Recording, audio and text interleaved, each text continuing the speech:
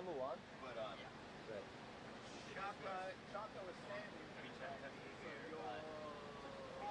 think he's coming down, so I can just fill it in to get to your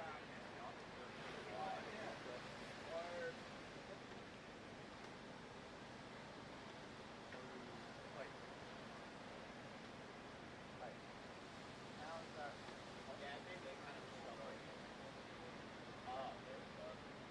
I'll just start it up. Yeah, sweet. Well, he was still in the site when I left, so He's also competing. yeah.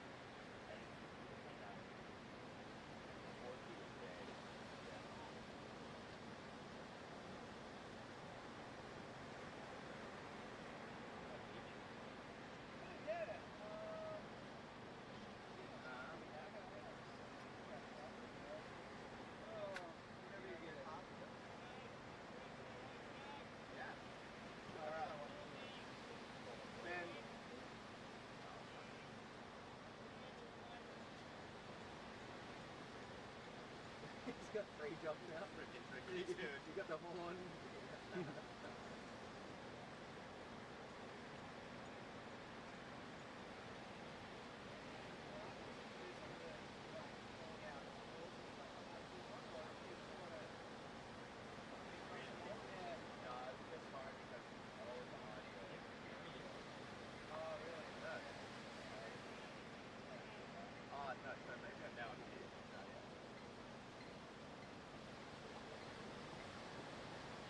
All right, we're about to start up our first heat of the day. Blind vision impaired women. Riders on standby. And we're going to start you up in 5, 4, 3, 2, 1.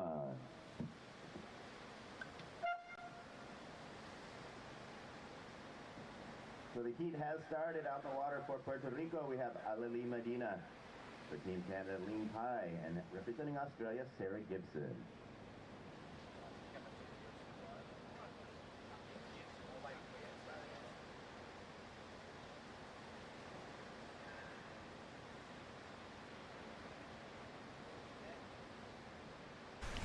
So good morning, brother. So we are on our second day of competition for this Australian Pro Adaptive Surfing Championship here in beautiful Byron Bay, and we have just started our blind vision impaired women division.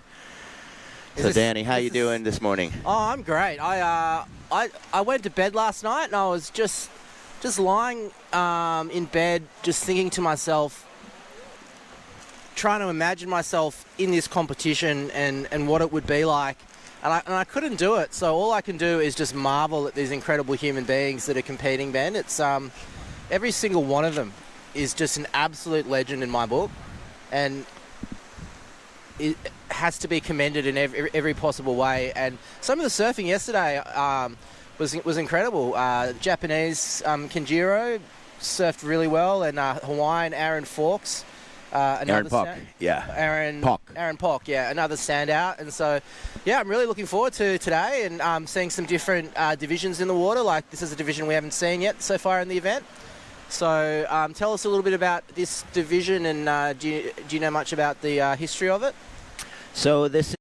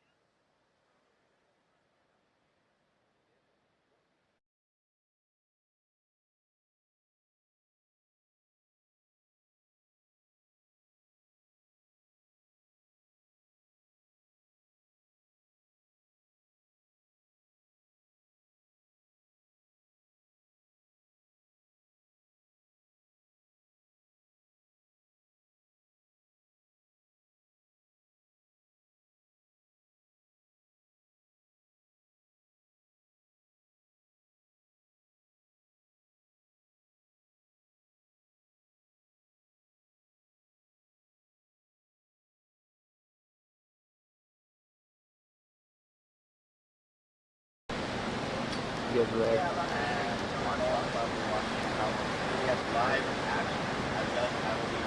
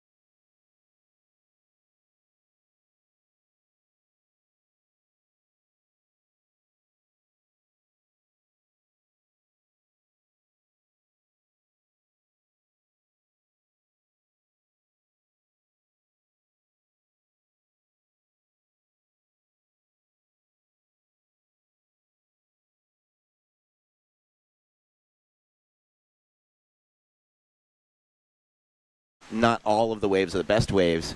It's great to have that priority system where you can be the one that chooses the best one. And if they do have some intent in taking off and have a couple paddles, they will lose that priority, and then next in line comes back up and they go to the end of the line again. It's a game of chess out there as far as that goes. First of white is a 0.67. Currently red leading the heat with an 8.33. Second is yellow with a 1.17. And white is in third with a 0.67. Currently yellow has first priority, second priority red, and third priority is white. Just under 20 minutes remaining. And Ben, tell us what you're seeing today with your astute eye on the surf. What are you noticing about the conditions today compared to yesterday, Ben? Seems like the winds are way a much better direction. It's been really clean. Kind of seen a little bit of a poof coming off the lip, almost kind of a side offshore. So that always grooms things out, and we can see on the texture of the water it's a lot smoother. So that would be great, just to kind of let this point peel along cleanly as it likes to. And out here we got some strong competitors. Sarah Gibson is the National Australian Champ for 2022 and 23, and she's out there with her spotter, she's her husband right Brett, now. And up and riding. That is yellow Sarah Gibson, taking a nice smooth line there, navigating through. She's riding a de Berge shape. She's really feeling her way through that wave beautifully there. That was well ridden. And then Ling Pai also, she's a silver medalist in 2018 and 2020 in the ISAs, and silver in the 2023 U.S. Open last year. And she's riding a CJ Nelson Outlier out of the Thunderbolt technology, which is a cool carbon composite construction. But it's kind of like a 2+1 fin setup, like you'd have on a performance longboard, with little side bites, and then mainly it's a single fin with a little extra bite and a little extra zazz. And I wonder, as far as like PU, so as far as like a fiberglass board compared to the epoxy boards, would you say the epoxy with a little bit more bounciness might help if you are vision impaired, as far as being a bit more sort of sitting higher up on the wave as you're riding along it? Yeah, no, I'm sure that could help, as well as just needing that extra paddle power, because they're not able to see the whole wave that they're taking off on, and they're kind of, it's up to feeling for a lot of these riders. As we have another score in for red. We don't have our live heats panel, so I'll find out what that second score was for red.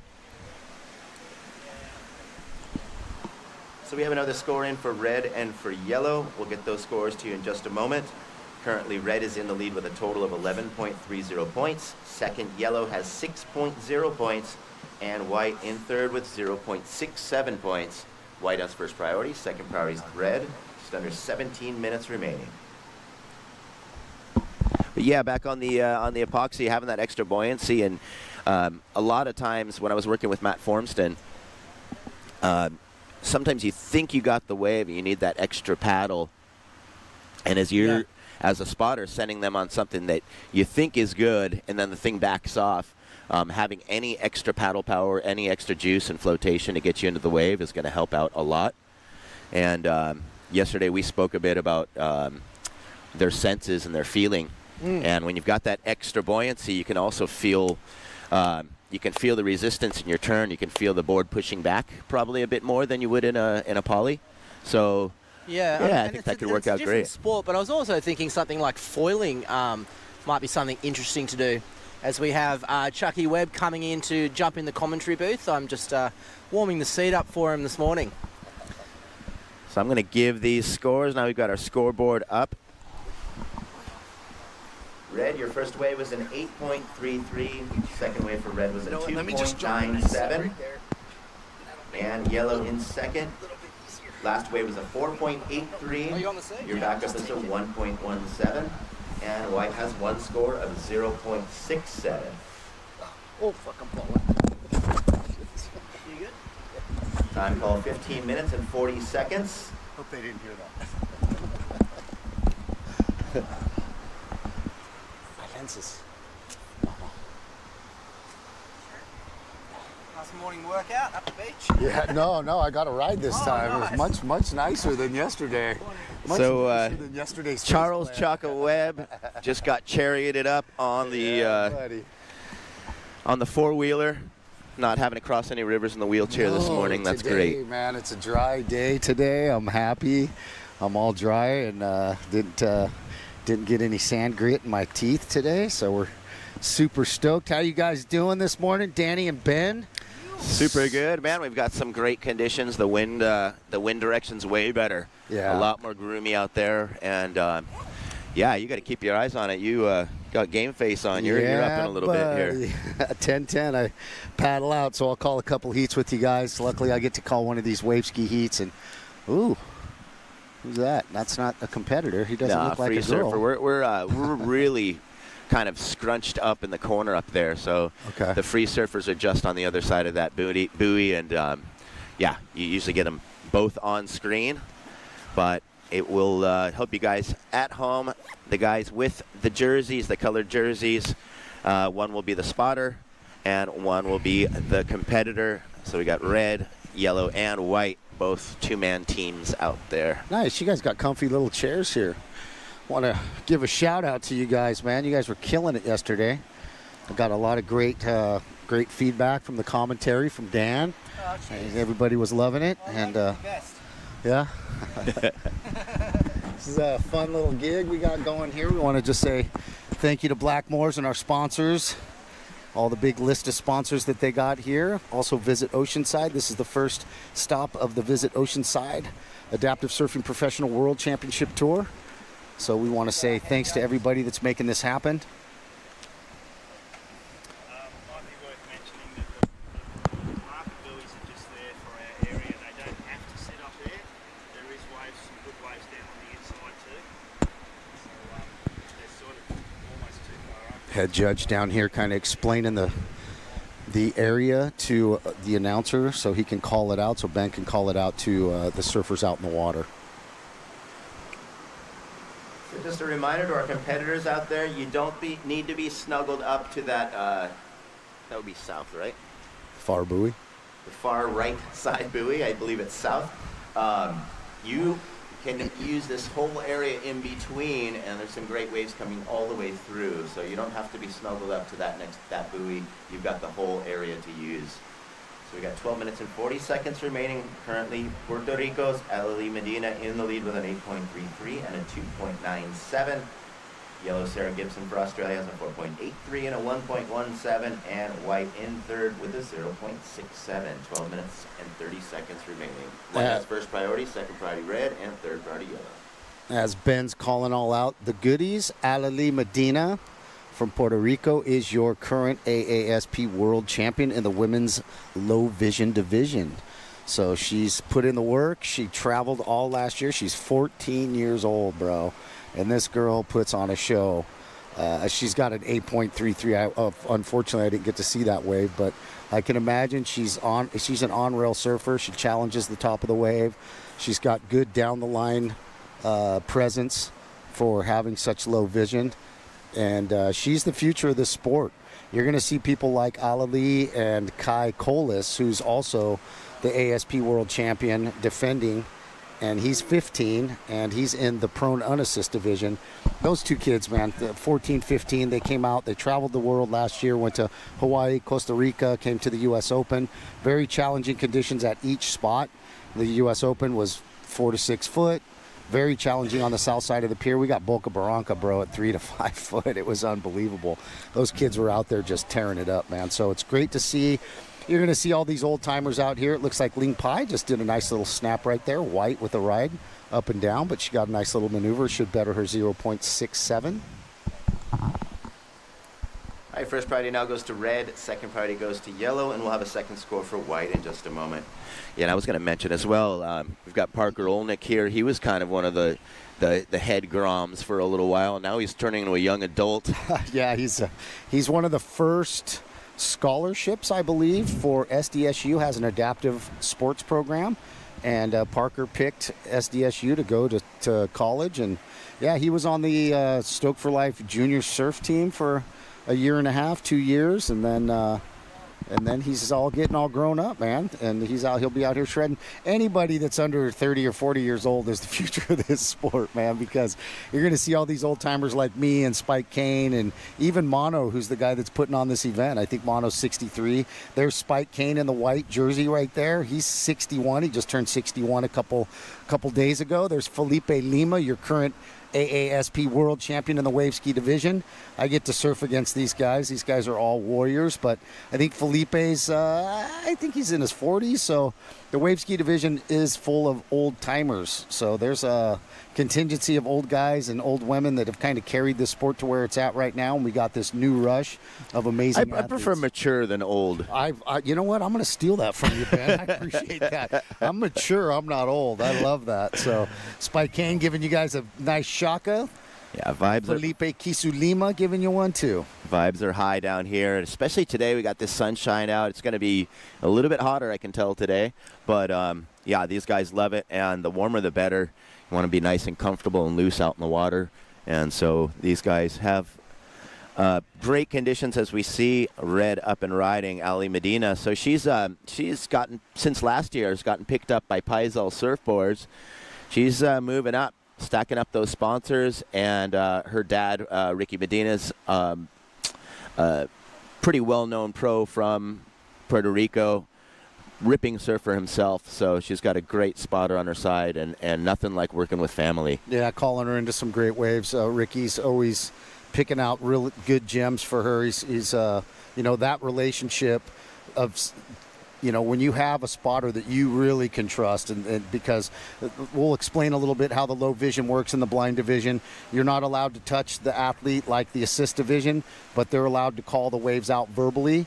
And so there's a lot of trust that goes into that team of how far it is, how fast to paddle, dig hard, don't dig so hard, it's right on you, it's 10 feet away. So there's a lot of that goes on. So the communication is super important between the spotter and the surfer. All right, so we've got some scores for whites. Trying to get this microphone juggling down this morning. We have a score in for white. I'm going to give her information. White Ling Pai, second wave was a 3.10, and the last of white was a 1.23. Now have a total of 4.33 points in third place. 8 minutes remaining. First priority yellow, second priority white, and third priority is with red. So interesting about Ling Pai. She came to the U.S. Open in 2018. That was the first time she met her now husband, Chris Oberle, who surfs in my division as well. Chris is an all-time old school guy, OG wave skier. He got me into wave skiing. Really pushed me as an athlete. I've competed against him for years. A really amazing cat. So to see these two meet at the U.S. Open, nurture this beautiful relationship. Chris spots her in the water when they go surf the harbor in Oceanside or the pier. So it's really awesome. He can't spot her here, but she's got a good spotter that's calling out some decent waves to her. She's got a decent score on the board finally. At the same time as she carries his wave ski to the beach and stuff, so it's just, it's a match made in heaven. Man, symbiotic. So that's what the adaptive surf community is all about. It's just love and aloha. And so we got a new catchphrase, man, that I hope will catch on. It's high fives, aloha vibes, and stoke for life, baby. Right on. We get them all in there. That's the high five action, the access surf action, and the stoke for life action. And we want to contribute that to Richard Julian, the all-time gangster of adaptive surfing. He said, man, I got a catchphrase I think is going to catch on, buddy. Here it is. I dig it. Well, I'm going to give these guys their remaining time. And as we see our wave skiers get ready, they've got about a minute and a half till they can paddle out. We have 5-minute paddle outs, so the upcoming heats are able to paddle out while there's still 5 minutes left in the water, and just asked to stay outside of the competition area until they hear the end heat horn. Got a pretty interesting little pneumatic horn. People said they didn't like my vocal horn that much, but I think they like this thing less once we heard that thing. And there's Parker there. Parker Olenek with his dad, Kevin. We got Vance and the Mats and Jocelyn Neumuller over there. Well, then you have another AASP world champ in the women's assist division right there, Jocelyn Neumuller from Australia. Here's her home ground. So now yellow has first priority. Second priority will go to white. We have 5 minutes and 40 seconds remaining. Third wave for red was a 2.57. That doesn't factor in. Now we're waiting on her last score. Her last score is a 3.33. Red extends her lead now with an 8.33 and a 3.33. Sarah Gibson in second with a 4.83 and a 1.17. And Ling Pai White has a 3.10 and a 1.23. 5 minutes and 15 seconds. And 10 seconds, you wave skiers can start making your way out to the lineup. Just please stay outside of the area of competition till you hear the two horns for the end of the heat. Yeah, I'm really interested in calling out the wave ski division right here. The first, I think I'll get to call 2 heats before my heat pops up, and then I have to scramble out there, and then I'm going to give you guys a couple-hour break. I'm going to go up and eat some lunch and get dressed and give a couple other guys a chance to get in here and call some heats with Ben, and then I'll be back down here later in the afternoon to call some afternoon heats. Yeah, the conditions look really fun. A little bit more space. We had that onshore wind yesterday where it was just kind of non-stop chunks coming through, but a little more space between, but a lot higher quality when they do come through, it seems like today. Yeah, it's laying down a lot nicer, too, for the paddle out. It's looking a lot more controllable, offering a lot more scores. Wind is almost slightly offshore. Wants to be, it looks like. Yeah, no, I was saying the same thing. You can see little poofs coming off the lip, so it's either side off or I think Mono did say that the wind will be changing throughout the day, but this is, for now, this is a lot cleaner, a lot smoother than what we had yesterday. Yeah, hopefully by 10:10 it's straight offshore. I wonder which way it'll blow the buoy today. Right. But yeah, as we were speaking about the teamwork here, Sarah Gibson as well is out there with her spotter Brett Gibson, which I am figuring is her better half. And when you're paired up like that, you're able to surf together every day, and so you can't avoid a phone call and pretend that you can't go and surf that day when you're in the same room. Right, and it's just the trust factor. You know, it's such even with the assist division, the prone assist, having a guy push you into a wave, and the communication of, are we going, are we not going, this is the one, this one's not the one. It's all trust, and that's where it comes from, man. Hard work. Time call, 3 minutes and 10 seconds. Once again, our next heat is welcome to enter the water. Please stay outside of the area of competition. We have 3 more minutes left. Yeah, you saw me out there spotting for Matt Formston year before last in Oceanside. We had the Code Red swell.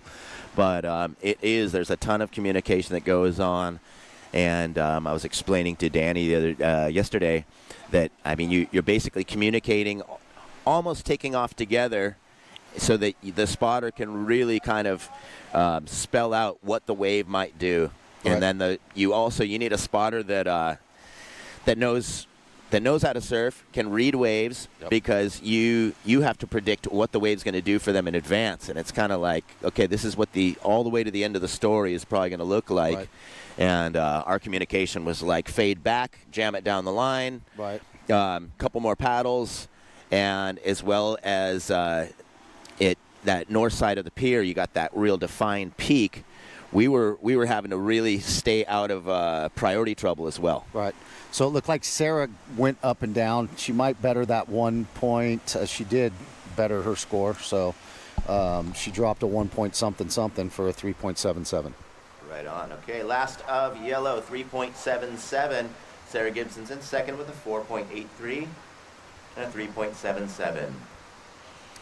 Time call, 1 minute and 40 seconds. Sarah's spotter caught a whitewash, and you saw yellow on his stomach with her spotter's the gentleman in the hat, and he rode in white water so he could get to his athlete so he can navigate her to paddle out, because the low vision, they just can't see what's coming at them. A lot of times it's just dark form-fitting stuff, and so having somebody there to paddle with you, like you see Ricky and Alali right there, you know, he's telling her, wave coming, crashing on you, duck dive, you know, and they're doing it almost in sequence as they're doing that, you know, and he's getting ready to tell her to turn around and catch one of these little gems coming through.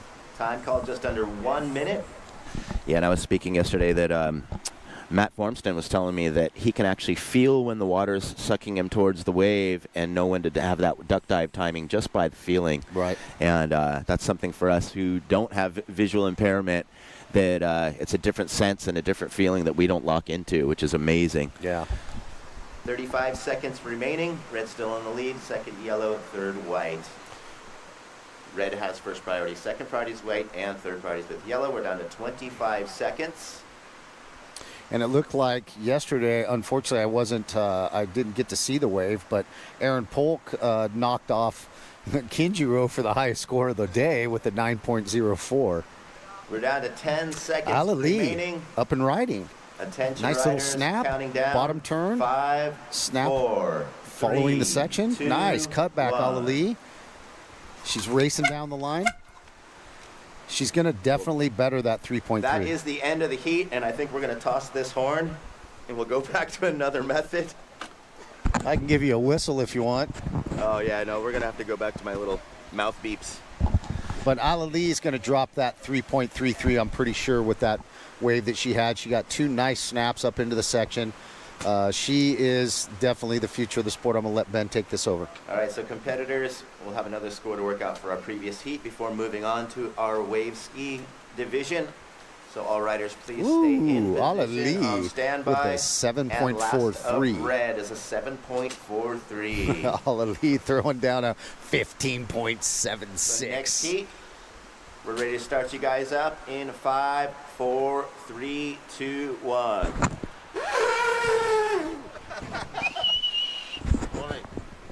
How you doing, brother? So it's elephant horns from here on out. I can give you if you want it. So Alali showing her merit right there. She said, you know what, I know there's time ticking down. 5, 4, 3, 2, 7 point, throws up a 7. So Yeah, she's super stoked, and so we're now in our sit wave ski division. Out in red for Team Brazil, we have Felipe Keys Lima. In white for Great Britain, Spike Kane, and in yellow, David Monk. he is from Australia. So as you'll see, Dave Monk will not have a paddle. So you'll see everybody in the wave ski division. There's Spike Kane right there in white. You can see he's got a paddle. Dave Monk will not have a paddle. So, which is kind of a thing. There's Dave in yellow. You can see him kind of leaning over his board. Spike paddling into this one. Dave on the peak, yellow up and riding, cutting back into the section. He's got a nice little fade. He chooses to cut out of that one. At least he'll put a small score on the board for that. Yeah, he's got a buttery turn. Snap. Look at Felipe. Off the top, floats it off, comes it around, looking for some more open space, motoring across this section. And as throughout the day, as we have these different tides, we do have these little inside options that reform. So just navigating, see if there's any more scoring potential on that wave. But we will have a couple opening rides.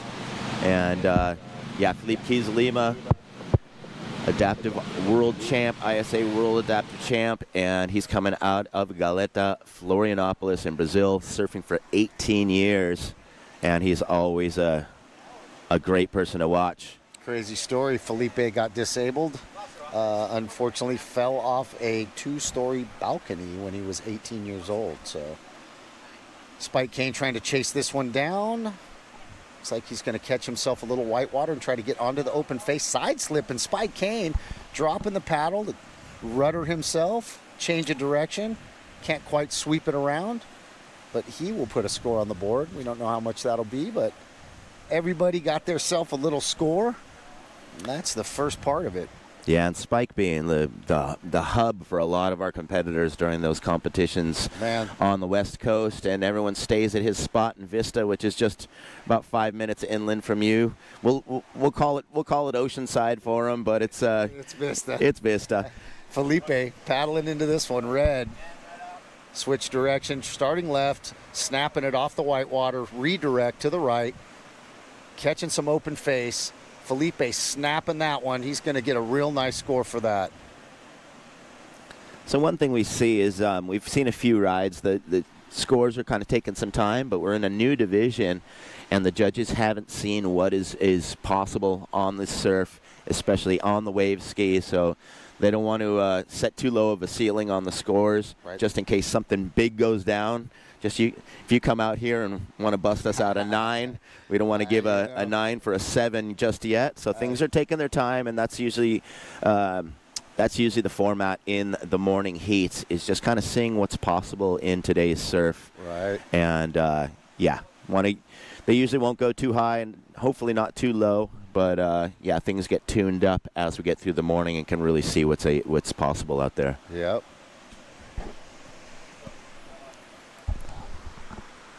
We'll have some opening scores for you guys in just a moment. Time called 21 minutes. As we have David Monk up and riding.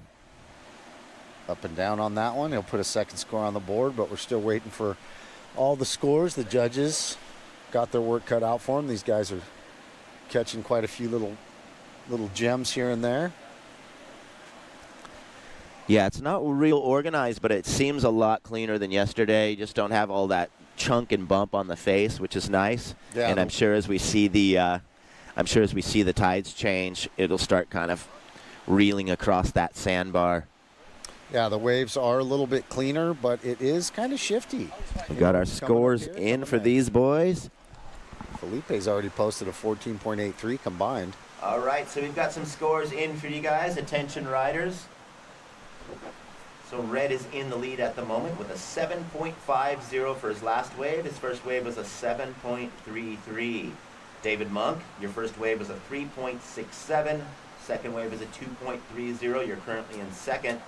Spike Kane, you have a 2.17 for your last. And your first wave is a 1.67. 20 minutes remaining. First priority red, second priority yellow.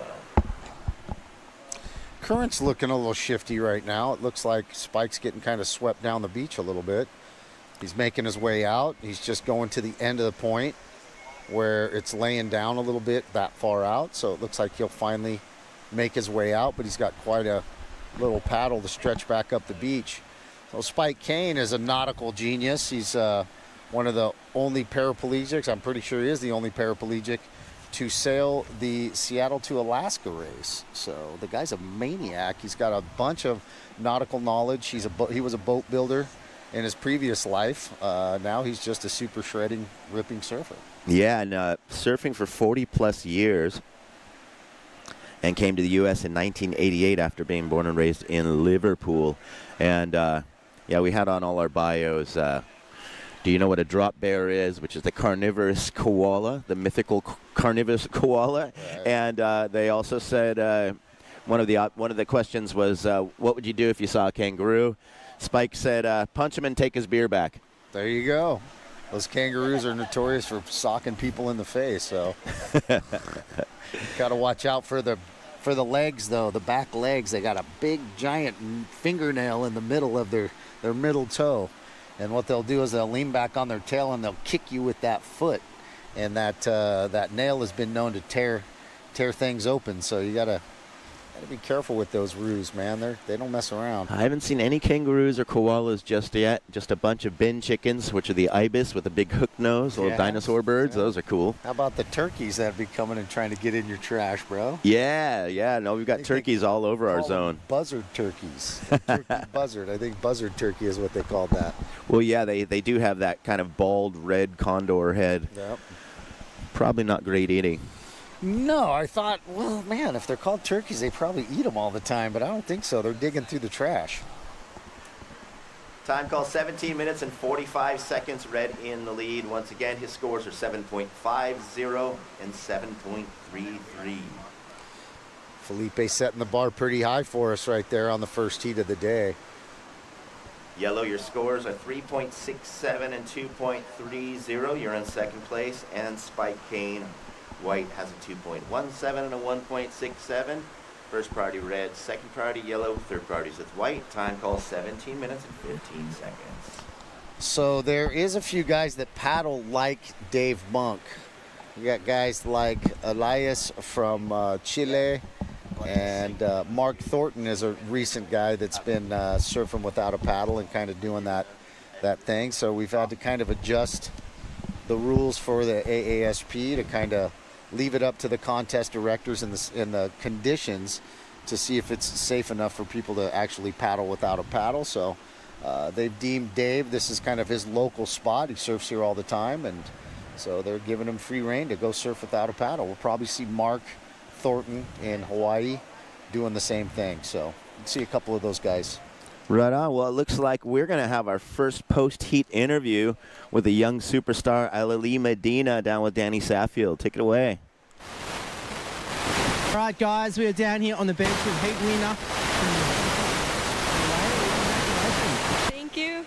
You were shredding out there. How did you enjoy the waves? The waves were super fun. Like right past the buoy, there were waves, but gotta stay in the buoys. And it's hard being out in the water at the first heat of the day. You haven't had a chance to really look at the waves much. What was your approach out there? Well, I got here at 7 in the morning. I sat in the sand and watched a few waves, stretched. Watched the waves. Is this your first time in Australia? You and your dad? We're here with Ricky as well. Ricky, how do you feel about Laylee's performance? Amazing. And I knew tell us a little bit about how all the sponsorship and stuff is going. Oh, I love Pi Sailboards. They're like my favorite. Well, it's certainly working really well for you. And what's your plan for the rest of the year? And have you guys going to be targeting any more contests? Well, we're planning on keep doing the ASP tour, then the ISA at the end of the year, and if I win everything, which I'm really confident that I am, Waco. Well, I'm very confident for you, Laylee. Congratulations. Good luck for the rest of the event. Thank you.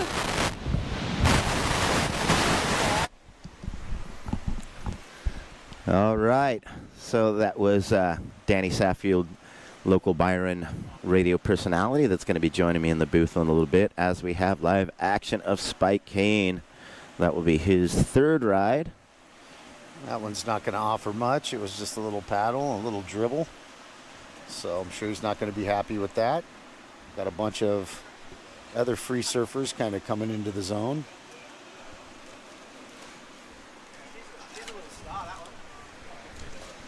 Yeah, Alali's a joy, right? She's the future of the sport, brother.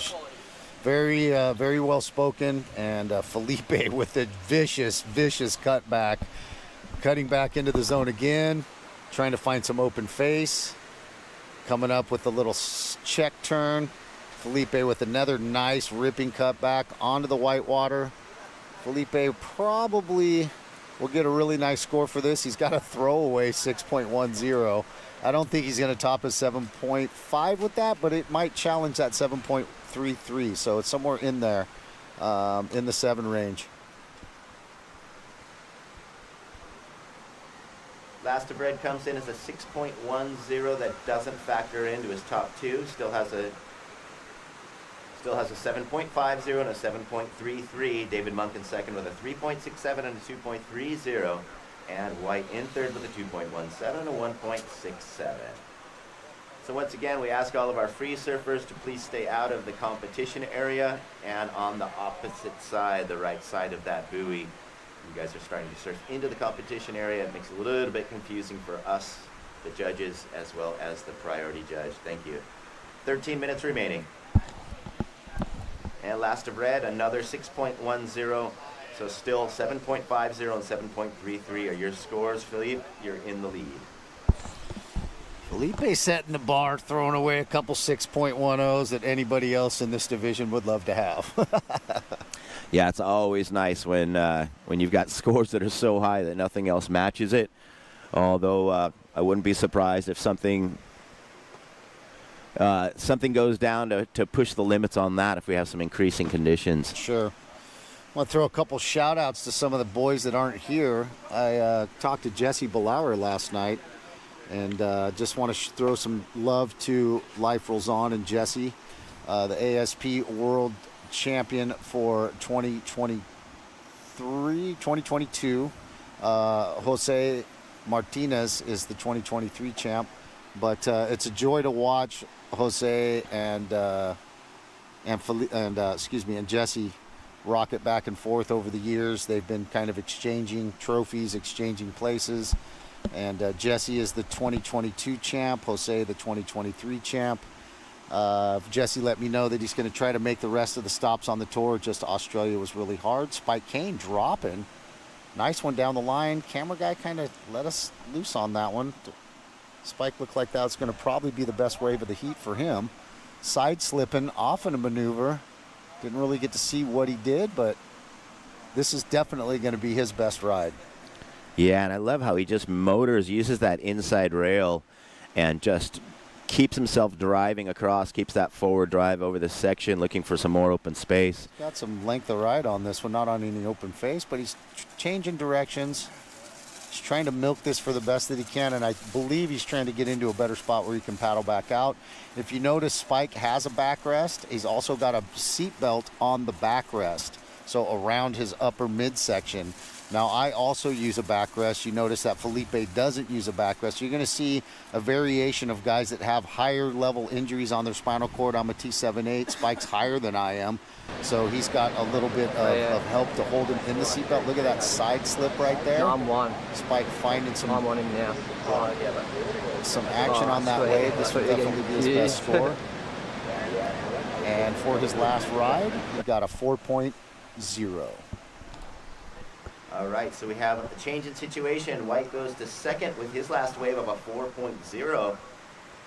So Spike Kane, you're now in second with a 4.0 and a 2.60. And Yellow David Monk, you've dropped to third with a 3.67 and a 2.30. Time called 10 minutes and 15 seconds. First priority Yellow, second priority White. Yeah. Yeah, we're going to watch that. Felipe. Oh, wow. He's got some Felipe just getting that one maneuver. I don't think it's going to So we have a change in situation. you can see the White level of goes this to guy's second with surfing. his It's last wave just of a incredible what he's 4.0. able to do.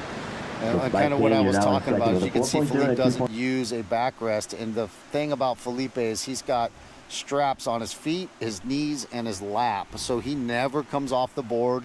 He rolls the board like a kayak.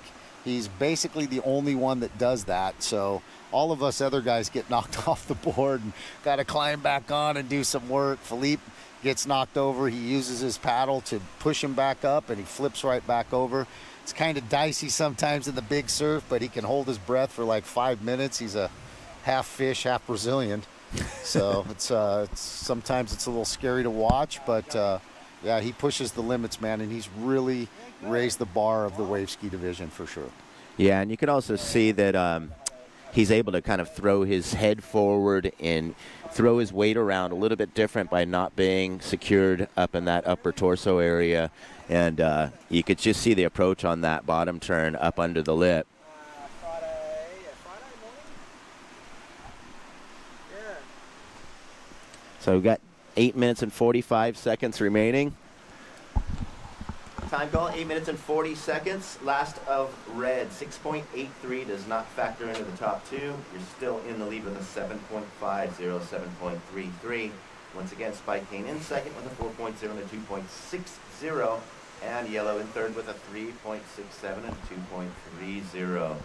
So it looks like Felipe's going to give away some priority to white right there with a intention to paddle on that one. And I'm gonna, I made a prediction yesterday that Kinji would throw away a 7.5, and he ended up, that he would match a 7.5, and he ended up getting a 9. I almost want to say the same thing about Felipe here. He's got another 7-8 minutes to top a 7.5. I honestly think that if he catches the right wave, we'll see him go well into the excellent range with something in the high 8s or possibly the low 9s. It's just the way he does his thing. I just think he hasn't really been able to connect on something that will offer that to him. But if he does, watch out. We're going to see those scores go through the roof. Yeah, and as you were saying earlier, the kind of getting stuck in these little current pockets, the bottom's really, really uneven out here, and you've got these weird shallow spots and these lumps of sand. And if you're just outside of that, all of the water's just falling off of it and just making a quick river-like current that you got to battle past. So it's basically Spike's paddling up the river with waves in it right now to get back out into position. So not an easy task, and you can see a lot of energy exerted right now. And there's a lot of knowledge that comes into that. Reading the water, reading how the surf is and the current, how it's coming at you, the deep spots, where it's going to be soft, where it's shallower and it's going to break harder. These are all things that you learn on a wave ski of like how to navigate your way in and out of the surf. First priority red, second priority yellow, third priority's with white, 6 minutes and 40 seconds. And our next heat, I believe, is a Pron assist heat. Is that correct? Or is it 2 wave skis back to back? It's 2 wave skis back to back, and then we go to 2 of Pron assist. There we go. And then me. I'm ready. So I'm going to call 3 more heats, 2 more heats with you guys after this one. There will be 2 more, and then I'll give way to Danny, and then I'll be back later. Not after my heat. I'm going to go up the beach and get a breakfast sandwich or something. See, as we were mentioning some of our absent personalities here. Also, someone who would be in this division, Ethan Kerr, also our buddy from Oceanside. Jeff Munson is one of the original. Yeah, Jeff has yet to do the tour, so we'll see what happens there. Some knee boarder coming right into the zone, but yeah, Jeff hasn't done the tour. He's done 1 tour event, but he didn't follow the tour for the last couple of years. But he has been, the ISA parasurfing champion a couple times, and he's challenged Philippe, wall to wall in those events. So, we welcome all those guys to follow the tour, and we want them to come and challenge. Spike Kane's looks like he's coming in, maybe to be dragged up the beach and to go out farther up the point. That's kind of one of the things. Ethan, here comes Philippe with another nice little down the line. I don't think that's going to factor in. Ethan is, I believe, 2-time U.S. national champion. He's been putting in a lot of work at Oceanside Harbor. Now, first priority will go to yellow, second priority will go to white. We'll have another score for red's last wave in just a moment, just under 5 minutes. Next heat is welcome to enter the water. Yeah, there's a lot of guys that follow the tour. Some of them can do 1 or 2 events. Some of them can only do 1 event. That's if you miss an event and somebody in that division does each one of the events, it's really hampering to your scores. Your overall. To your overall points and your rankings. So we want to try to encourage everybody to do all the stops.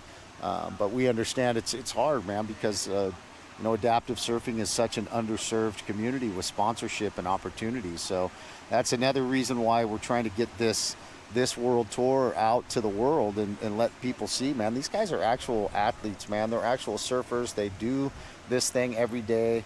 The beating that a regular surfer takes, we take too. Yeah.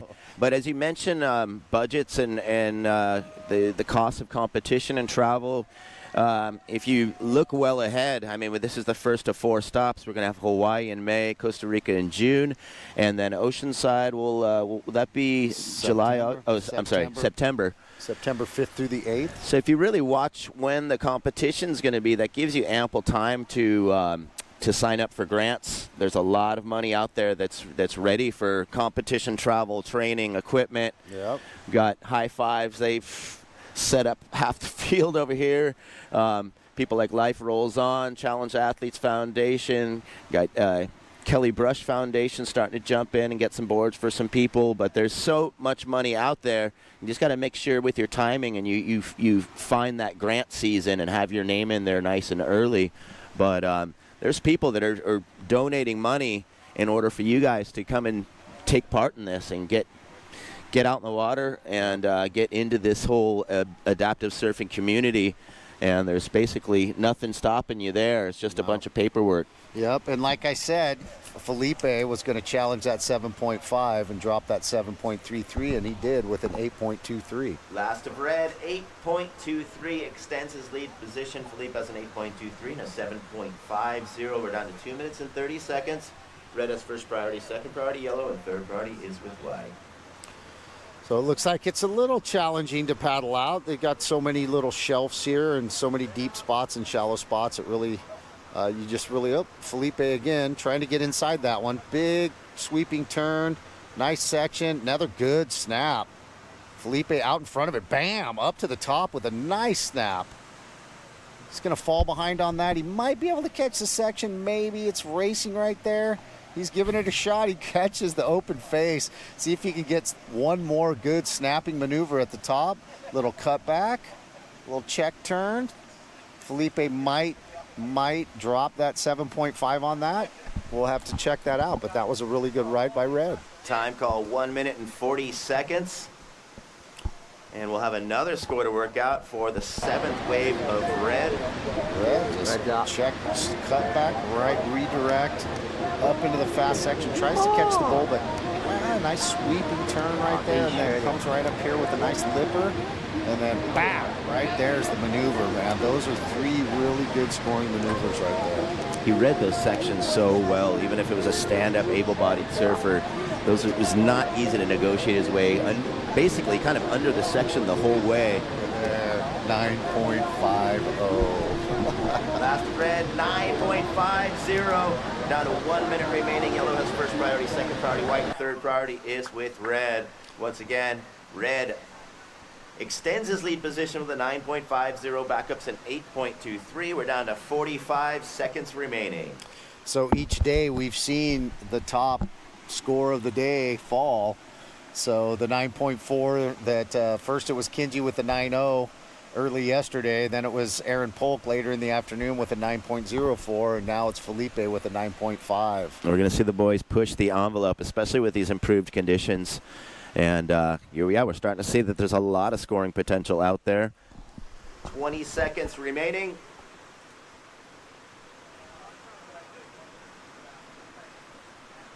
Felipe's going to call it a day. Attention riders, 10 seconds. And counting you down, 5, 4, 3, 2, 1. Nice heat. Better, huh? Yeah, that's a little better. That's a little more gusto in my horn today. So in this heat, I believe we have Chris Oberly, who is Ling Pai's husband. Roy Tuscany from High Fives. We got Scott Patterson from Canada. And we got Richard Julian, the original gangsta from Hawaii. Access Surf in the house. Hawaiian Adaptive Surfing Championships. Rich is the founder of Access Surf, one of the major ocean therapy programs in Hawaii. And he started that many years ago. They started the first adaptive exhibition at Duke's Ocean Fest in 2006, and it took off after that, and it turned into the Hawaii Adaptive Surfing Championships, and I believe they're in their, I don't know, 15th or 16th year after that. So, all right, wave ski heat number 2. Riders, attention. We're going to start you up in 5, 4, 3, 2, 1. So yeah, everybody has a hand in on this. It's the ASP competition committee is comprised of an adaptive athlete from each region and a person that is involved with the building of the competition itself, the building of the event. So each event has a disabled athlete and a contest director or somebody high up in that realm of that foundation that's putting on the event. So for Hawaii, it is the committee members are Richard Julian and Eric Welton. Both of those guys you might hear on the mic later today or one of these days coming up of competition. There'll be a couple guys jumping in here, sharing their stories, talking story about everything. There you see Roy Tuscany from High Fives Foundation. He's the founder. He is also on the competition committee. He's actually the competition committee chair.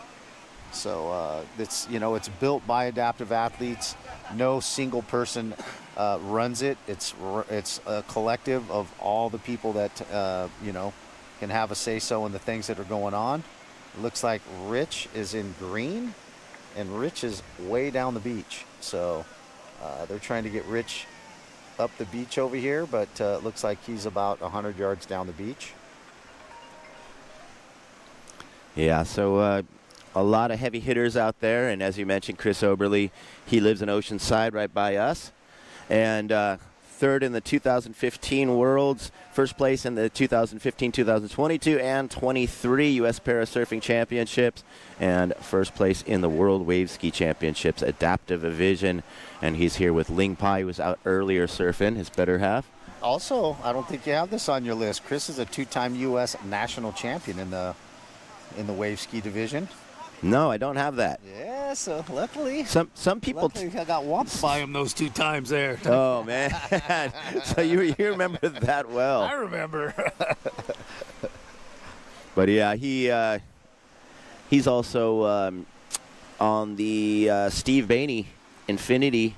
Right now he's surfing a max or a Solomonzi. Oh, is he? Chris right there on his Solomonzi, just getting a little drop, trying to get the feel of the place. Spike was on an Infinity. Is he still running Infinity? Spike's running the Infinity. Cool. That's Steve Bainey and his sons Daniel and David. And those guys are, Steve was an instrumental part of the wave ski, shaping the first adaptive wave ski for Freddie Carrillo in 1999. So patient zero, Freddie Carrillo, man. We love that guy. Punk rocker known as the Monster. Yeah, and Steve Bainey and Steve and Barry Bainey were the tandem skateboard champions and surf. They're the most decorated tandem surf champions of all time. They just erected a statue to them in San Clemente, I believe. At Dana Point. Dana Point. Yeah. So that's the Baineys are super giving family. We love them. We I've surfed a bunch with Steve, shaped some boards with him. He's been really generous to me, and when some of the wave skis he was shaping, he'd call me up and say, "Hey, why don't you come and give me some input on this and look at this guy and see what his disability is and see what we can do to get him on a good board." Red's first wave, 2.17. Time called 21 minutes and 30 seconds. Yeah, and Dave Bainey is a gnarly SUP competitor, and he's got half the field in some of our international SUP competitions. AKA the Brown Blur. The Brown Blur. But we had a great time in Puerto Rico last year. Our first trip to Puerto Rico for a SUP championship, and it was fun to catch up with him. Known him for a long time, and man, amazing competitor and amazing designer. They all, even Daniel, I believe he's a dentist in his real life, and in his fantasy life, they dubbed him the next Al Merrick. They all shape amazing boards. Steve, Dave, and Daniel are very versed shapers. Red up and riding, Chris Oberly with the little sweeping cutback. That'll put a second score on the board. Won't be anything super sweet, but it'll add to a second score. Looks like Rich has been swept down the beach, and the water crew has went down there to get him and to bring him back up the beach. But I just want to mention how much we love Deb for taking care of us, feeding us, coming 3 miles down the beach to take coffee orders. I was like, man, if you were in a normal competition, anything that is black and warm, we'll just drink it. It doesn't matter. And get all fancy and spoiled here. It's just insane. Yeah, she. It's got the coolest shirt, too. I went up there to get lunch yesterday, and I asked one of the competitors, hey, are they serving lunch? And he said, yeah. So I rolled up to the lunch table and said, what do I get? And they said, you don't get anything right now. We're not serving lunch yet. And then Deb came up and said, you're an announcer. You're first. And she gave me the first plate of food. So you're the reason we ate late. All the other competitors were looking at me like, dude, you just got here. What are you doing? And I was like, sorry, man. No, and like probably the most 5-star lunch that I've ever had at a competition, thanks to Ralph at Fish Heads. We had a piece of fish and some prawns on there, and Giant man, it was delicious, Yeah, unbelievable. So we want to just say thanks so much to Mono and Deb. Deb Stewart, she's the unsung hero of this event. A lot of people, face of the franchise, they look at Mono and they say, hey, somebody's got to come up with the ideas and initiate. But then there's the architect behind it, and there's a visionary and there's an architect. And Mono's the visionary, and Deb, boy, is she the architect, man. First priority white, second priority red, third priority is with blue. We got one score on the board for red, 2.17. We're waiting for a second score, Chris Oberle, and we're still trying to get Richard Julian out there in the water. So I haven't seen Scott Patterson either.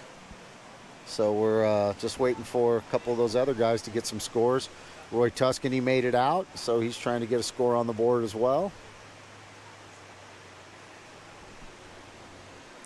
Yeah, so thanks to Jim Russell and the whole team and all of our volunteers. Looks like we got Peg Leg working as a volunteer this morning as well. And his partner, Annie. So they're both out here trucking it out and making sure that their fellow competitors make it in and out safely. And it's pretty awesome when you see competitors out there with volunteer jerseys on. Yeah, not to mention it's just getting yourself in tune for your next event, man. Yeah, well, I'm just looking at these guys getting swept down the beach, and I'm going, oh, well, where am I going to paddle out, man? I say top of the peak, man. Top of the peak. Top of the peak. Swept down the beach. Go paddle out in the middle of the common people out there. Right. Go get up in the mix at the pass and surf one all the way into the zone, right? You know what, though? I mean, really well, we have this little headland that really kind of snuggles up, definitely protects it from wind from the south, but also the current's not quite as speedy as it gets as you get down towards the center of the beach, where it just really starts ripping. Yeah. And so as far as these guys getting a wave, getting out and getting back into position, this is a really, really good location for us. And we just had the drone view right there looking down on our little setup, our little mobile portable setup. This is just... Who's got priority here? Too White's cool. got priority. It looks like Roy just handed priority over to... Priority change. First priority goes to red, second priority goes to blue. Not sure how that's going to work because they both paddled for it. So I don't know if Chris loses his priority, but he doesn't. He moves up into first priority. First priority red, second priority goes to white. And third priority goes to blue. And I don't believe that Scott Patterson and Rich are in the priority mix because they're washed out of the competition area, so they're not actually holding any kind of priority until they get back into the competition area. Then they can start counting them in priority. Now Richie's made it out. He's way outside beyond the surf line, so he's just taking it smart and saying, look, I want to make it out into the competition area. He's going to paddle another, 50 or 60 yards into the competition area. Half of the heat is almost gone, and Richie's just barely getting in there. So it'll be like a WSA heat, 15 minutes. Yeah, no, and 15 minutes is still enough to get 2 nice scores. And we have noticed the farther out you get, the less you have to fight the current. So he's kind of taken that. It's almost the way the channel would work on a normal point break or a reef break, where you can have your little smooth paddle out. When you get to the outside, you're a little bit clear, and you don't have to fight against as much. We have Roy. Boy, he's just working that one. So Mr. High Fives, Roy Tuscany. And that will be a good score for Roy. He got a couple of good maneuvers on that, up in the pocket, up in the critical part of the wave. That is the scoring criteria. First priority blue, second priority red, time called 15 minutes. Redirect there. Yeah, I like how he faded and let this thing build up in front of him.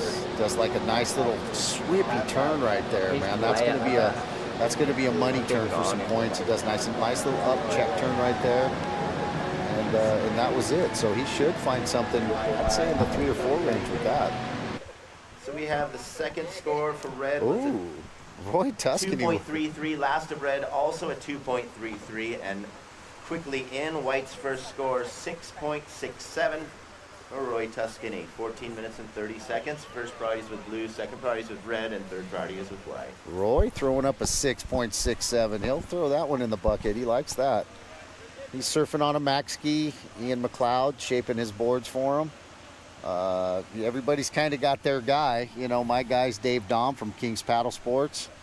We've designed a step rail board that we worked on for many years, and now a couple of people are surfing on those. Richie got one shaped for him. He'll probably be surfing that in Hawaii. Richie is also surfing on I believe he's surfing on a Tyler Lawston board, and Chris surfing on a Solomonzi, and Felipe surfing on a different wave ski. I don't know what his shaper's name is, but everybody's kind of got their guy, and so. Did Dave just come out of a surgery or something that I see on the? Dave got a knee replacement recently, so he's doing pretty good. He's able to get some flexibility. He's not surfing yet, but boys, he's still shaping, man. He's out there working in the shop, and he's shaping, and that ain't stopping him. So we'll be doing a design on a board soon. That's going to be something new that we're going to try out, and hopefully it'll work for me. Maybe by the time we get to Costa Rica, I might have a new shape and checking it out. But the board he shaped me that I'm surfing on today it's my unicorn, man. It's carried me to 2022. I ranked 3rd in the world in the wave ski division, man. So carried me a little bit to some victories. Last year I got a little bit sick and had to have surgery, so wasn't surfing at my highest ability, but I'm back.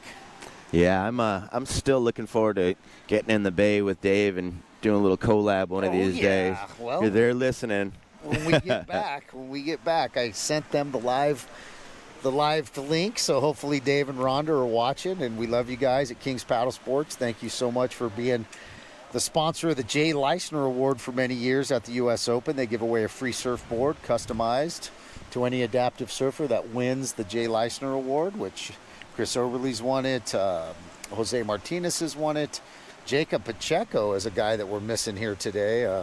He's won it, and yeah, so there's been quite a few guys that's won that award.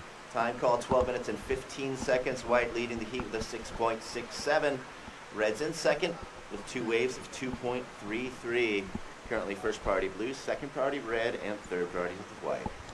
Yeah, and as speaking of collabs, just before I left, I think it was for Brazil, I did a little collab with Bob Hurley and Roger Baltiera over at the Pure Glass up in Huntington on one of Jesse's new boards. Nice. And we put one of my decks in it, and then we put the step tail that I've been doing that's been working really well for the prone boards. Nice. So I'm pretty excited to hear how that thing goes. Yeah, I think I saw that on social media. I did the same thing for Davi Teixeira's shaper Edgego out in Brazil, and he's claiming it's the best board he's ever had. I'm super stoked. Well, those are guys that we really want to get back out here too. David and Freddie Marimon. Yeah, Freddie Marimon. Those guys are frequented.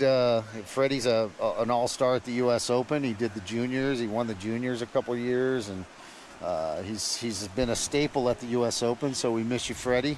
Can't wait till you get back out here on the tour, and hopefully they'll be joining us in Hawaii and maybe a couple of the other stops. Yeah, I stayed 3 months, just about 15 minutes away from where Davi lives in Rio. And we had a huge adaptive meet up in Baja de Tijuca, which is like a half an hour away. Malu Mendez came, a bunch of the Monique came, a bunch of their top stars came up, and Davi's such a great speaker. But yeah, they're doing a huge movement over there in Brazil with the whole adaptive surf community, and they put on a really, really cool event that I got to take part in. And got to have 2 or 3 surfs with Davi, which was really cool. And the last of which was on that board that I shaped together with his shaper. And yeah, I can't wait to see him in the next comp on his new board. Nice. It looks like Bono, who's in the next heat, is Bono's not in this heat, so he's kind of sitting out there. I think Bono's in my heat. Yeah, Bono's in the third heat with me. So Bono's out there 3 heats before. he saw Richie get washed down the beach. He goes, heck with that, man. I'm going to paddle out 5 heats before. You might want to call him out though and let him know to get out of the area.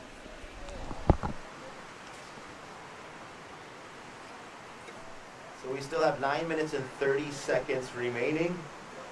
Anthony Bonacurso, you're out there a little bit early. It's a 5-minute paddle out. We still have 9.5 minutes remaining. As long as you stay kind of outside of the area so you don't mix up the priority judges.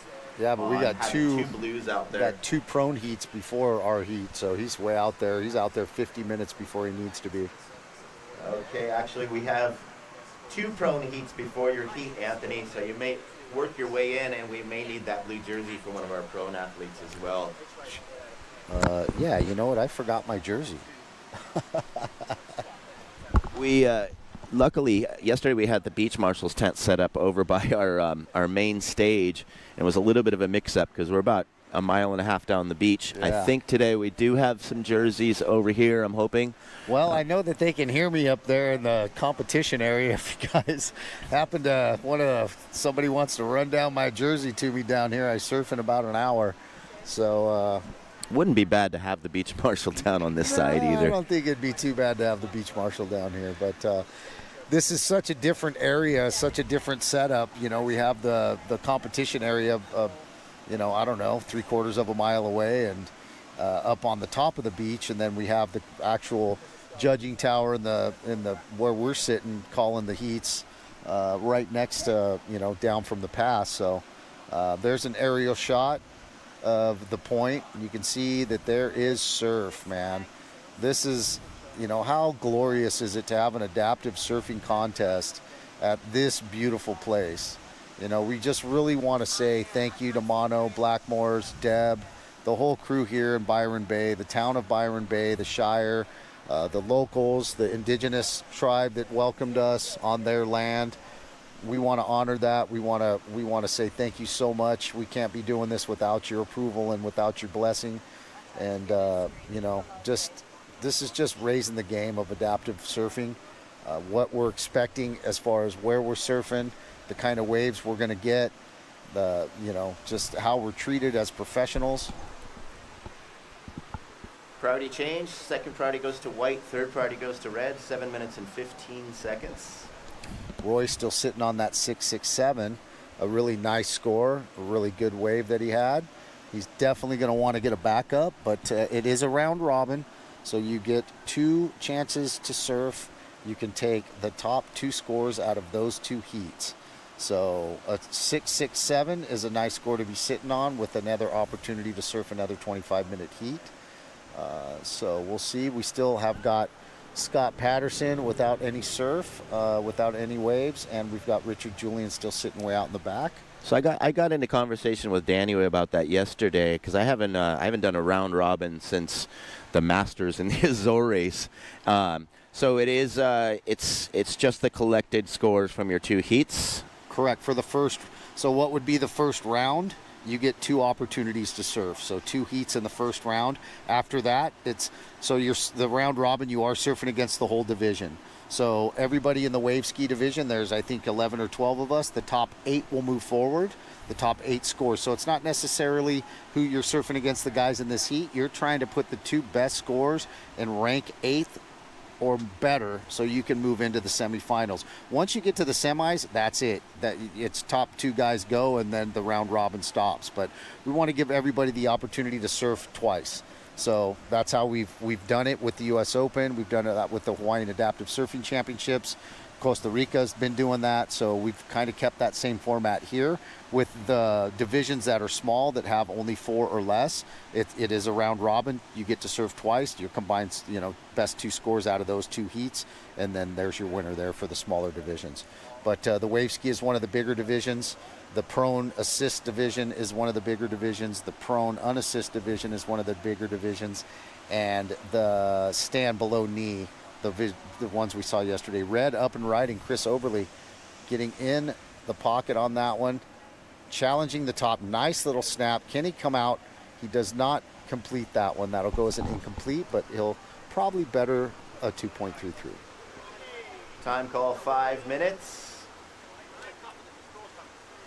So the next heat is welcome to enter the water. Please stay outside of the competition area. And we're going Pron Assist next, eh? Woohoo! Just want to give a shout out to Visit Oceanside, Leslie Gall and her crew. We super appreciate all of the sponsorship that they've given us. They have given us the ability to fund a World Championship tour.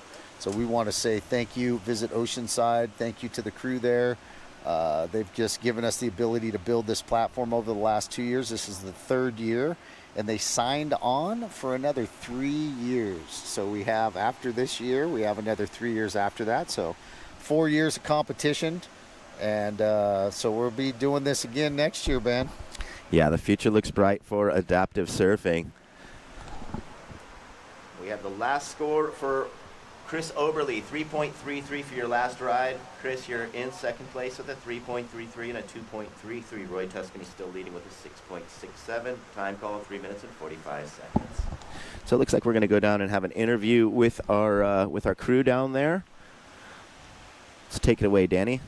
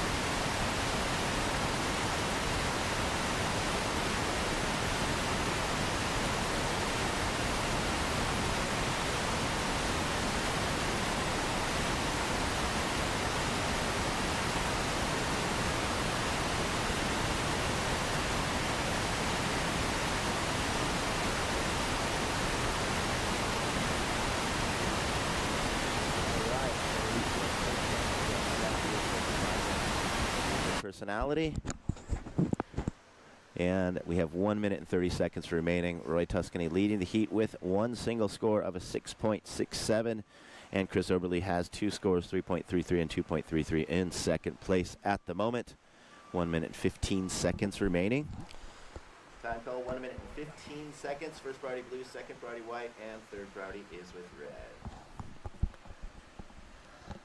So yeah, we're gonna have to send Chuck up for some breakfast and coffee and get all dialed in. Maybe some granola and yogurt. I don't know how you do it, but Man, I drank a smoothie this morning, and after the heat, I'll go up there and scout out some lunch for you guys.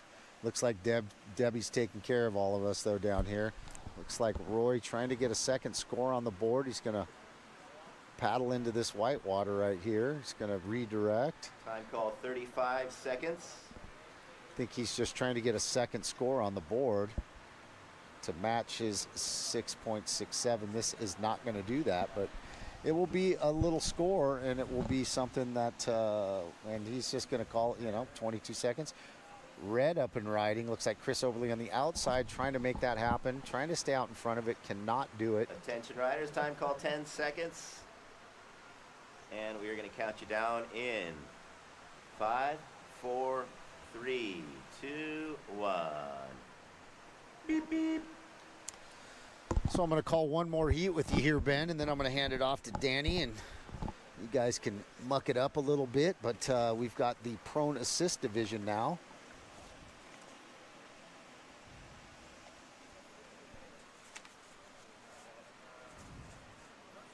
Yeah, so there's Chris Oberle making his way in. We have our Pron Assist competitors out lined up and ready to go. I think we still have a couple scores to work out before we move on. Looks like we got your current AASP world champion in this division, Jose Martinez, Izumo Hattori from Japan, and Lee Ferrari. I'm going to butcher that. Farrier, I think. Farrier. I do apologize, Mr. Farrier. But Lee Farrier from Australia. So Jose is your current world champ, putting in all the work, traveling the world with high fives. He is representing a high five. He is a high five athlete. He has been crushing it. And him and Jesse Belauer, good friends, but boy, do they love to compete against each other. And it took Jose a few years to wrestle that world championship and the U.S. Open championship away from Jesse. I believe Jesse won the U.S. Open this year, and Felipe won the world championship. So last year it was 2022. Excuse me. It was it was backwards. So I'm going to get ready to count these guys in, start up this heat.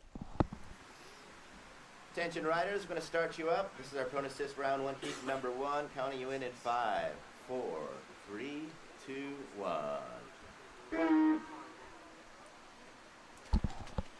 Well, my So- horn's getting louder as the morning goes on. yeah. Must be the temperature. So 2022 in this division, it was 2 stops in 2022. It came down to whoever won the U.S. Open, and I think it was Jose that won the U.S. Open, and Jesse won the World Championship.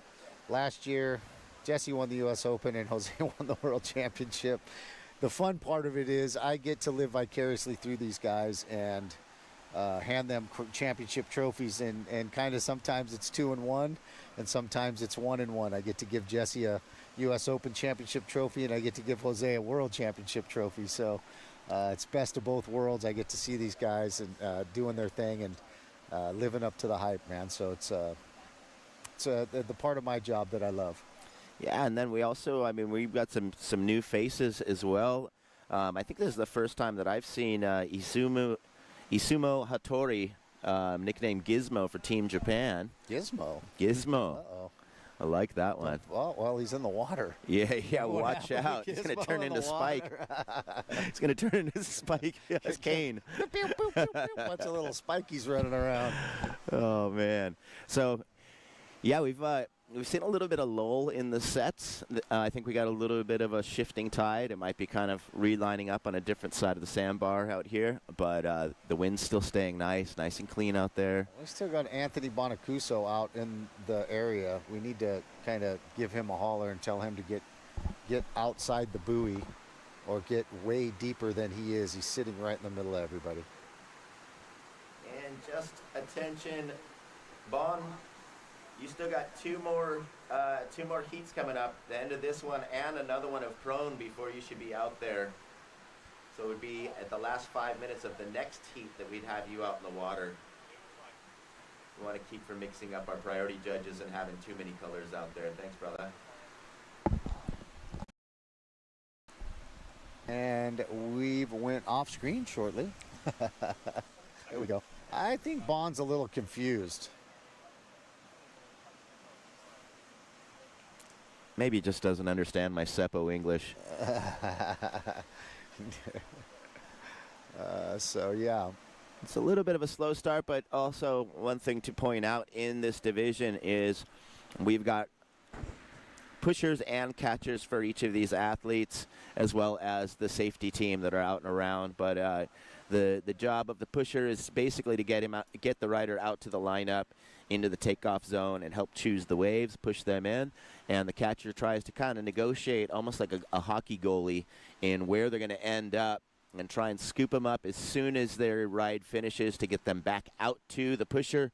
I've done both of those jobs, and I'll tell you right now, I'd much rather be the pusher. They get to be the lazy ones that sit on the outside and make you do all the swimming. Yeah, it's and again, this is definitely a team portion where trust comes in. Guys like Jesse Belauer, guys like Jose. Jose's got Joe as his pusher. Usually kind of the catcher can kind of be somebody that mills in and out every once in a while, but you really want your pusher to be in cahoots and it really connected with the surfer, because the wave selection is the key. So it's go or no go. If you're not connected on that and you're not on the same page, and the surfers no go and the pushers go, and then you're pushing them into a really a bad situation. So I don't know if you recall me swimming after Jesse after his first wave of the heat. And Jesse doesn't use any leashes to connect himself to the board. It's just too much on his body. So he came disconnected, was floating. His board was almost down to North Coast Village. Yeah. And that was the fastest swimming I've ever done. And I lost a little bit of my morning coffee as I got back to the pier, but we got him back out there. Yes. But it's really a tough job being the catcher as well, as just kind of being able to predict where they're going to end up. And people like Jesse usually blaze by you, so you got to expect them to go a little farther than the wave would normally take someone when they've got that glide and just connect with that energy so well. But yeah, here's a little bit more spelled out for you, but one job for the catcher is going to be swimming back against that rivery current to get them back into position, unless they use the assistants on the beach to motor them back to the point. And the water patrol is allowed to advance them, but not to the peak and just out of danger. That's it. The water support is not able to give them any type of competitive advantage. It's hold them steady, keep them safe, get them out of the impact zone, and then hand them off to their pusher or catcher. The pusher can also come in and retrieve if the catcher's out of position.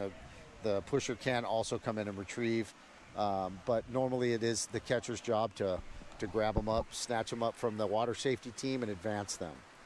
Time call, 19 and a half minutes. And there also is the water safety is able to, at any point, if a surfer is in danger, to go get that surfer and help them. So it's safety first with the AASP. We don't want any incidents where a surfer gets stuck and has an unfortunate accident or anything like that. If the water team's close and they can assist the surfer and they're in the impact zone and they're in danger off their board, it looks like white trying to make that happen. So we're going to have a priority change right there. There is no priority set, but that we still haven't gotten any waves yet. So that will, as soon as he gets back to the lineup point, he'll go to last priority. That should be the case, but I don't know if they're going to count that, but he should be in last priority at this point, and they are going to count that as intent. So white will be in last priority, it looks like. Maybe not. I don't know. Yeah, so let's talk a little bit about these competitors. So Gizmo, he comes from the spot that I lived in Japan for about 10 years. Comes from Ichinomiya, which is the surf town where we had the first surfing Olympics in Tokyo 2020. And he rides from my buddy's surf shop, Ricky's Surf Shop. And so I want to say hi to Ricky's and Tomo and the whole group down there. And Ricky's the son of a really hot pro surfer and pro bodyboarder mom. And they've got their shop right in Isumi, right where I used to make all my surfboards. Right across the river from Sequence Surfboards Factory, where I used to make all my boards. But really strong surfing family that has this shop, and it's cool to see them getting into the adaptive world here.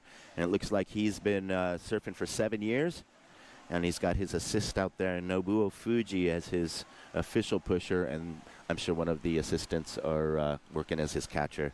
And that's the thing with the adaptive surf right now. We're trying to get some crossover, for mainstream. you know, for some mainstream opportunities for mainstream surf companies to start sponsoring some of these athletes on the tour, because there's plenty enough money out there. There's plenty enough opportunity out there for some of these surfers to, you know, to get sponsorship. So it looks like we have another wave skier out there in the area. So Bono caught a wave in. He's sitting on the inside, but there is also another wave skier sitting way out there. So it looks like I am late to the party, 2 heats 2 heats early. All I know is you wave ski divisions are loose cannons, man. I don't know actually what they're doing out there, so don't lump me up with the early risers, man. So I'll probably be late to the party, man. Out in yellow, we've got down from Narrabeen, Lee Ferrier, and he's been parasurfing for 8 years, 35 years surfing. And it looks like we're going to have a post-heat interview with Mr. High Fives, Mr. T. Roy Tuscany, down with Danny Saffield. I'm Roy. It's nice to meet you. We're live. All right, I'm here with Roy Tuscany, one of the friendliest guys on the beach, man. You're full of beans, and you should be pumped. You just won your last heat. How you feeling? Feeling absolutely a little tired in the arms. Lot of paddling out there. There's a massive current that just like doesn't want to let you go where you want to go. So once you kind of let go to the ocean and just say, hey, like the ocean is what it is, and let it happen. I got some great waves. Like so much fun out there. I mean, we're surfing at Byron Bay here. Like it's unbelievable.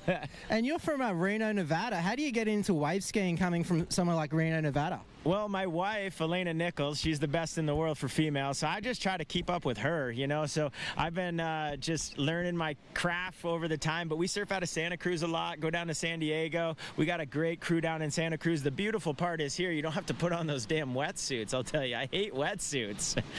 Well, you're obviously having a great time here, Roy. Good luck in the rest of the contest. Oh, my God. Thank you guys so much. Big thank you to Mono and the whole crew for putting this on. I mean, we're in Australia surfing. I mean, life doesn't get any better than this. So thank you guys. Keep enjoying the show, and thank you guys so much. What a fun heat. All right. Cheers, mate. Thanks, guys. That was sick. Thank you. Thank you guys so much. Yep. Priority change again. First priority, white. Second priority, yellow. Third priority, red.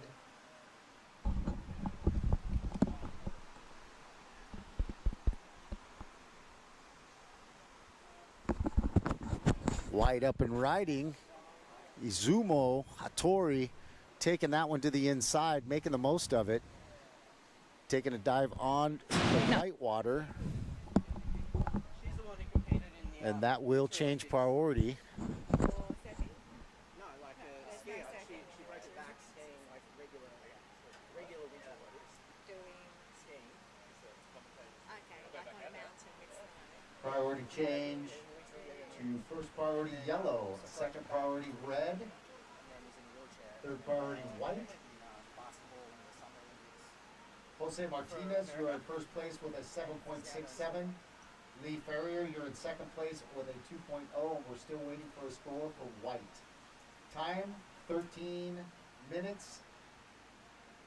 13 minutes, 50 seconds left on the clock. I'll jump in here while Ben's run off. Yes, sir. We're going to jump in, Danny. All right. Yeah, I'm just a seat warmer here, mate. Just whenever there's a spare seat, I'll jump in. This is our first time getting to call a heat together, Danny. So yeah. What do you think of the contest so far, and what are your thoughts? Oh, man, I'm so pumped. I just had a chat to Roy Tuscany over there, the winner of the last heat, and he was just such a great guy, just full of beans, so friendly, wanted to chat. And is Elena Nichols' husband? I didn't realize that. Yes, so sir. what a team those guys are. Rock star versus rock star in that household, bro. And I hear you're competing soon, is that right? I am. I will call this last heat, and then you're going to jump in here with Benny, and I'll warm up and I'll try to paddle out. You've got a bit of an advantage over your competitors, getting a real close watch on the waves and what everyone's doing. What have you picked up so far? I've picked up that don't get washed down the beach. All right, I'm just going to let Benny back in, and he can call the rest of this heat with you, Chuck. Danny, I'll see you later, buddy.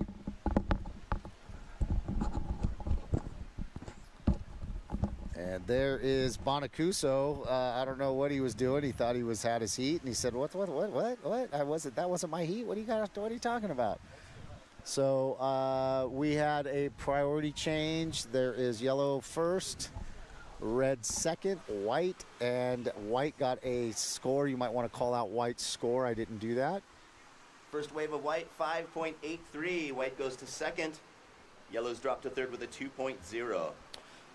So, Jose almost going excellent with his first ride with a 7.67. You're a current world champion in this division.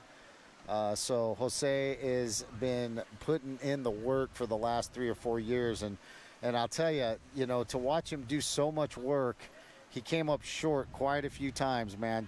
And the heartbreak when you travel the world and you do all these events and you come up a little bit short. But boy, did all that work pay off for him last year. He traveled the tour. He really crushed it. He's really getting this, the wave selection, the different types of waves. Him and Joe are such a good team. They've been working together so often. They surf Oceanside all the time. They've done all the events, the Nationals, the ISA. They do the tour. So they were doing the WSA for a while.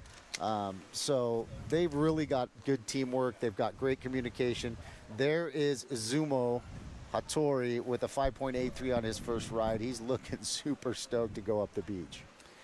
Yeah, and also Jose has Rob Garnett from One More Wave out in the team too this time. So got two close buddies out there working together as Gizmo goes running off. And, yeah, sorry to zip out on you. I heard that there was a drop bear out in the bushes. I went to go take a picture, and the thing was already gone. I think you left a drop bear in the bushes. Oh, my goodness. It stole my baby wombat. Right.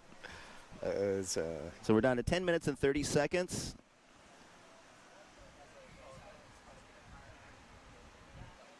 Looks like Cassie's out there surfing.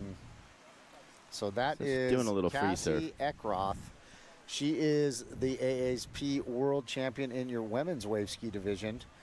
Elena would probably be your champion, but she missed one of the stops. I believe there was a family emergency, so she was unable to make the U.S. Open last year. So they will battle it out. There's your Team Japan. There's Akinjiro and Masa and... That's Katsan. Naomichi Katsukura. Naomichi, that's my guy, Naomichi right there. So you always have a real strong contingency from Japan following the tour.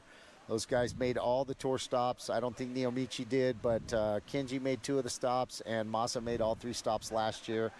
And I think those guys just show up so strong, man. They're going to try to make all the stops this year. It's amazing, too, that I've noticed just in this comp, last couple of years, from those guys cruising around with all of this whole community, their English has gotten so much better and acting less and less Japanese every time I see them. Yeah, right. They are definitely a lot looser than the businessmen that you see running around Tokyo. For sure. And it looks like Cass just kind of maybe stumbled into the competition area, free surfing. Not sure how that happened. Everybody's getting washed down the beach towards Main Beach from the pass, and she kind of got washed from Main Beach to the pass. So I'm going to try to catch the current she had. Yeah, that's how you get into the zone, obviously. Get washed into the zone. It looks like we're going to have Bonacuso's going to paddle out already. And it looks like we've got Jesse Lee Hinson, another local here from Australia. It's gonna, yeah. Tell Bono not to paddle out yet, and if he does, to stay out of the area. So Bono, we still got one prone heat, but if you want to go way on the outside and get clear, we'll let you get out there early. Thanks, brother. So I think starting at the bottom of the peak is going to be a little bit of work to get out and around, but he's taking that last spike cane route, I think, out to the outside. I think, well, these guys are real close with Rich Julian. Rich used to play a lot of tennis. I believe both of those guys were tennis players internationally. So those 3 were in cahoots, traveling the world, doing their thing. Rich probably gave him a heads up and said, hey, man, you guys might want to get out there because I got washed way down the beach. So I'm going to have to bend Richie's ear, too, and be like, hey, what's the call? I'll probably talk to Spike a little bit before I go out after this heat. I got about 7 more minutes here with you guys. And then I'm going to go down the beach, talk to Roy and the boys, and say, man, what's the call? and what's the best opportunity for me to make it out. So. Yeah, and it's thank goodness we got the beach chairs, and we've got this nice flat beach as well, which makes it a little more easy to kind of relocate these riders back, get them quickly back out into the lineup. And just 25-minute heats, but just all the orchestration of getting back into the lineup after your first wave could cost a good 8 minutes or so. So, yeah, to get 2 scores, you really kind of got to be on it. Yep, and you can see Bono's already just, he's trying to paddle out early, and he's outside the competition area, but he's already 50 yards down the beach, and, yeah, looks like the current's working on the inside, so I'm going to have my work cut out for me in a little bit to try to get out there. I think I'm going to go up the beach, up to the point, and try to see if I can't make it down towards this way. But, yeah, I'm going to have my work cut out for me, so my expectations are very low. You go out there not expecting much, you'll probably be pleasantly surprised. That's hopefully how it's going to work. But, it's very deceiving because it looks really flat right here, and it looks like you got these opportunities to really paddle out and make it out. But then there's these little shelves that just are so consistent, man, that these little bumps just keep rolling in on them and rolling in on them and rolling in on them. And then, lo and behold, poof, you're all the way down the beach by that time. Time call 6 minutes. First priority yellow, second priority red, and third priorities with white. Yeah, so it looks like our riders still haven't reached the lineup after that little relocation. Baby. And there we have the team with Lee working their way out through the shore break.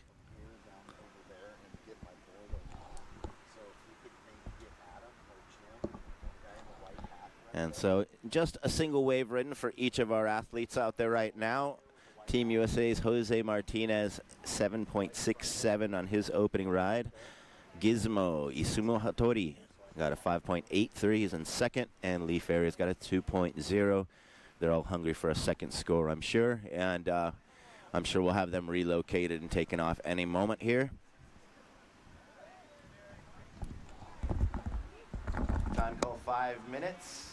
Our next heat is welcome to enter the water. Please stay outside of the competition area until you hear the 2 horns at the end of the heat.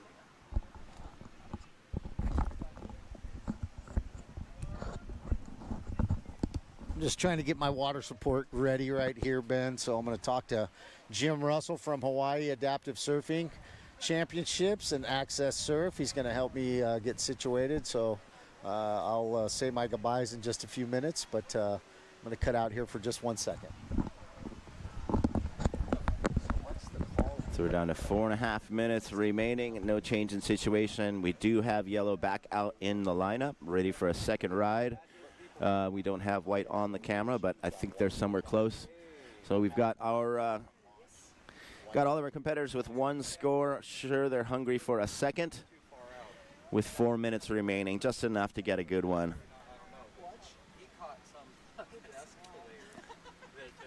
And so someone both keeping me going with her good looks and taking care of us is Debbie. Thanks so much. 4 minutes remaining. And, yeah, they're keeping us well-fed and well-caffeinated over here. And, yeah, every other competition's going to have to step up their game on caring for the staff after this beautiful Blackmores Australian Adaptive Pro. And thanks to all the local people here in Byron and all of our volunteers in and out of the water, cooks, cameramen, and everyone else around. This is a really, really fun and high-vibed event, second day of competition, and we've seen some great rides already. So 3 minutes and 20 seconds remaining. Going to give these guys a quick heads up on the remaining time. Time call 3 minutes and 15 seconds. No change in situation. Still yellow with first priority, second priority red, and third priorities with white. So these guys are being very selective, and we've also seen after the first rides in just how much time that takes to get out and around and relocated into the lineup. So the pusher needs to be very, very selective on not making a mistake, pushing them into a wave that doesn't have scoring potential and possibly get carried away with the current. And there is our Japanese team. Got their game face on.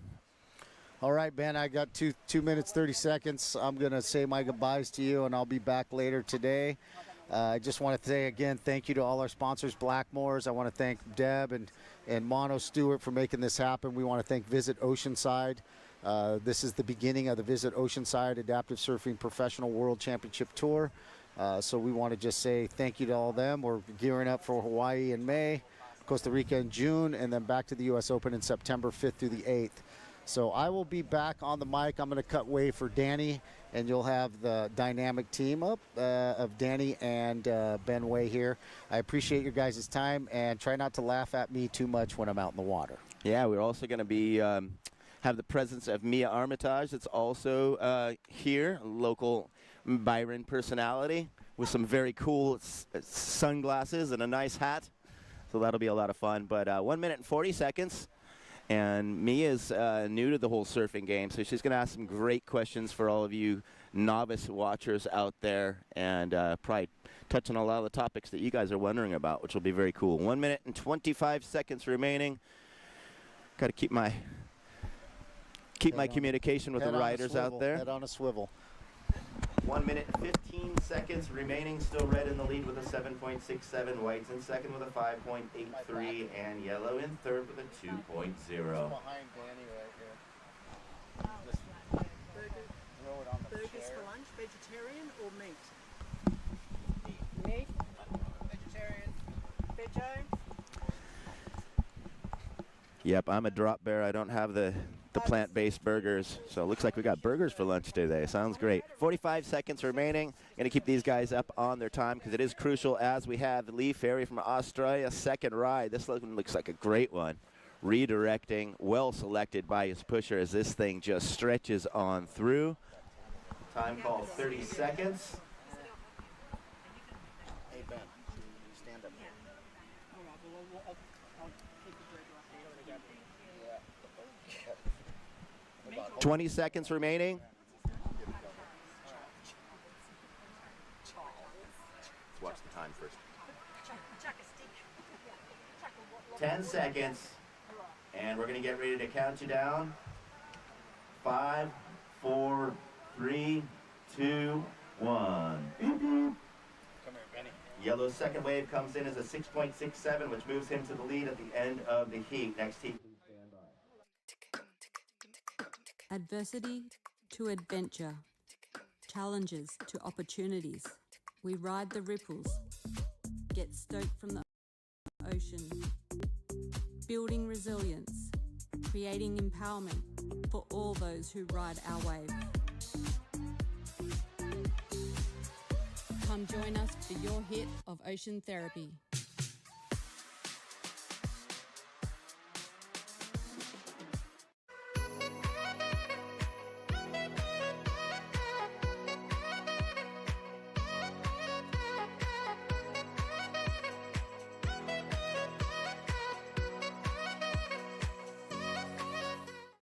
For 60 years, PQSA and Home Care Plus have been there when it mattered. We're the experts in spinal cord injury and deliver quality, safe supports to people living with all disabilities, with more than 5 million care hours provided in the last 10 years alone. We've grown into one of South Australia's largest and most trusted service providers, but we're not done yet. It's time for us to evolve. Join us on our journey as we unveil our new brand. Back home, the Wilsons always use proper dinner etiquette. Out here, the stick will do just fine.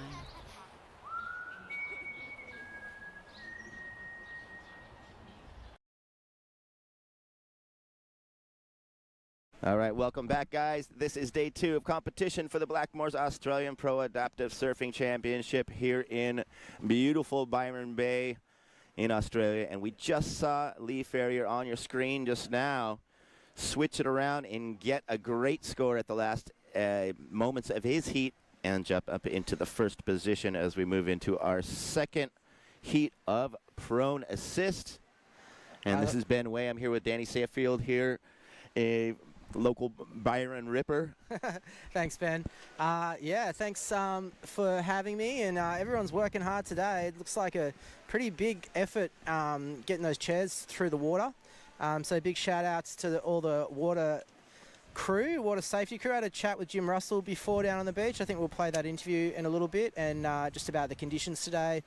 And he was saying there is a deceptively strong current out there that you might not really pick up as a viewer how strong the current is. But these guys are fighting as we see our first prone rider of the contest up and riding, Eric Lazar. Yeah, so Eric Lazar is a force to be reckoned with.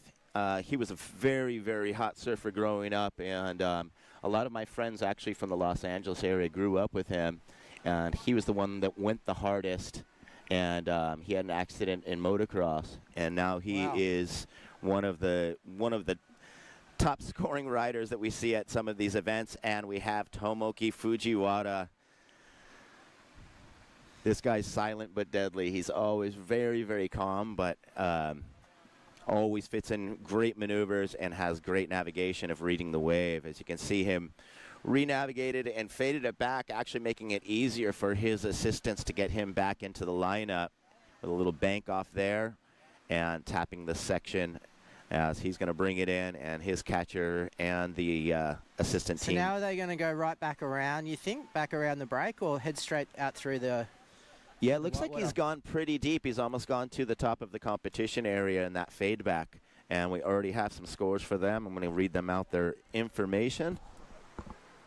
Red's first wave, 3.67.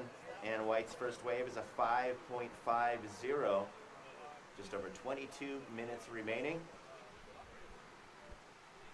And Red has third priority, fourth priority is with White. Yeah, so Eric Lazar in last year's championship in Huntington Beach got almost a head and a half high barrel on the south side of the Huntington Pier, which was one of the highlights. That is sick. I want to see that footage. Pity we can't sort of bring up some of those replays from other events, but yeah, that would be, I guess you can, if you Google Eric Lazar barrel, you could probably find that. And it's great to just give a lot of these guys a platform and some exposure to a new audience tuning in. And you're, I think you're surf social savvy. I'm sure you've seen Kazuma surfboards. Matt Kinoshita does these kind of shaping updates and shows different ways of shaping boards, talks about planers and the approach of hand shaping boards, and shares a lot of information. And he's the shaper of Eric Lazar's board out there, which is in the red and yellow Dane Kealoha colors from the 80s. And so pretty exciting to see that carried on. And Eric Lazar is from Kauai, from Hanalei, and he started surfing at 1976. I want to get a look at some of these prone boards up close and see what they're... Well, we got a wipe out there. So let's see how this all unfolds as yellow. That's our sort of first yellow up and riding here. And Stephen Preston. I have no idea. So we've had a couple of rides here.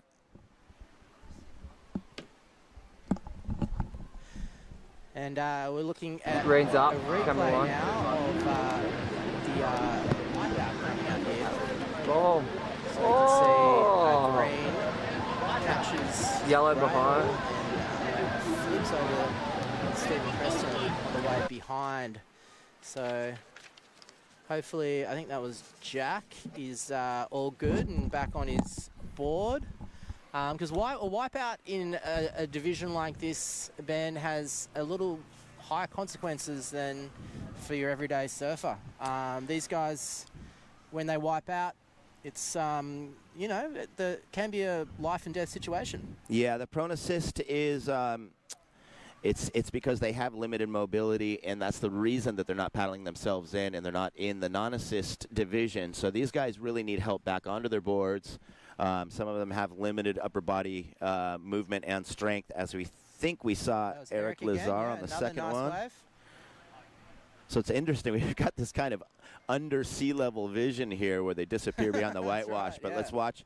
Cool. Eric redirects this one. He's navigating the section. That's kind of almost snuck into the bowl there. He's off. And gets flipped at the end section there. But a lot of these people like Eric Lazar have tons of experience in the ocean. Like I said, he's been surfing since 1976. and he did his first surf comp in 1982 in Malibu.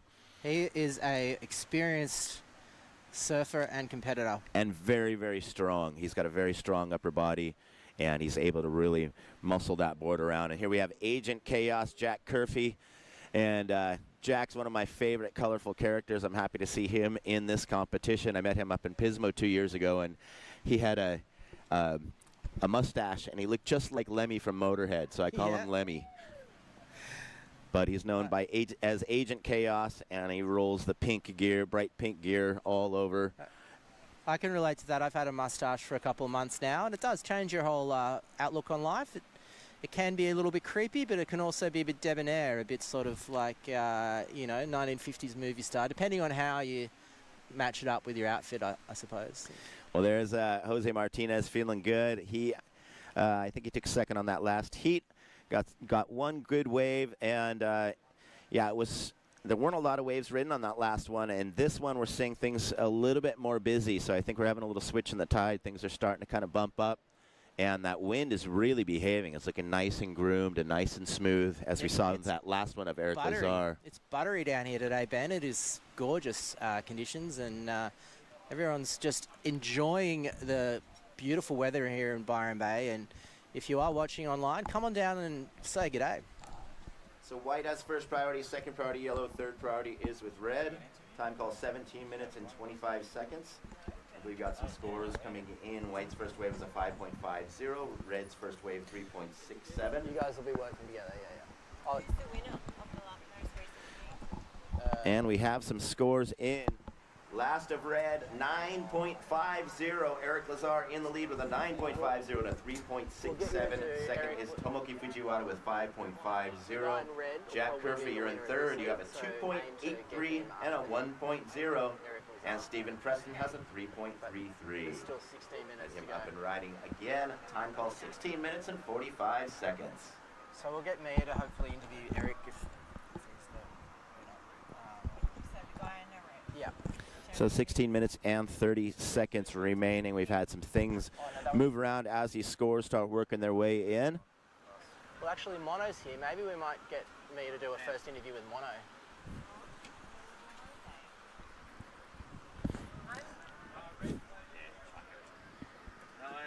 All right, so 16 minutes and 20 seconds. We've got Eric Lazar, our surfer from Hanalei, Kauai, getting a huge score of a 9.50 on that second wave. And then we just saw Jack Curfey on his second wave. Came in as a 1.0. Agent Chaos from Palm Beach, Currumbin, and surfs the alley and little inside Kira. And he's been surfing since he was 8 and 7 years as an adaptive athlete. Jose. We're going to interview Jose.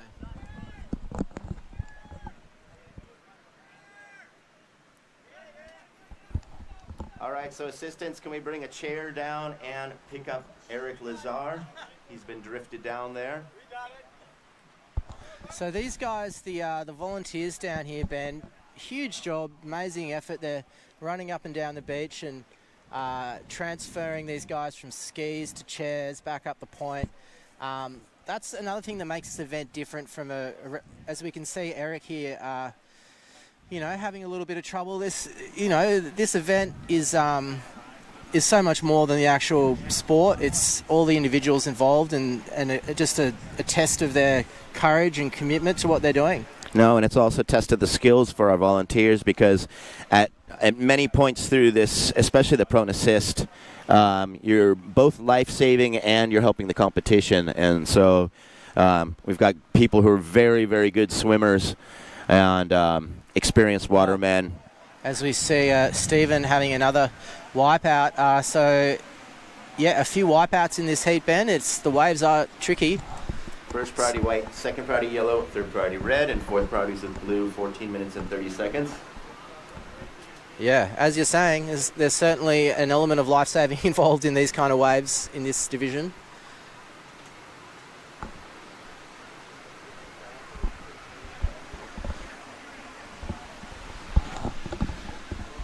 All right, so I think we had yellow take off on a wave, if I'm not mistaken. So we should have him farther down in the priority, I think. See what happens over there. 14 minutes remaining. I think we're owed a score possibly. Nick, I think Stephen got a wave. Yeah. Yellow got a wave.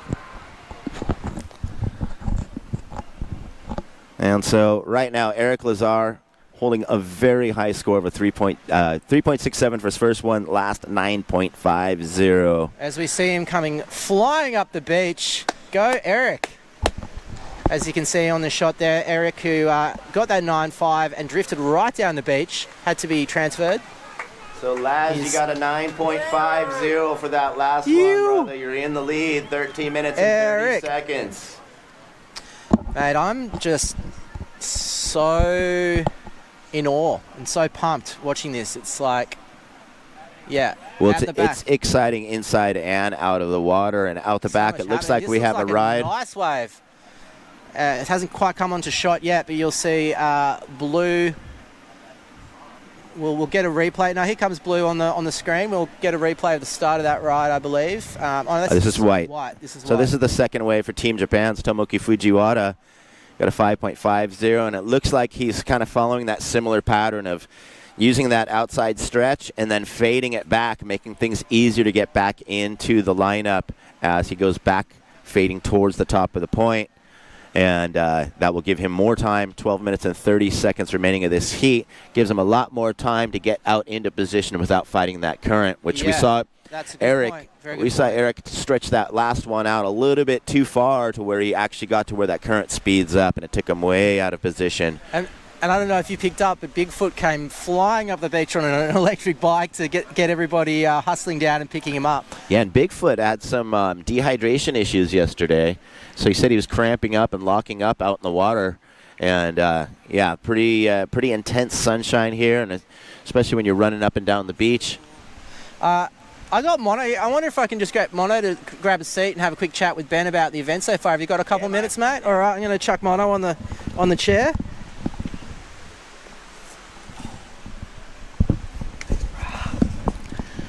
Mark Mono Stewart, the man behind the action here, and yeah, thanks so much for bringing us. It's amazing. We've had a great time here. Mate, it's I'm so stoked to see everyone here, and the wind's just gone offshore. It's starting to pump, mate. I just seen a little barrel section. It's been buttery out there. Mate, unreal. And Eric getting that 9 a minute ago. I mean, how good was that, man? I'm so stoked for him. He's an amazing person.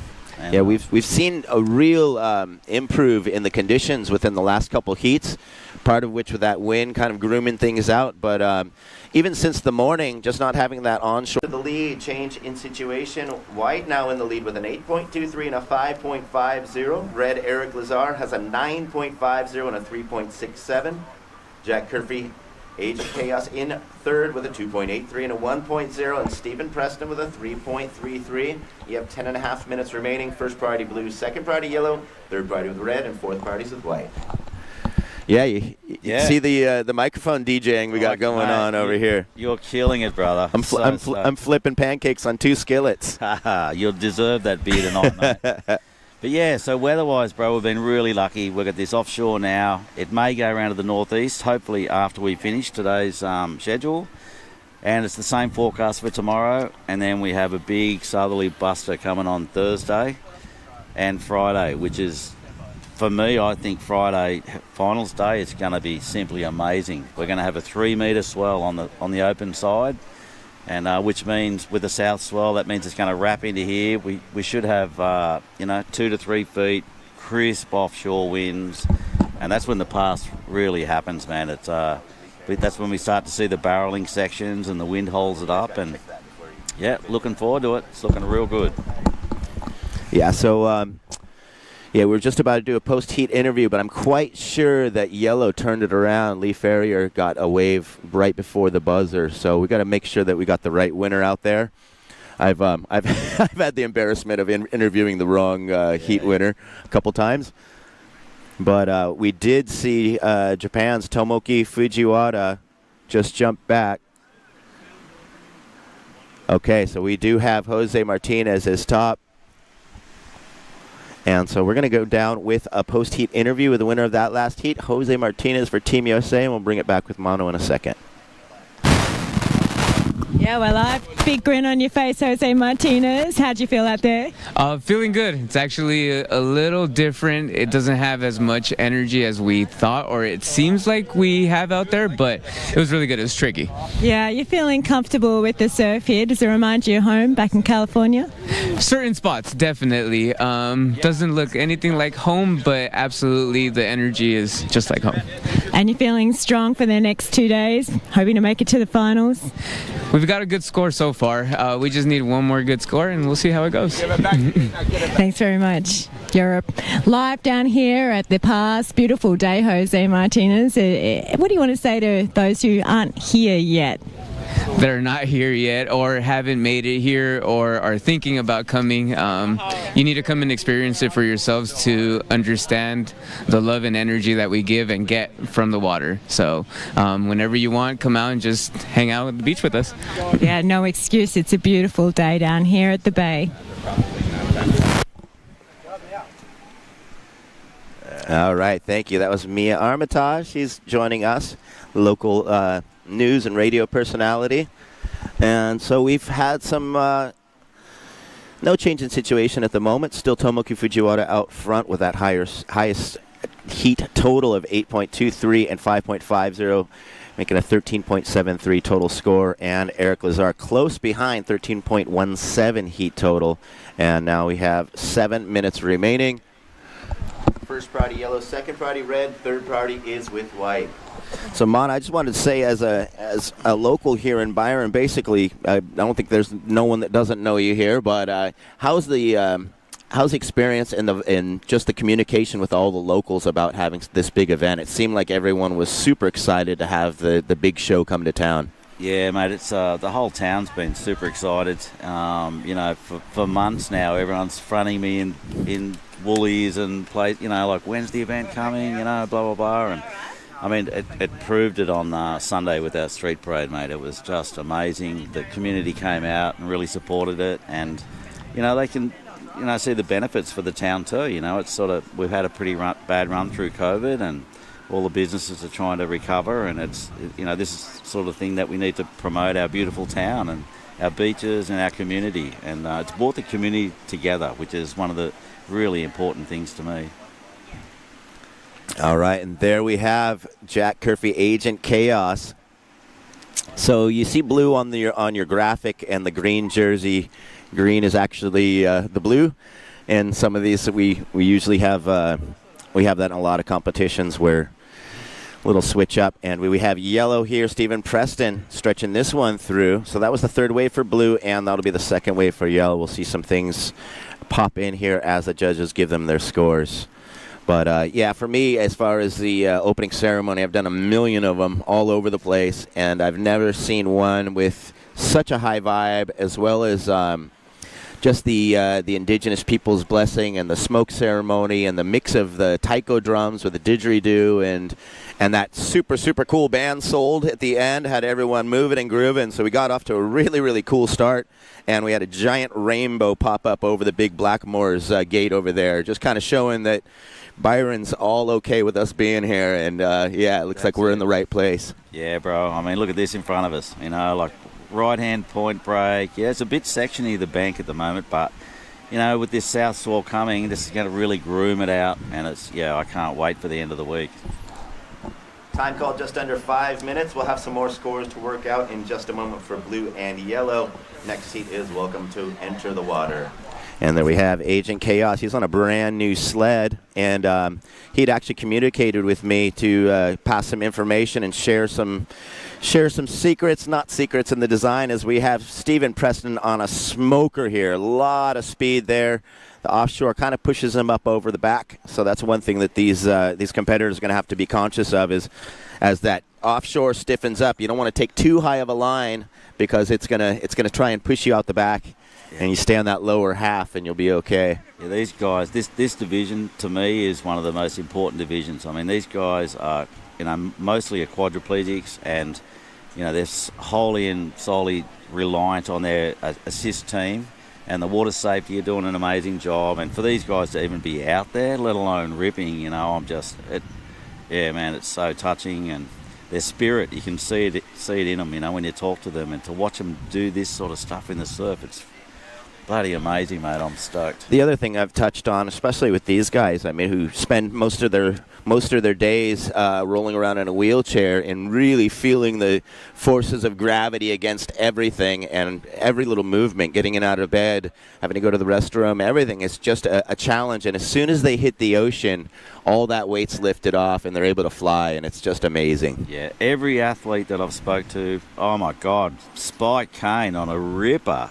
Yeah, no, that's Eric. Lazar, yeah. Yeah, Eric's killing it. He's charging these. He's got the same, almost the same colored board as Spike. It looked just like it. And he had that same haircut. First priority now with white. We're down to 3 minutes, and we've got scores in the third wave of blue. Jack Curfey was a 3.57. Last of Stephen Preston, 2.40, does not factor into his top two. And the last of red, 4.33, Eric Lazar back in the lead now with a 9.50 and a 4.33. Tomoko Fujiwara in second. 2 minutes and 30 seconds. Yeah, a lot happening here. It's chaos, brother. It's so good to see, man. I'm just stoked. It's so exciting, man. I can't believe this is happening in our hometown. You know, the first time Australia's ever had a big adaptive event like this, and to generate 92 athletes from 16 countries, man, I'm just, I'm so proud. And I'm hoping it's the first of many, because I'd love to come back here every year. Oh, yeah, you'll be back, bro. And I think the numbers will double next year, so we're going to have to get a lot more help. On that note, I'm just super thankful for all the volunteers, man. We've had so many volunteers from, 6 o'clock in the morning. Just unbelievable that the community's come out and helping us set up this big site and help these athletes. I just want to say a huge thank you to all of them. Yeah, and thanks to all the staff that you guys have organized. I mean, we've been taken such good care of, being fed well, fed delicious coffees. It's an experience that, even though I travel all year long with competitions, I think we've been treated the best ever. Yeah, and the accommodations have been great, and there's nothing like walking down this beautiful sugar sand. Yeah. How was the fish yesterday from Fishhead's restaurant? Man, that was sensational. So Ralph from Fishhead set us up with a very, very VIP lunch with prawns and fish and pasta and salad. We thank them tons. And I heard it's burgers today, but I'm going to give these guys, they're down to 1 minute, make sure they know that they don't have much time left. 1 minute remaining. Time call, 1 minute. Last of Stephen Preston, yellow 2.50, does not factor in. Last of Jack Curfey, blue 3.57, improves the situation. We're down to 50 seconds remaining. Quick shout out, Betty's Burgers today. Thanks for sponsoring the event, and we're looking forward to getting into them yummy burgers, mate. And I better get back up to that site. Right on, Mono. Thanks so much for everything. No worries. And we look forward to having you back in the booth at some point. No worries. I'm 8 o'clock tomorrow morning, first heat, so I'll have to, hopefully get some sleep tonight. All you guys who want to see Mono rip, and that's tomorrow morning, first heat. That'll be day 3 of competition for this Blackmores Australian Pro Adaptive Surfing Championship here in beautiful Byron Bay. And we're down to 20 seconds remaining. There he is. Time call, 15 seconds. 10 seconds. Attention riders, ready to count it down. 5, 4, 3, 2, 1. Oh, you got the real thing. And yes, we have a real horn, so you guys want to stay about 20 meters away from the booth here. But we've just finished off our round 1, heat number 2, Pron Assist heat. And coming up next, we're back to wave ski. This will be round 1, heat number 3 coming up. Are you gonna try and chat to Eric Lazar? Yeah. Eric Lazar was the winner of that last heat. If you want to do an interview with him. Eric Lazar. Yeah. Okay. What does he look like?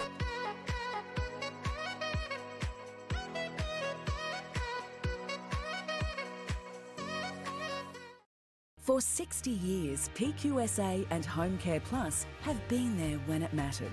We're the experts in spinal cord injury and deliver quality, safe supports to people living with all disabilities, with more than 5 million care hours provided in the last 10 years alone. We've grown into one of South Australia's largest and most trusted service providers, But we're not done yet. It's time for us to evolve. Join us on our journey as we unveil our new brand.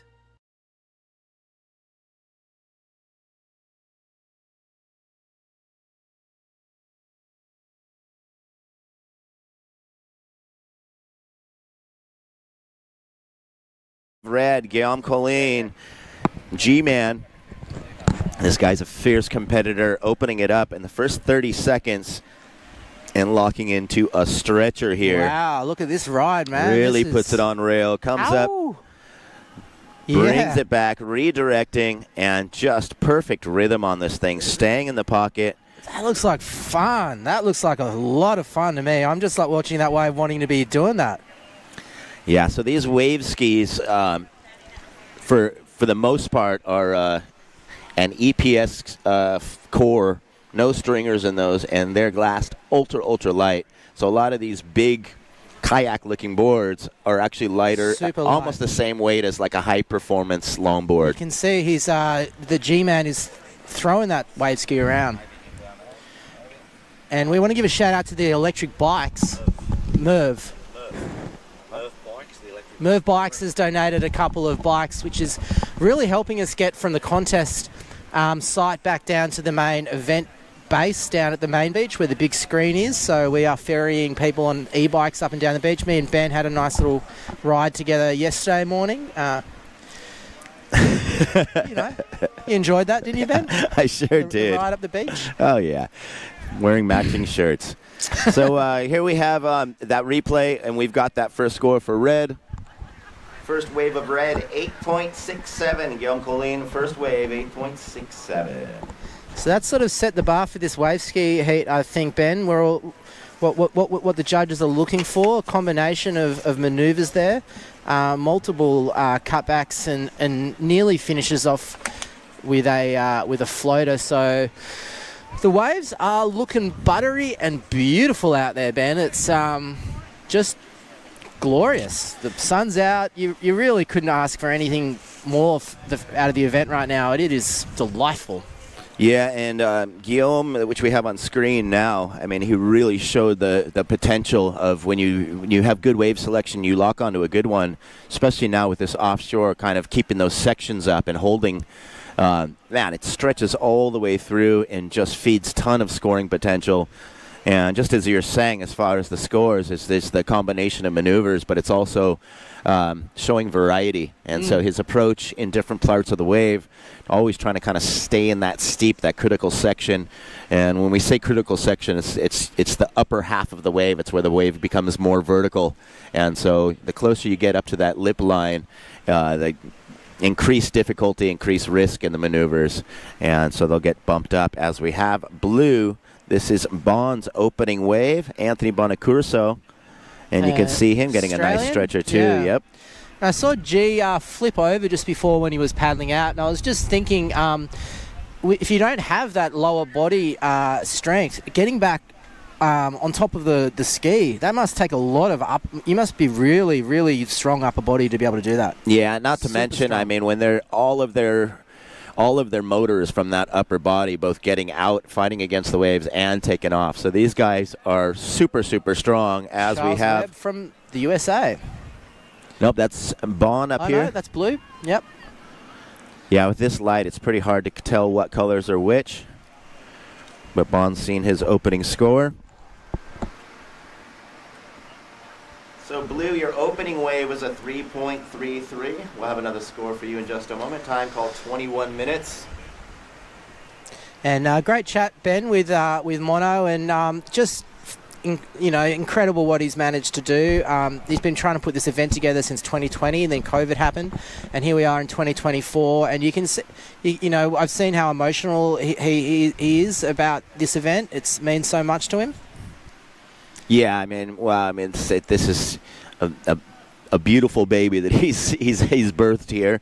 And speaking of a beautiful person, we're going to come down to Eric Lazar for the winner of that last heat with Mia Armitage.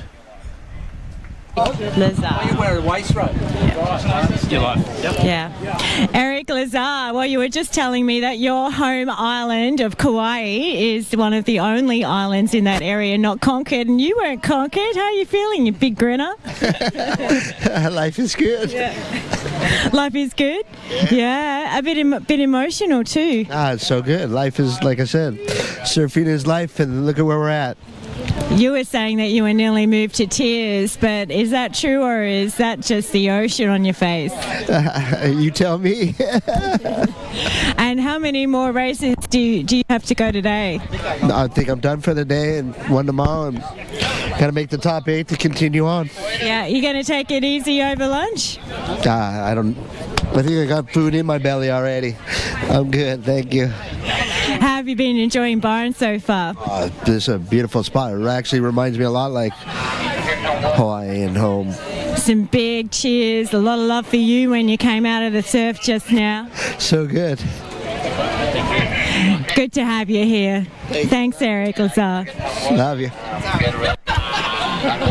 You can see Eric pretty exhausted after that last heat. It's very taxing, this event. He got definitely one of the longest rides of that earlier heat, which stretched him way down the beach to be relocated back to the top of the point.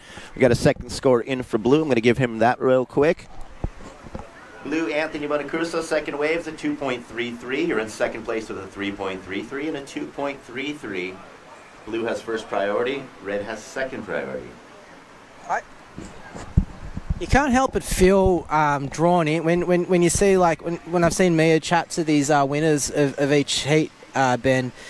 There's something about the emotion of what they've obviously experienced to get all the way over here to Australia, all the logistics of it, and then competing in difficult conditions.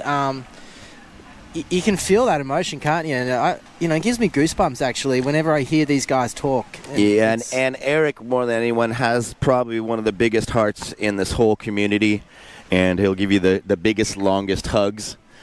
And you always just feel the glow of appreciation around him. And coming from growing up as a really, really hot surfer, and he had his accident in a motocross accident and got back in. And coming back stronger than ever in the prone division. And as I mentioned, he got one of the most memorable waves in Huntington last year, where he got a nice overhead barrel on the south side of the Huntington Pier. Sick. So we've had a little bit of a slow start. Guillaume Colleen got a nice, solid score there, so he's kind of sitting, waiting for the rest of the crew to grab waves and seeing if he needs to strike. But we do see that he's taking that inside line, relocating, trying to get to the top of the point, because as soon as they start making their way out, they really get sucked right into the zone.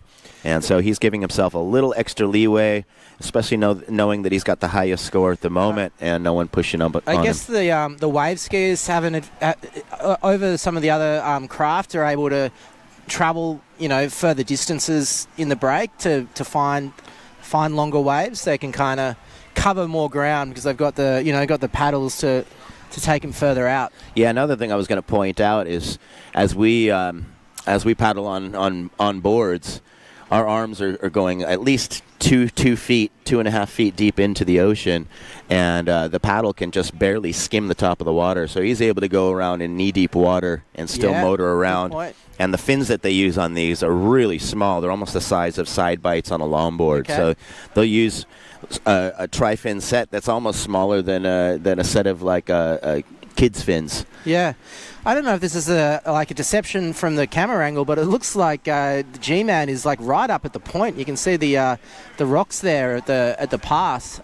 He's going and getting in the mix with the local surf crew. He's gone way up there. Looking for that extra long ride. Time call 15 minutes and 45 seconds. But yeah, one thing that I'm noticing is when you get this offshore, it also holds that lip up and comes down that much harder. So yesterday, while it was a little chunky and bumpy and you can kind of fit in between the chops on your way out, they got a little bit more punch in the waves on their way back out. So it's making the paddle out take a little bit longer. We saw that in the prone division just in that last heat where, I mean, getting these guys into position is no easy feat. And I think it's a little more work today than it was yesterday. what you call like a short period swell as well, so you can see the waves are all very close together. So the Guillaume is having to deal with multiple waves coming in later in the week. Mono was saying we're getting a new south swell, which is generally more of a longer period swell coming from a lot further away. So the conditions should be a bit different for the finals at the end of the week. So I thought I'd seen another ride ridden, but it looks like the scores aren't changing at the moment. Oh, okay. So this is not a competitor. This is that's could be I think someone that's practicing. No, that's Elena Nichols from High Fives.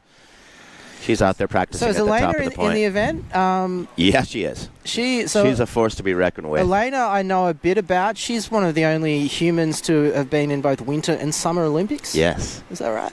Tell us a little bit about Elena, because I know she is one of the higher profile athletes competing. We're going to stick on this heat just because we'll pull out the. Don't get ahead of us. Yeah, she's going to be coming up soon, and we want to save all that fun stuff for when she's in the live action. Copy that. But 14 minutes remaining of this heat, and we still haven't seen a ride for white and yellow. So I think we'll see things kind of speeding up in this second half here. First priority blue, second priority red. We're down to 14 minutes. So we're about halfway through the day, are we at the moment, Ben? We're it's flying by, really, isn't it? Yeah, it looks as so, actually. So what just a quick rundown of what else is coming up today, Ben, for everyone watching at home, and everyone down at the main contest site. G'day to you guys on the beach. Yeah, so we're now in the wave ski. We're in the third heat of the round one of wave ski, which we threw a couple of Pron Assist heats in between. And coming up next will be women's any knee kneeling division, followed by Pron Assist heat number 3. So instead of just running the whole round, we're kind of giving everyone a chance to kind of mix up and get to experience these tides. And looks like we have Bond giving a look there. There will be a priority change on that one, showing intent to get into the wave. Priority change. Now first priority goes to red. Second priority goes to blue. So yeah, a lot of action still to come, running through till about 1 p.m. It looks like. Yeah, we're scheduled till 1:12, and I think we're pretty good as far as the schedule goes. We got on it right quickly as soon as we could at 8 o'clock. And so after the any knee kneeling, we go back to Pron Assist to finish that round one. We'll go to the Pron Assist women heat number 1.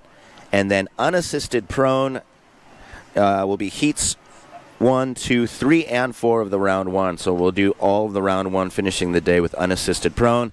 And unassisted prone means that they paddle themselves into their own waves, and they also have to get themselves out, which is, it's all categorized and classified by the amount of strength that they have in their physical condition. Do you sometimes see, Ben, people that are in the assisted prone?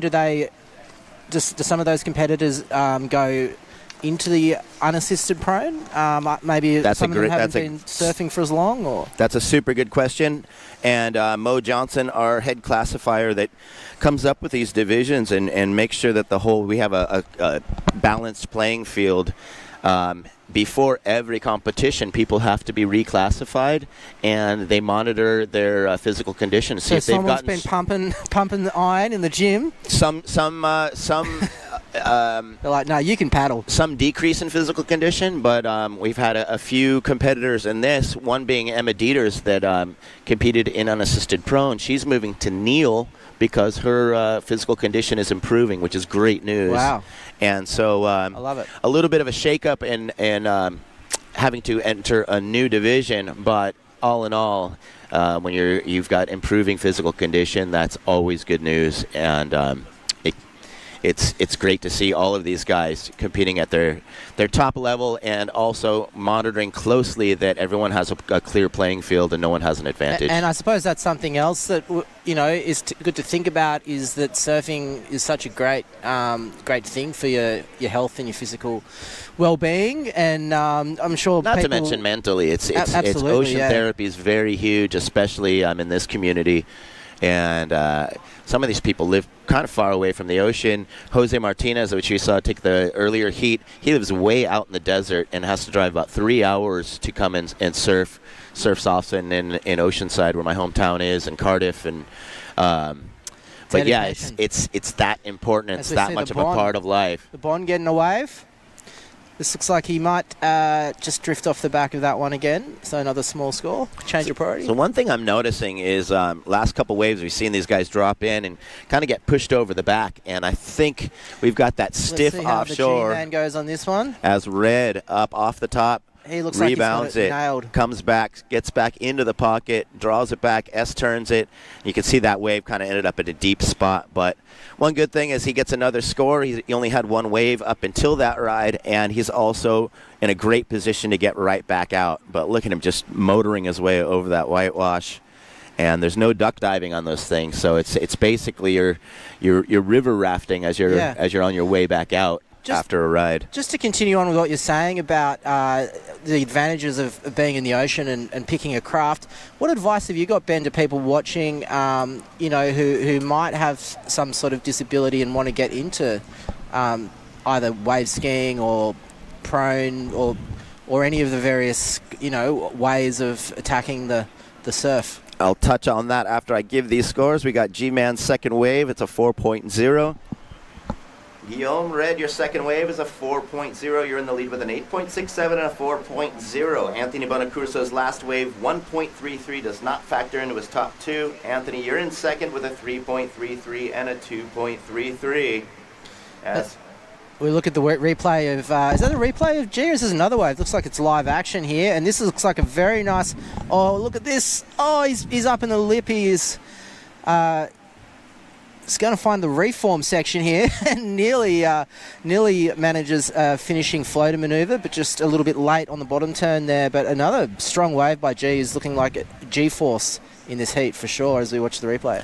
Yeah, so you can see him fade it back. He lets this wall build up, gets up under the lip, big snap, releases the tail there, redirects underneath that section. He was looking for a little float section, but the bottom dropped out. So no transition to make it up to the top of that. But touching back on what you were saying is anyone at home that's interested in getting into this adaptive surfing world, there's all sorts of resources out there, and there's a lot of nonprofits all over the world that are helping people to with physical disabilities and also physical challenges and mental challenges to get out in the water and experience the therapy of riding waves. And as we see the Bond up and riding. Bond up and riding, fading like it a out. nice little section. Comes up under the lip, little bit of a fakey ride there, drifts it around, and he's going to recover and keep it going. And now that we have this yearly event here in Byron, it's a great opportunity for anyone watching to set themselves some goals to get out in the water on a craft, and you could be competing at this event next year. Yeah, where I come from California, we're just getting into spring, and it's kind of the spring and summer season that a lot of these nonprofits will do surf clinics where people are welcome to come down and experience surfing with all of the assistance in and out of the water, as well as the equipment. And we've got Challenge Athletes Foundation, Jesse Bullauer, Stoke for Life Rolls On. Stoke for Life is we got Charles Webb's got his first wave in. I'm going to give that score real quick. This is Charles Webb in the heat. I didn't even realize. Co-commentator out the water. White's first wave, 1.50. We got 6 minutes and 30 seconds. Yeah, great seeing Charles out there in the water. And first priority yellow, second priority white, third priority with red, and fourth priority is with blue. Before I forget, Ben, the local organisation is the Disabled Surfing Association, aka the DSA Northern Rivers, run by Dylan at Chisholm, whose dad, Daffy, was the founder of the local chapter, and they run half a dozen events through the summer, as you were saying, when the water's warm in the area, everywhere from Yamba to Evans Head to Byron, Ballina, Lennox. And they give everyone the stoke, get everyone out there and experiencing it, and that is, I suppose, a pathway program to eventually competing is just getting out in the water and experiencing it. Yeah, and it's so amazing because as we were mentioning earlier, a lot of these competitors, a lot of these individuals are just challenged by gravity. And when you get out in the water and you can float and fly on waves and just connect with that natural energy of riding ocean waves, it's just unbelievable. And it's such a freeing sensation. And I suppose there are some athletes who have as you were saying before, been surfing all their life and had an accident and then had to adapt to adaptive surfing. Then there are others who have had a condition their whole life and had to have learned to surf from having that condition. Yeah, and it's a lot of these people have discovered surfing because of some life-changing situation. And speaking of situations, Blue bumps up his score. I'm going to give him that score real quick. Blue's last wave, 4.50. You've improved your situation. Anthony Bonacurso with a 4.50 and a 3.33. Red's last wave, 2.17, does not factor into his top two. He's still in the lead and up and riding live. Right now, 4 minutes and 40 seconds remaining.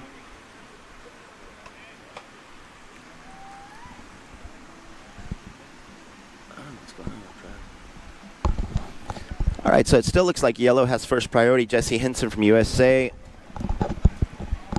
does not have an opening wave. We've got one wave for Chaka Charles Webb, 1.50. They're still trying to lock on to a good one. 4 minutes and 15 seconds as we have yellow taking a look here. Jesse Hinson, this may be the opening ride for Team USA's Jesse. Goes for a little paddle there. Would you put Ben... sorry. Priority change.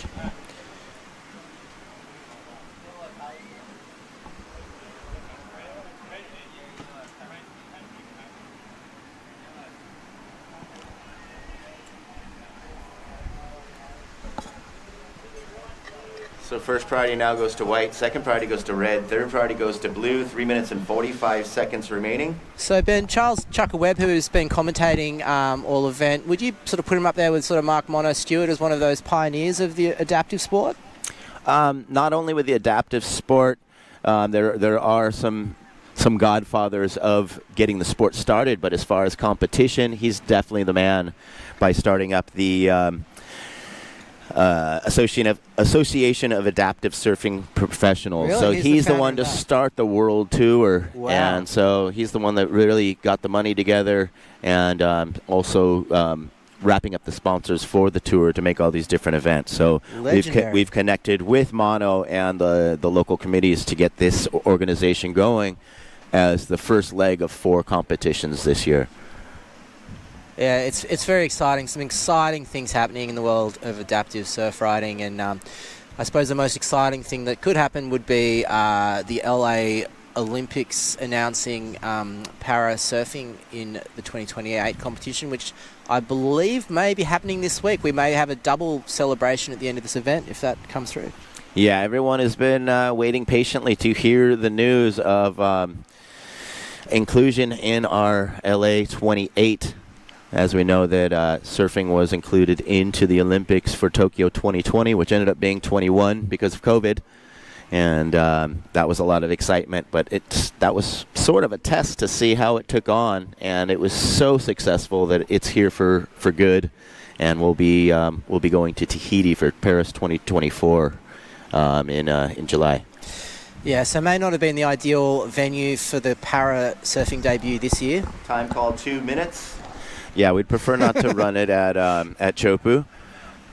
Although, I'm sure a lot don't of put these it past guys, a few of these guys. would be charging it if given the chance. I know Eric Lazar would be hunting for that barrel, as well as taking Jose Martinez out in Oceanside and really worked on his barrel game. Try and hold Mono back when he sees 10-foot pits. He froths at the mouth. He would be charging chopes if it was running, I'm sure. Time call 1 minute and 30 seconds. First priority yellow, second priority red, and third priorities with white.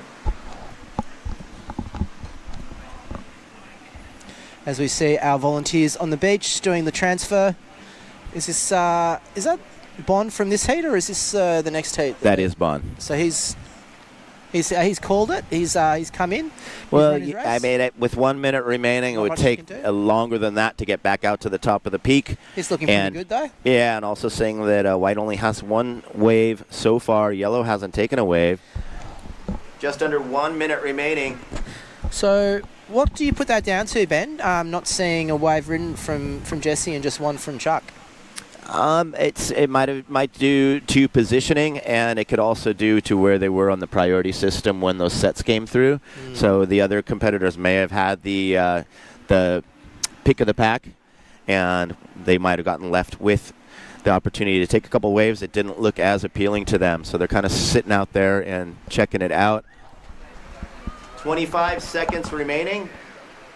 as we have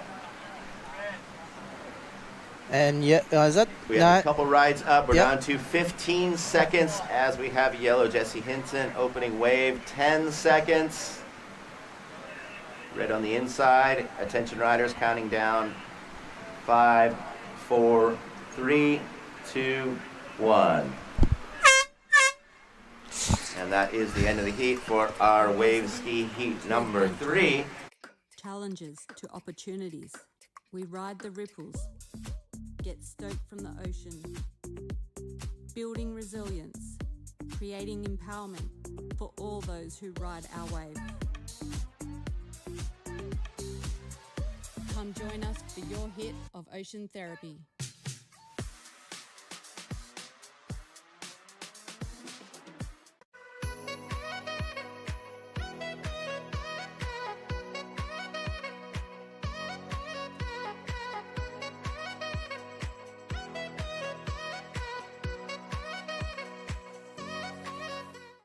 For 60 years, PQSA and Home Care Plus have been there when it mattered. We're the experts in spinal cord injury and deliver quality, safe supports to people living with all disabilities, with more than 5 million care hours provided in the last 10 years alone. We've grown into one of South Australia's largest and most trusted service providers, but we're not done yet. It's time for us to evolve. Join us on our journey as we unveil our new brand. Back home, the Wilsons always use proper dinner etiquette. Out here, the stick will do just fine.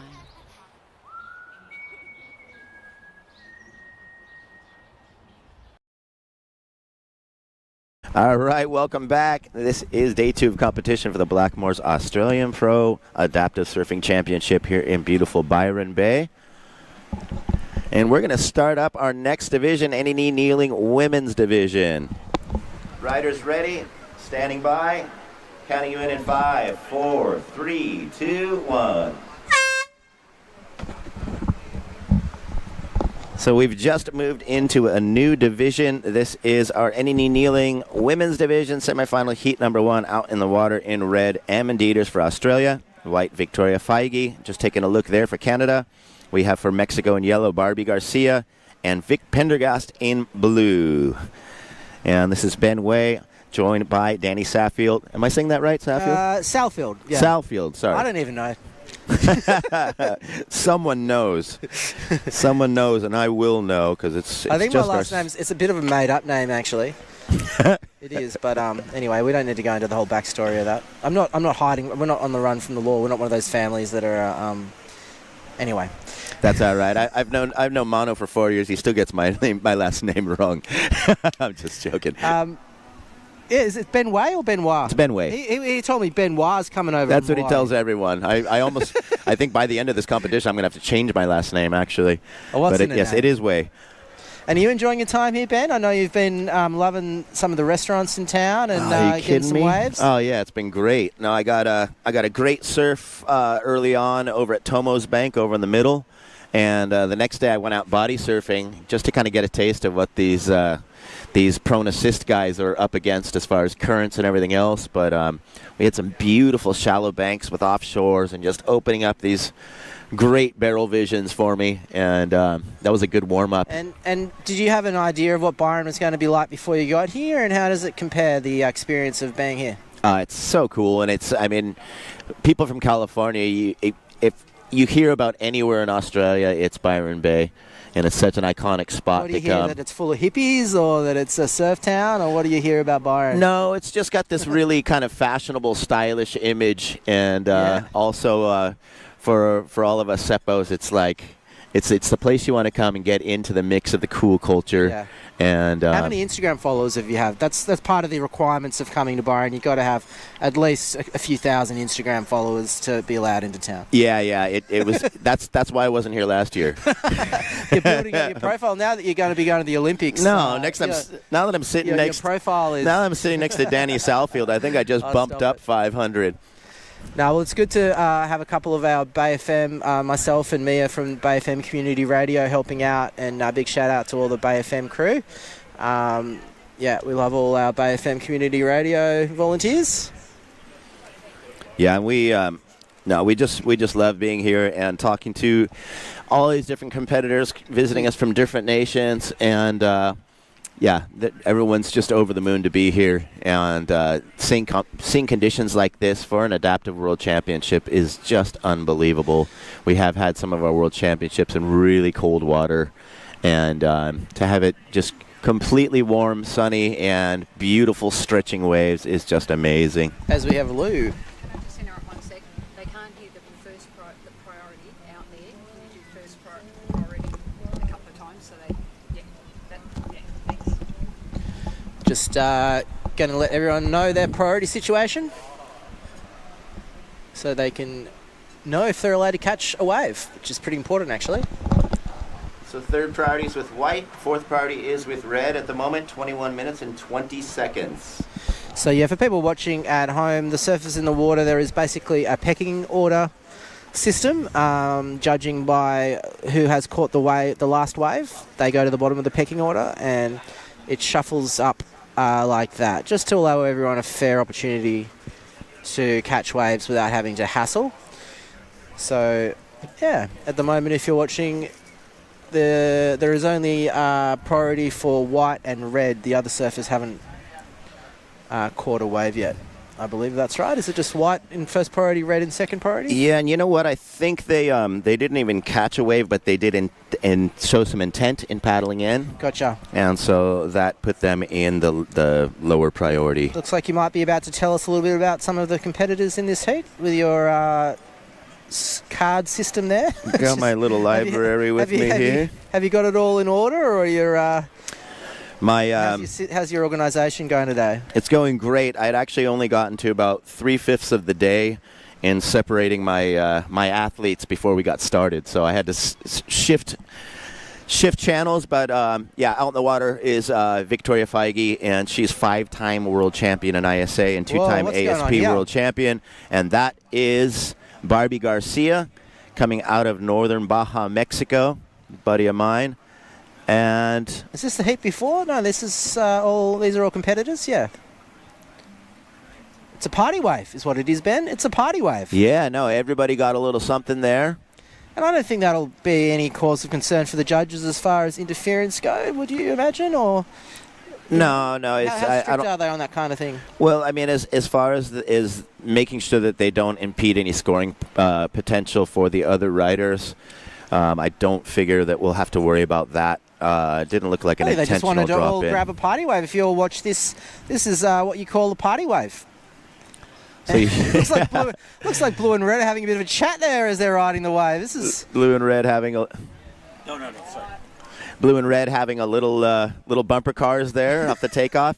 One thing I do want to say is that Red Emma Dieters is formerly in the Pron Assist classification, and she's been thrown into Neil all of a sudden in this one. So she's actually just now getting the hang of how to get to her knees, she told me. So on that wave, two of the competitors didn't get to their knees. Will they be scored for that since they were riding prone? It's... she had told me that her best attempts yesterday, she kept her hands on the rail and had kind of a side saddle positioning, but she's had literally no practice in this division. So the fact that she's out there and challenging herself in a new division is very, very cool. So for everyone watching at home, you're watching these competitors develop before your eyes. Completely. White's first wave comes in as a 1.17. Looks like she wants some... she's indicating there to her team to come and get her. Victoria. First priority is with yellow, second priority is with red. We have 18 minutes. So we just saw Victoria come in, I think, and is looking for a transfer back up the point. Oh, this is Victoria paddling in here down the front of us, and so yeah, it looks like she's going to get a ride up as we see Blue getting a ride up the beach up there. All right, White's first score is in. It's a 5.84. Yellow's first wave, 3.33. Red, your first wave is a 2.50. And Blue has a 2.40 for her first ride. 17 minutes and 30 seconds. First priority yellow, second priority is with red. And Ben, I believe the tide is basically bottoming out. We're looking at very low tide now, and you can see that it is creating some pretty difficult rides out there. The waves are breaking in pretty shallow water. There's a lot of water moving around, and it's creating a pretty challenging lineup for our surfers. Yeah, not to mention when you have the offshore and a little bit of a shallower bar, the waves come up and over. It gets a little bit more bowly, a little more top to bottom, which isn't always preferable as a lot of these people, with their body condition and the way they need to fit into the waves, they would prefer some open space at some point to be able to do some redirections. But we have seen some great riding. Victoria Feige leading the heat right now, 5.84 for Canada. And she goes again. That was Barbara Garcia. But Canada's Victoria Feige is a huge advocate for the sport, motivational speaker, and she's also started the first adaptive surf lessons with Jamie O'Brien in Hawaii out of the Turtle Bay Hilton. And so, making an adaptive surf experience with the JOB surf experience. Well, collabs like that can just get a lot of extra eyes on the sport. Because Jamie's got a ton of followers on his YouTube channel. And that's exactly the sort of thing that, we want to see is more collaboration between all different surfers. Yeah, and Victoria's story is that she had a snowboarding accident and left her partially paralyzed, and she came quickly back and returned to snow, skate, surf, despite becoming a wheelchair user, and trained hard to become North America's first physical therapist that also uses a wheelchair. Mate, it's like, I love your cards, because to have a little insight into these competitors is really what it's all about. Just everyone has a story, and everybody's story is just inspirational. And well, the other thing is for people who are also suffering physical challenges or mental challenges, to hear people with a likewise situation or something probably much heavier than what you're dealing with, just shows that you have no excuse not to get on a board and come and experience this and get into the fun of it. That's right. Well, we'll hopefully hear from Victoria after the heat. Well, we can't call her the winner yet. We still got 16 minutes. Yeah, we're going to give all of them an equal chance. No, but it is a very close scoreline right now, as Victoria Feige is just 0.84 above Mexico's Barbara Garcia, and Barbie Garcia has a very, very interesting story as well. She was in a snorkeling tour in Cabo San Lucas in Baja, Mexico, and as she was getting back on the boat didn't know that they didn't have all of the people on, and the propeller took her leg. And so she is a below-knee amputee that has also been a huge advocate. She's a model. She's a huge social media personality, and she's been a great face for our sport. And she's also a ripping kneeboarder. So we have a second score for her. I'm going to give her that, as we have a second score for White as well. White's second wave was, White's first wave 1.17, White's second wave 4.67. Yellow, I'm going to let her get through the whitewash. Making sure that she doesn't have to duck dive here. She is. There's a little control thing. You're just going to press. And yellow, Barbara Garcia's second wave, 1.67 right now. White in the lead with a 4.67 and a 1.17. Yellow's in second with a 3.33 and a 1.67. And we have in third, M. Dieters, 2.50 for her opening ride, and Vic Pendergast, 2.40. Time call 13 minutes and 15 seconds. Yellow has first priority. I noticed before, Ben, Victoria, as she came back into the water on the chair, barking instructions to her team. So the athletes have a role as well, as far as instructing their team on where they want to go in the lineup, when they want to get onto the board. Yeah, and these like the Neil division.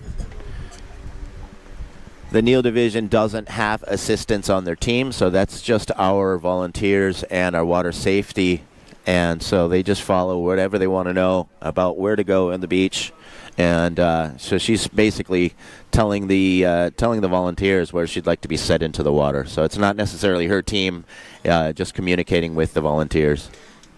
And this division, are they paddling there? It's unassisted. Yes. So they get onto the board and then they paddle themselves. They get themselves out there, everything. So, yeah, a lot of physical exertion for See these. Barbara back in the lineup and paddling for this one, so she's going to lose priority there.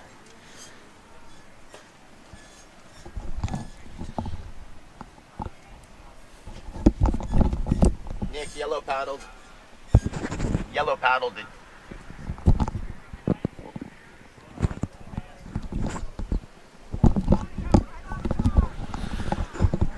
So we'll have a priority change. Now first priority will go to red. And so there's only 2 people with priority at the moment, and that's because the other surfers aren't back in the lineup. Is that right? Yeah, exactly. Second priority goes to yellow, 11 minutes and 30 seconds. So we see a nice shot. We can see that there is a bit of swell out there as we see a set approaching. Certainly a decent amount of swell still in the ocean. So there's plenty of opportunity out there. Yeah, and it's a lot of it's such a perfect setup that you can always look at the top of the point and kind of see that indicator of sets coming. Yeah. Yep. And so you're not really lost out there. You kind of can time it and be in the right place as it reaches you. With this tide so low, though, as we mentioned before, the waves are pretty difficult to ride. There is a lot of cupped out, bowly shape.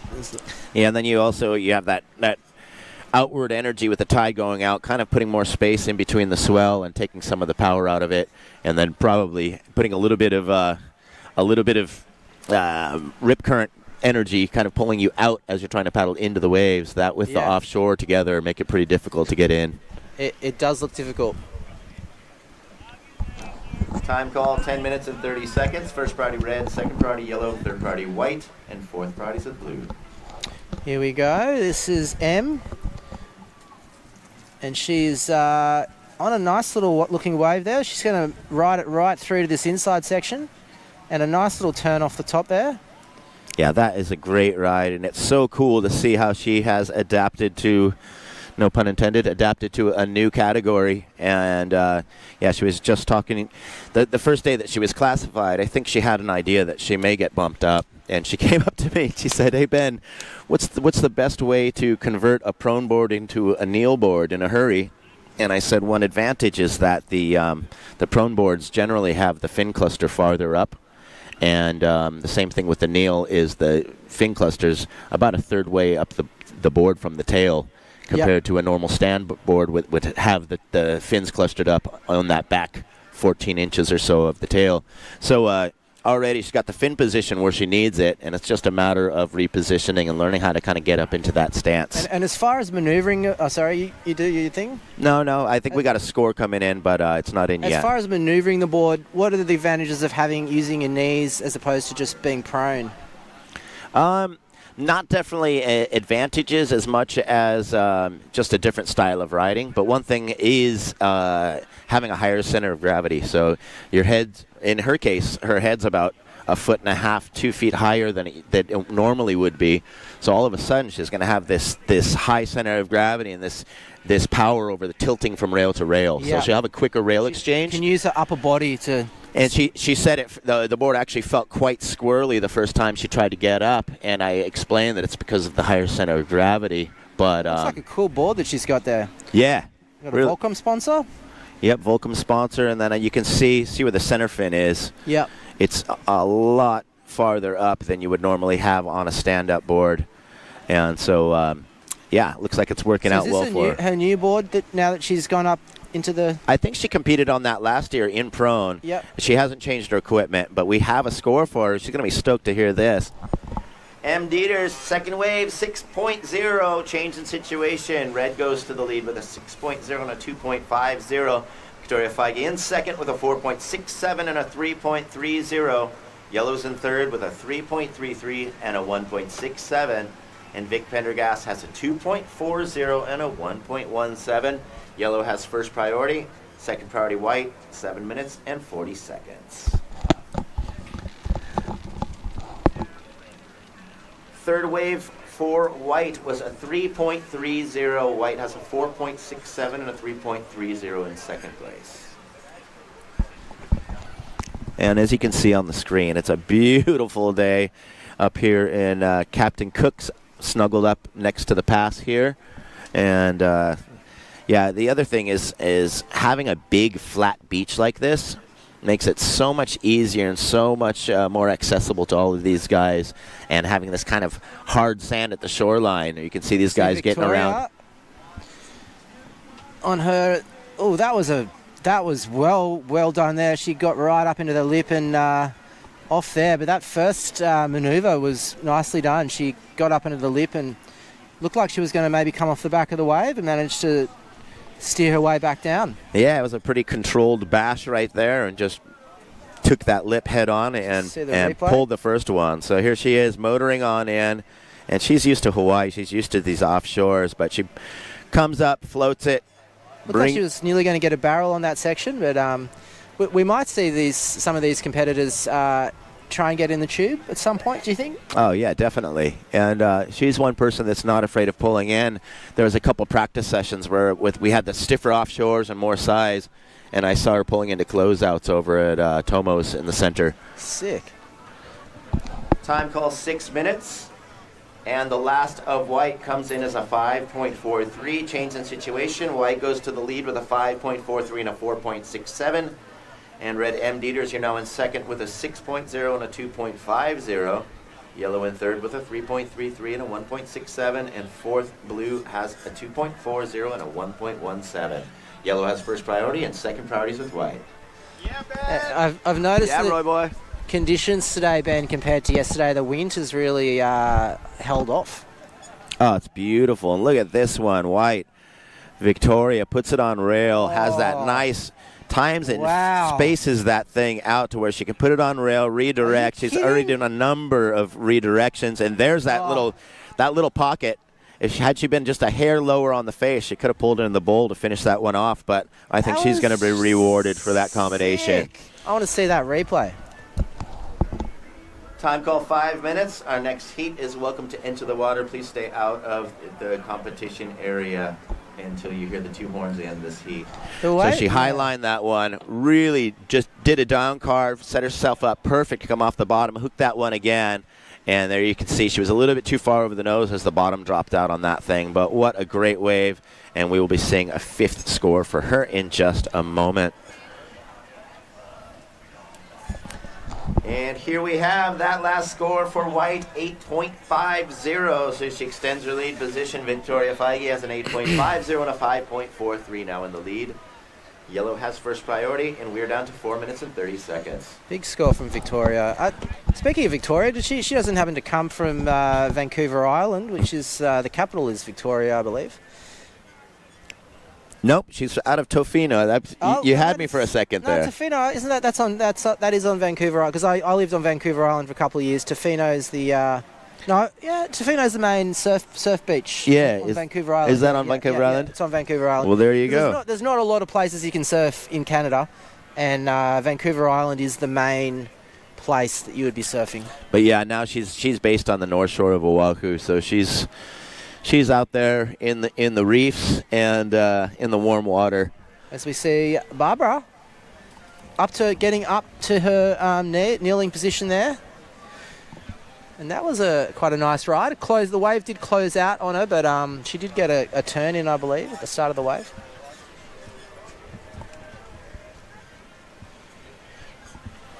Yeah, so I'm going to make sure that was her, I don't know if that was her third or fourth wave. Give the judges a second to digest that ride as we see M. Dieters making her way through the whitewash, trying to reposition out there. Time call 3 minutes and 15 seconds. Last of yellow, 4.17. Yellow's in third with a 4.17 and a 3.33. Blue has first priority. We're down to 3 minutes. So you can see there's a bit of a crew down on the beach. I'm sure as the week goes on, we'll see more and more pedestrians coming down to check out the action. And I mean, there's not really anywhere else you'd rather be on a beautiful Tuesday here in Byron than checking out the inaugural Byron Bay Adaptive Pro Surf event. Yep, and Victoria looking stoked. I think she's going to call it with those scores. She knows that 2.5 minutes isn't much time to get back looks out into the lineup. Pretty happy with herself there, as she should be. And John Peisel starting to make her boards now. And so, yeah, she's been really stoked. And about 3 years back, she had actually competed on one of our visually impaired surfers' stand-up boards and just got thrown out. And that's Ricardo Figuedeal. Unfortunately, he's not with us at this contest.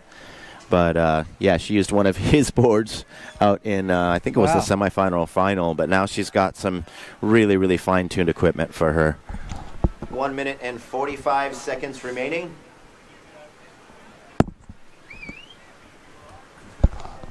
But look at this, just glistening perfection. Yeah, it's hard to not want to be in the water right now, isn't it? I made sure to put my trunks in my bag today. Yeah, you're ready for a swim I was kicking after myself work. in the neck yesterday for not bringing my stuff down. But, yeah, today looks even nicer, so I'm pretty excited. So 1 minute and 20 seconds. Anna M's trying to communicate. Time call, 1 minute and 15 seconds remaining. So once again, M has a 6.0 and a 2.50 in second place. We're down to 1 minute remaining. Last of yellow came in as a 2.77. That didn't factor into her top two. We're just under 1 minute remaining. Blue has first priority. Emma's looking a little concerned there about whether or not she had time to get back out the back, I think, but needn't worry. She's looking in a strong position there in second place. And they're just behind her. Vic Pendergast working her way in. Time call, 35 seconds.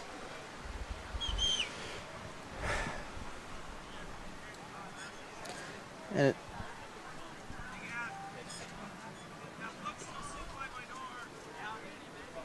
20 seconds remaining.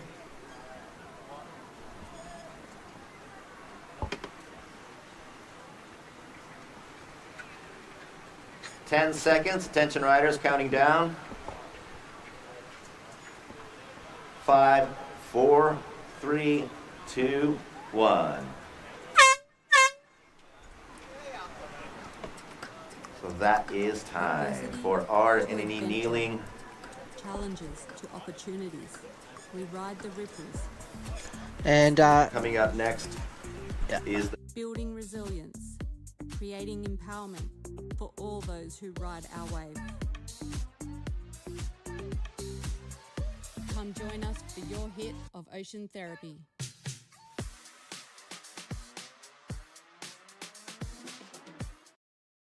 Good health changes everything.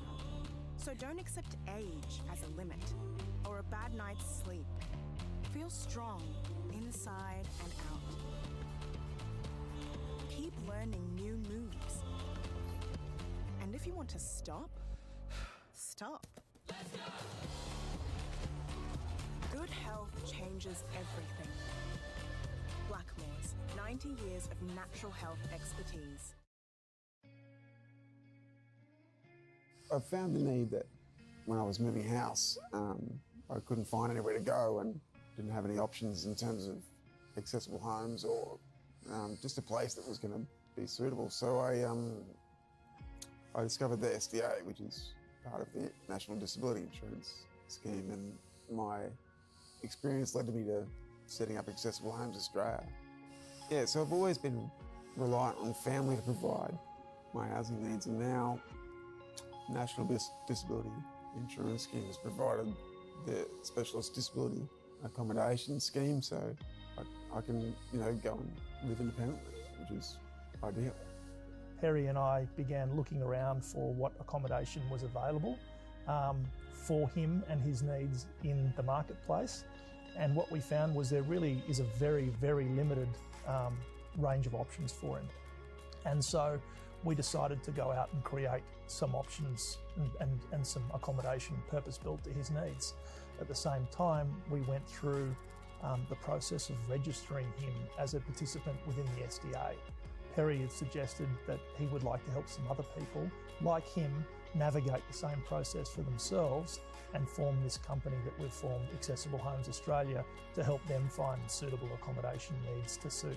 What better thing is there than being able to look at a list of properties and have a choice and say, I want to go and live here or there and have some freedom in your life. And we've never had that before, and now we do. I'm grateful to the guys around me and people around me that have helped me set this up and get it going, because it can't happen fast enough now. People are out there really in some pretty dire situations, living in not the best circumstances, and we can change that. There are thousands of Australians out there with all types of disabilities, and we encourage you to jump on our website, reach out to us, contact us, because we can help you through the process and find you a home.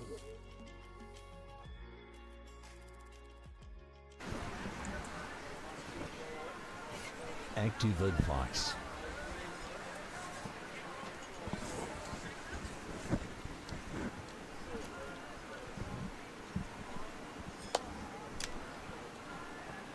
All right, so we have our first score for yellow. It's a 5.33.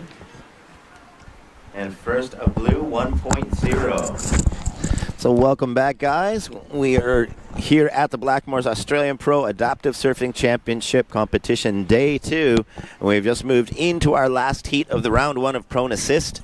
And let's watch this. Nice cut back. This is Cliff Geralton for Team Australia.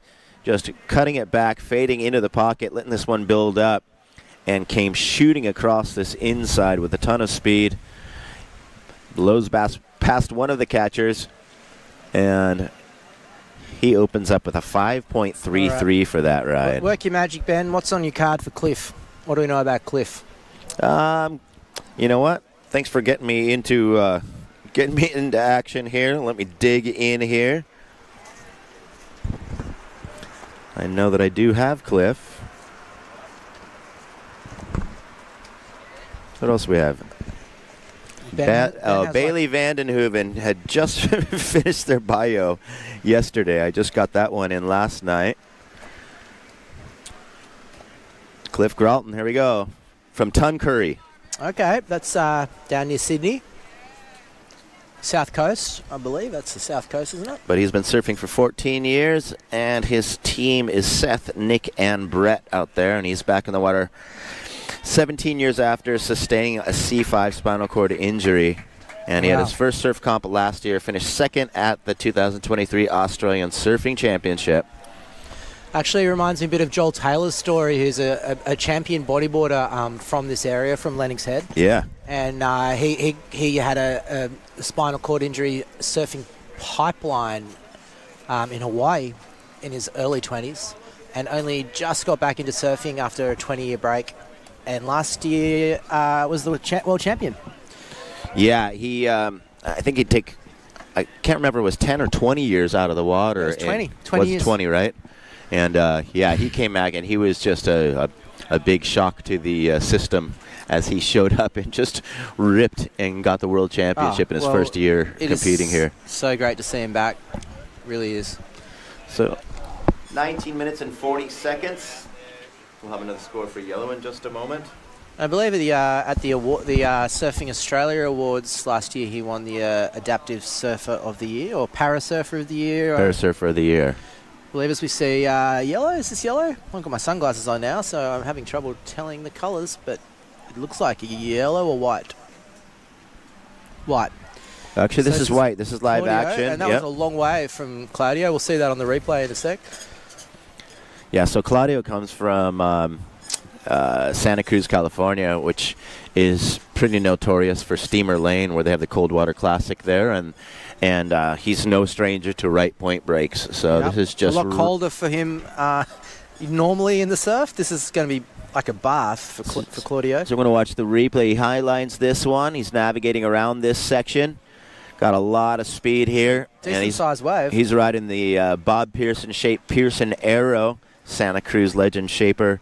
And he rides it as a single fin, but here's him redirecting there. Good wave and the selection. offshore pushes him out the back a little bit, but he'll be seeing his first score in just a moment.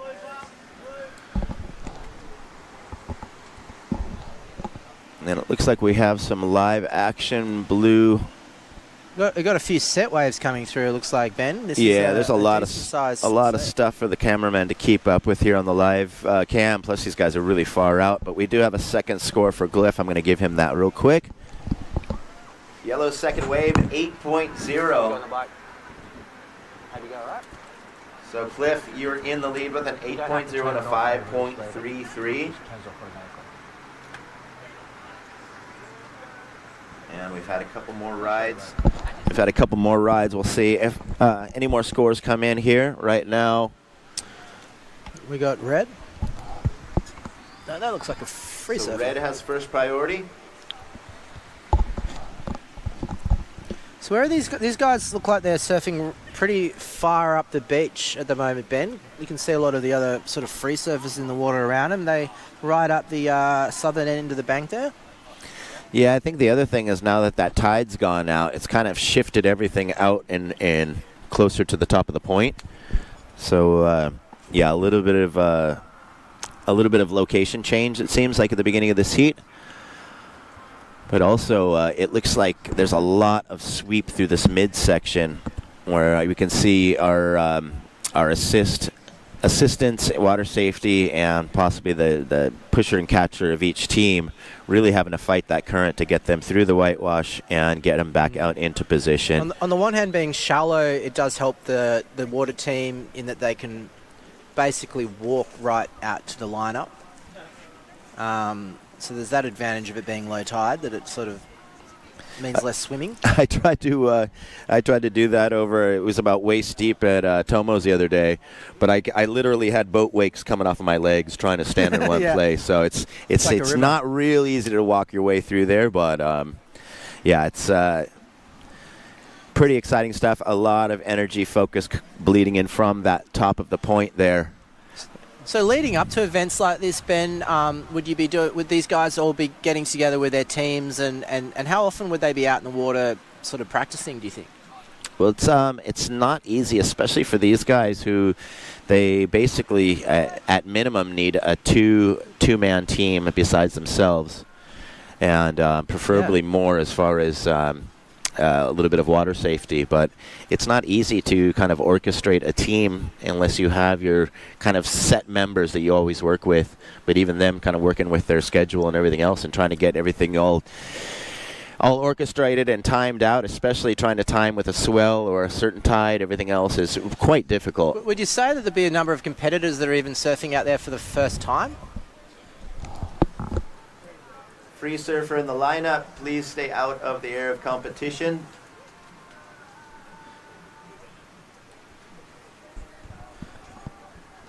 And we have a second wave for blue. It's a 3.33. Yellow still in the lead with an 8.0 and a 5.33.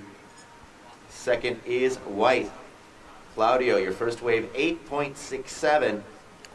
And Bailey Vandenhoeven, you're in third place with a 3.33 and a 1.0 time call, 15 minutes. First priority red, second priority blue.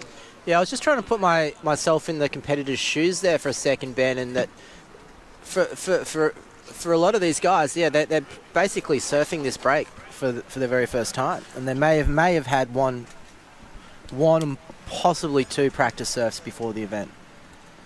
Yeah, and also a lot of these guys got here early on. I've had about a week, and the week prior, I guess, was super pumping out here, and would have been, especially for this division, would have been really, really hard to kind of get out there and get into position to find a good one.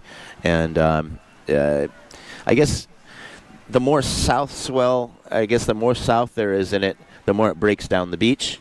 And then I guess as the east turns in, it kind of turns in this pocket. Yeah, well, I think the thing with the east direction swell is the waves often aren't as sort of lined up. They're a little bit sort of broken up. Whereas the south swell is generally a bit more ruler line. The waves are a bit more defined, which we'll see on the Thursday and Friday competition. Was it the day before yesterday? I got a body surf down in the center of the beach, and there really wasn't much up here as the swell was kind of getting blocked by this headland right here. Yeah, that's right. Yeah. And so even if they were out practicing, they probably wouldn't have been practicing on this part of the beach. No, and the headland provides a fair bit of protection from the wind as well. From if we have any sort of east or north in the wind, it just stays nice and clean in here.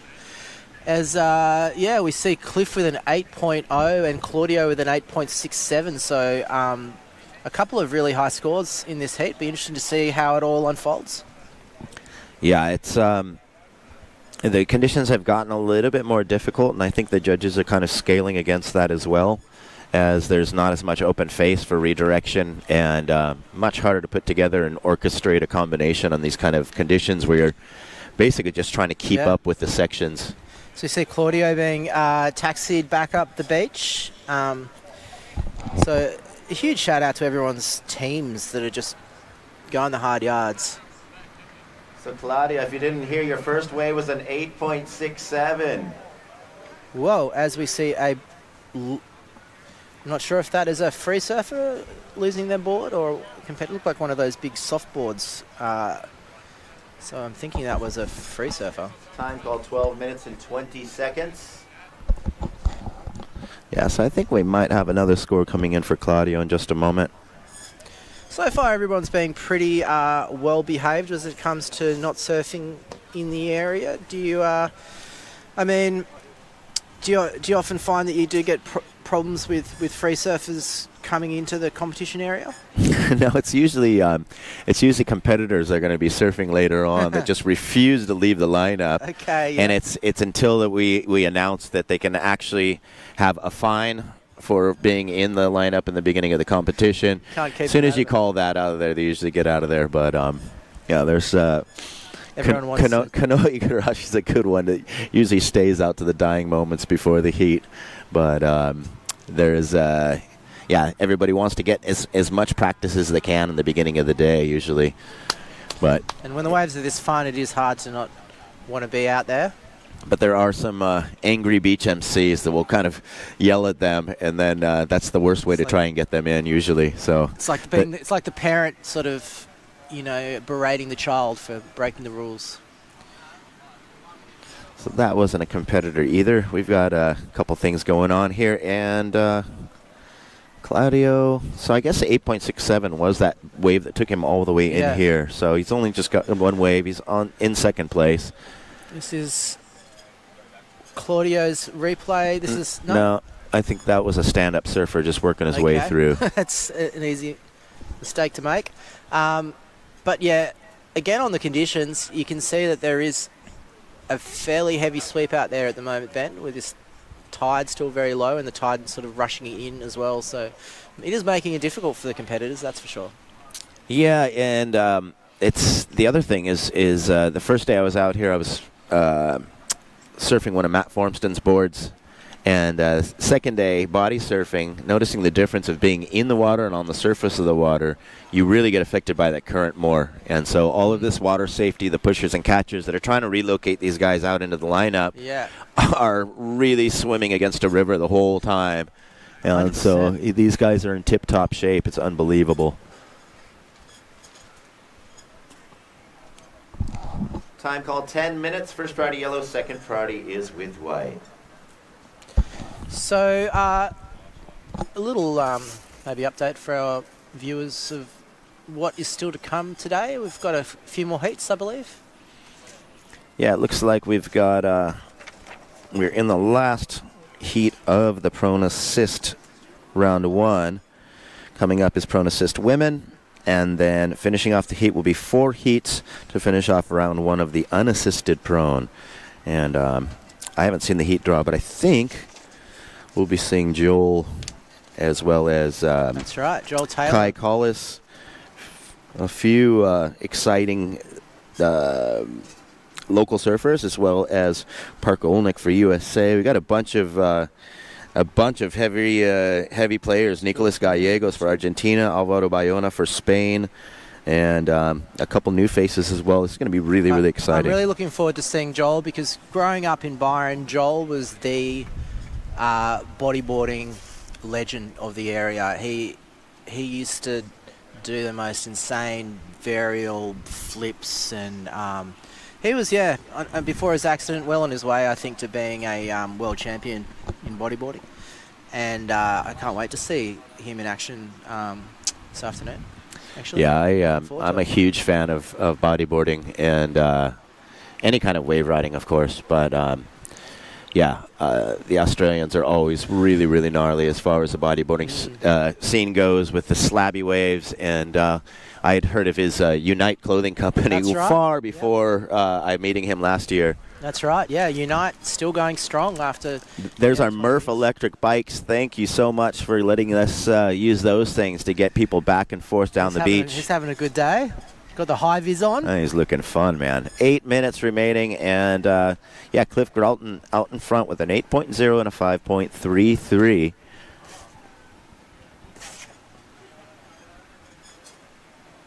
And so Cliff also does sports photography. And so if you want to check out his sports photography, it's at c.captures_sports.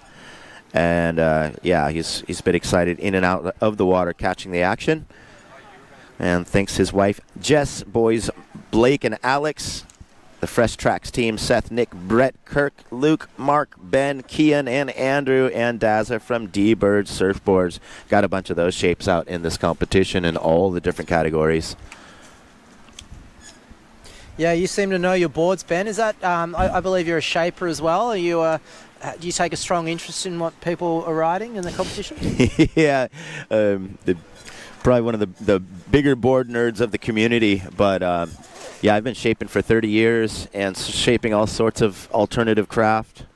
And within the last 3 years, I've started working with a lot of these athletes in developing a little more dynamic high-performance prone board, which is pretty exciting. It can make a big difference to your performance in the competition. Slight alterations to surfboard design, and I guess it's still in its infancy in some ways, the adaptation surfcraft. Yeah, and slight alterations don't interest me, so I've been trying to do leaps and bounds. Radical and just, stuff. Yeah, get as radical as we can and make things that look like nothing ever before. But yeah. What do you think of the the George Greeno spoon board? It was from the 70s. It was that was his board that allowed him to get into the. He was the very first person to capture the inside of a barrel. George Greeno has been my Lord and Savior since the beginning of board design, and one of the promises of Mono for me coming here is that he was going to set up a dinner and possibly a surf with George. It's very hard. Well, Mono's being very ambitious there. Getting George out of his pyramid castle and broken head is not an easy task. I think it would be taking me to the pyramid. Yeah. And then I don't think the conversation would be pretty one-sided, because once George starts talking, it's very hard to get a word in edgeways. I'd be happy to be in the same room and just listen to all said. And originally coming from Santa Barbara, California, and so a little bit to talk about, but I've always followed his... He built a sailboat and sailed over from Santa Barbara. That's right. But he's the one to thank for the shape of the modern fin, when we had these crude blocks of square wood stuck on boards with zero direction change. He was studying the tail fins of tuna. That's right, yeah. And he's the first one to do a high aspect ratio fin and put flex, and was the first one to go vertical on waves, and which later fed into shortboard surfing of today. He knows his history. That's it's great to know a lot about the history of the sport and equipment. Yeah, it's also, I mean, now especially being mixed up in board design for these guys is knowing all the different generations and the different experiments and features of different boards, and seeing what you can combine up and make a little jambalaya and come up with something new out of old parts. Is anyone competing on your craft out there in this event, Ben? Or no, unfortunately, I've made a few boards for Jose Martinez. He's had some great performances on that. I did a collab with Bob Hurley for Jesse Billauer's most recent board. He hasn't tested yet. We have a rider in Brazil that's real hot. Here we got some live action. Is this blue or yellow? You can't really see. They're below sea level. It's really hard to see. He's about to come into view. You're gonna have to put the cameras on top of the truck. Yeah, the rider has still disappeared there, but Time call 3 minutes and 45 seconds. I imagine the judges have a slightly higher elevation. So I believe that was blue. Oh, we've got Cliff up and riding. Goes to red. Cliff on a nice looking Yellow wave. up and riding. Let's see if Cliff can ride this one all the way in. Does come off the lip there. So first pride will go to white, second pride will go to red. So a couple of scores to come in, and that was a good backup wave for Cliff. I don't know, I'm not sure if it'll challenge his 8-point ride, but we'll see. So you see the replay of Cliff. Good wave selection here. This wave offered him a little bit of a open face. And yeah, I like this little end kind of readjustment. Kind of doesn't quite ride out of it. But Yeah, a little bit of turbulence in the flats there, but man, he nearly came out of the bottom, dropping out of that wave.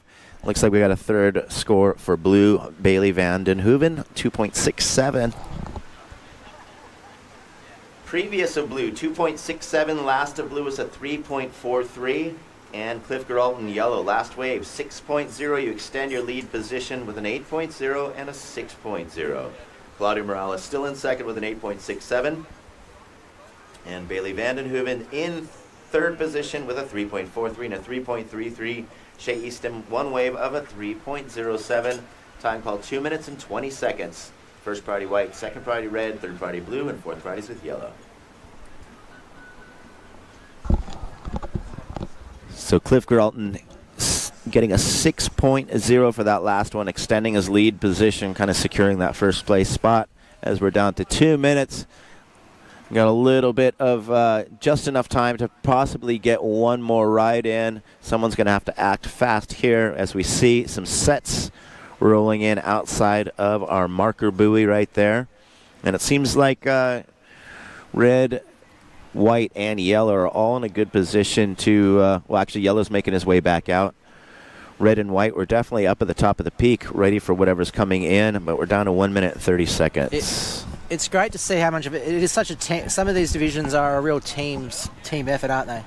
Yeah, you know. It really is, and yeah, everything needs to be orchestrated well. And some of these people are actually working together for the first time, and we've got volunteers for the riders who've come without their own pushers and catchers, and to really build that relationship in a heat is a stressful and hard task, but everyone's doing great.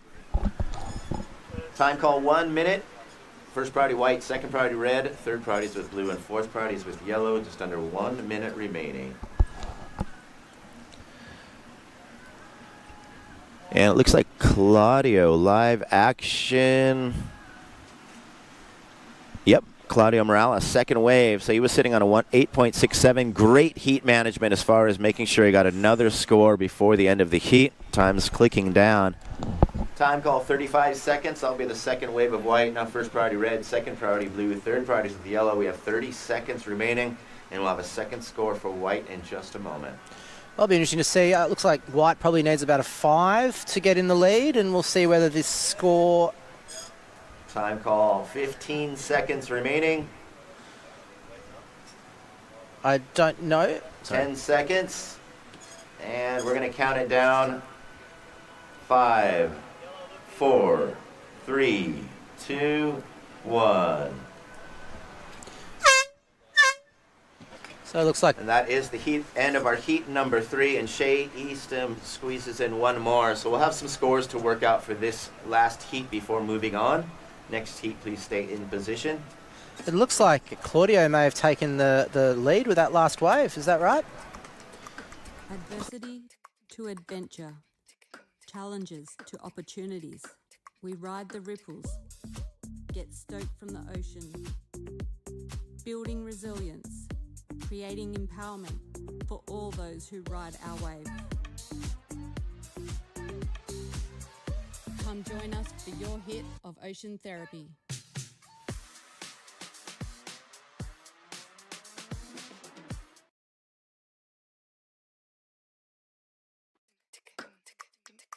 Adversity to adventure.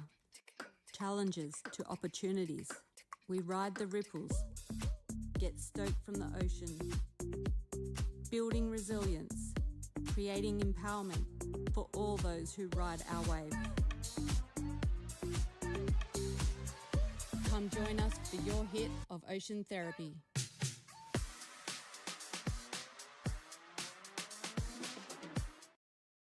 Good health changes everything.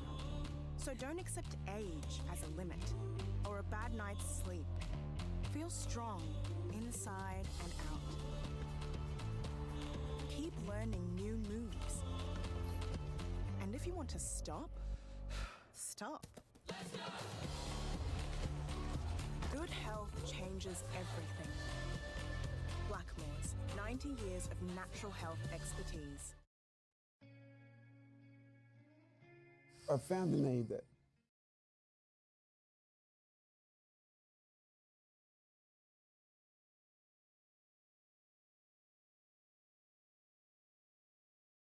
in our Pron Assist Women's Semifinal Heat number 1 in All Australia Heat, Jocelyn Newmiller in red, Annie Goldsmith in white, Chloe Munane in yellow, and Grace Kennedy in blue. And we have an opening ride. That's Jocelyn Newmiller. Long wave. She's found a beautiful wave here. Look at this wave, Ben. This is lining up for her. And yeah, all the way through. That is a beautiful ride from Jocelyn. Yeah, Jocelyn's always been a very, very strong competitor. I'm grabbing up her card now, but that was sick. She works really tight with her team of the 2 Matts and Vance that are always traveling with her. So she's got really good communication with her team, which is very, very crucial. And always a top competitor, really in tune with her equipment. Should get that replay. Yeah, she's running a cool little blunt nose board right up on the tip of the nose there. Bangs that one down. We've seen a lot of competitors go down with that same maneuver, and she was able to muscle herself out of the flats on that one. Yeah, I'm thinking that's going to be a high score. That is a very high score.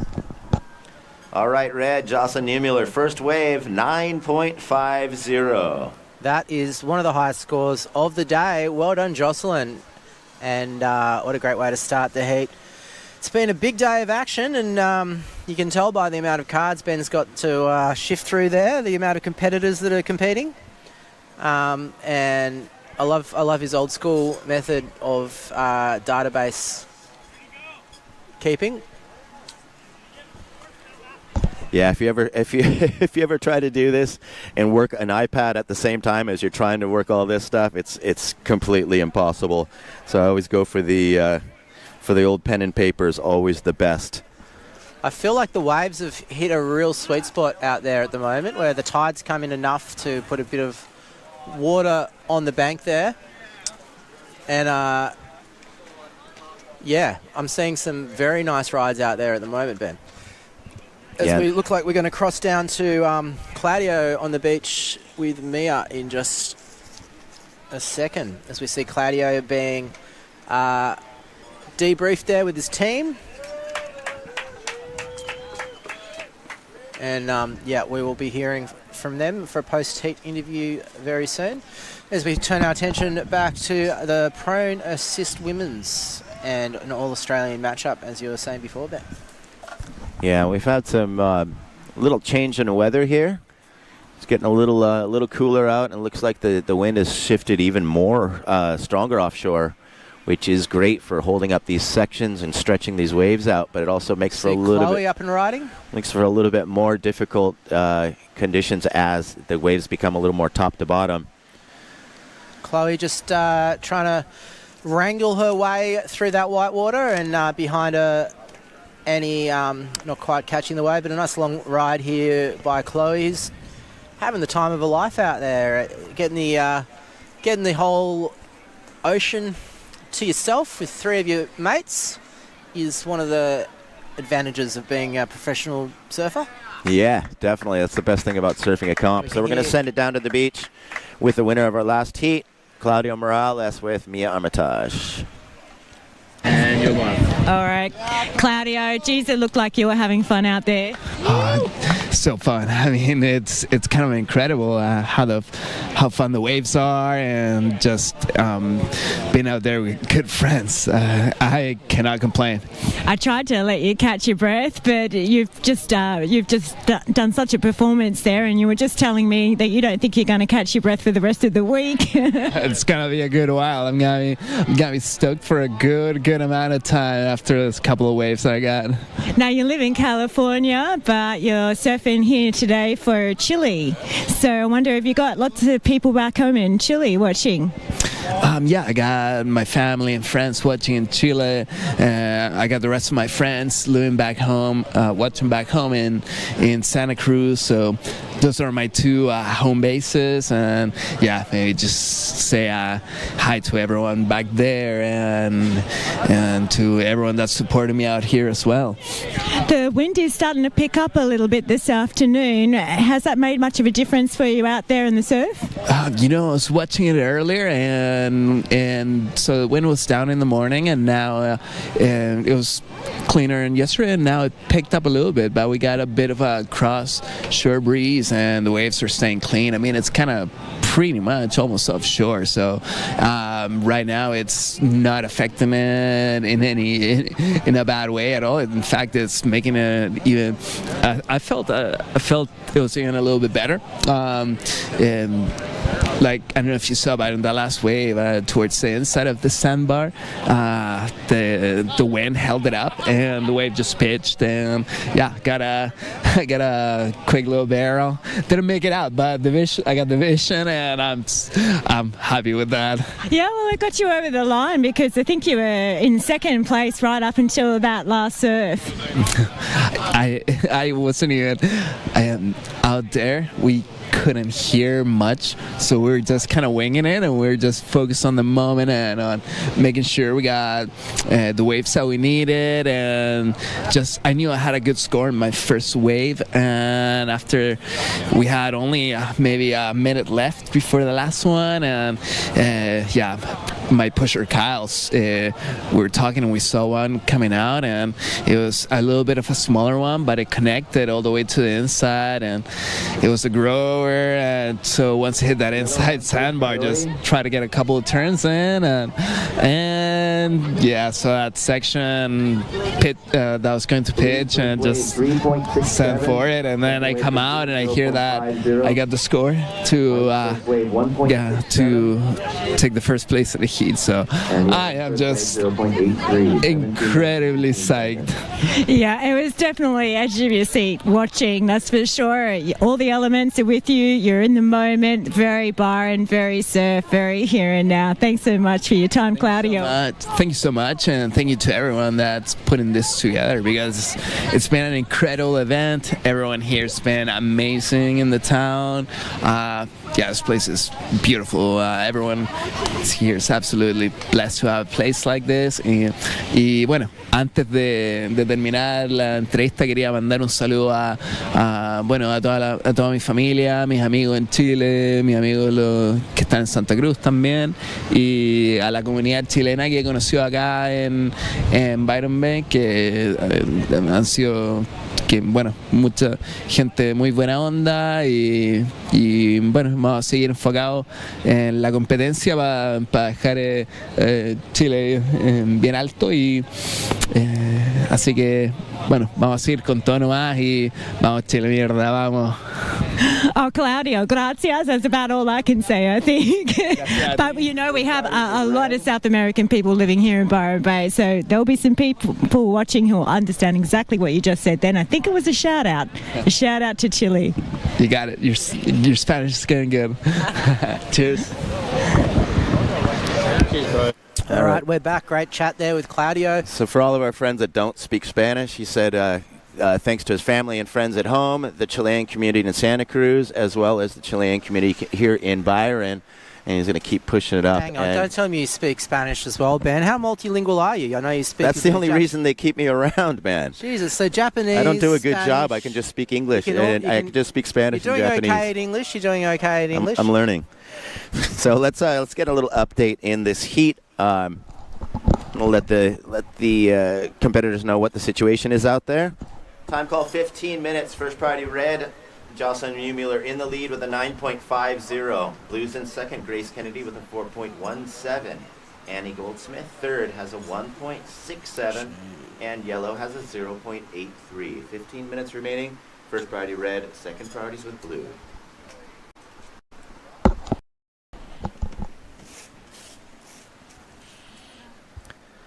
So yeah, Grace Kennedy in second place. Jocelyn Mueller always a name to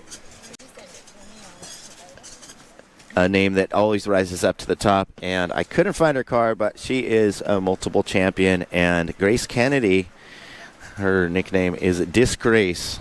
She comes from Caves Beach. I love it. That is so Aussie. And surfs Aussie Pipe in Jervis Bay. And she's only been surfing for 18 months.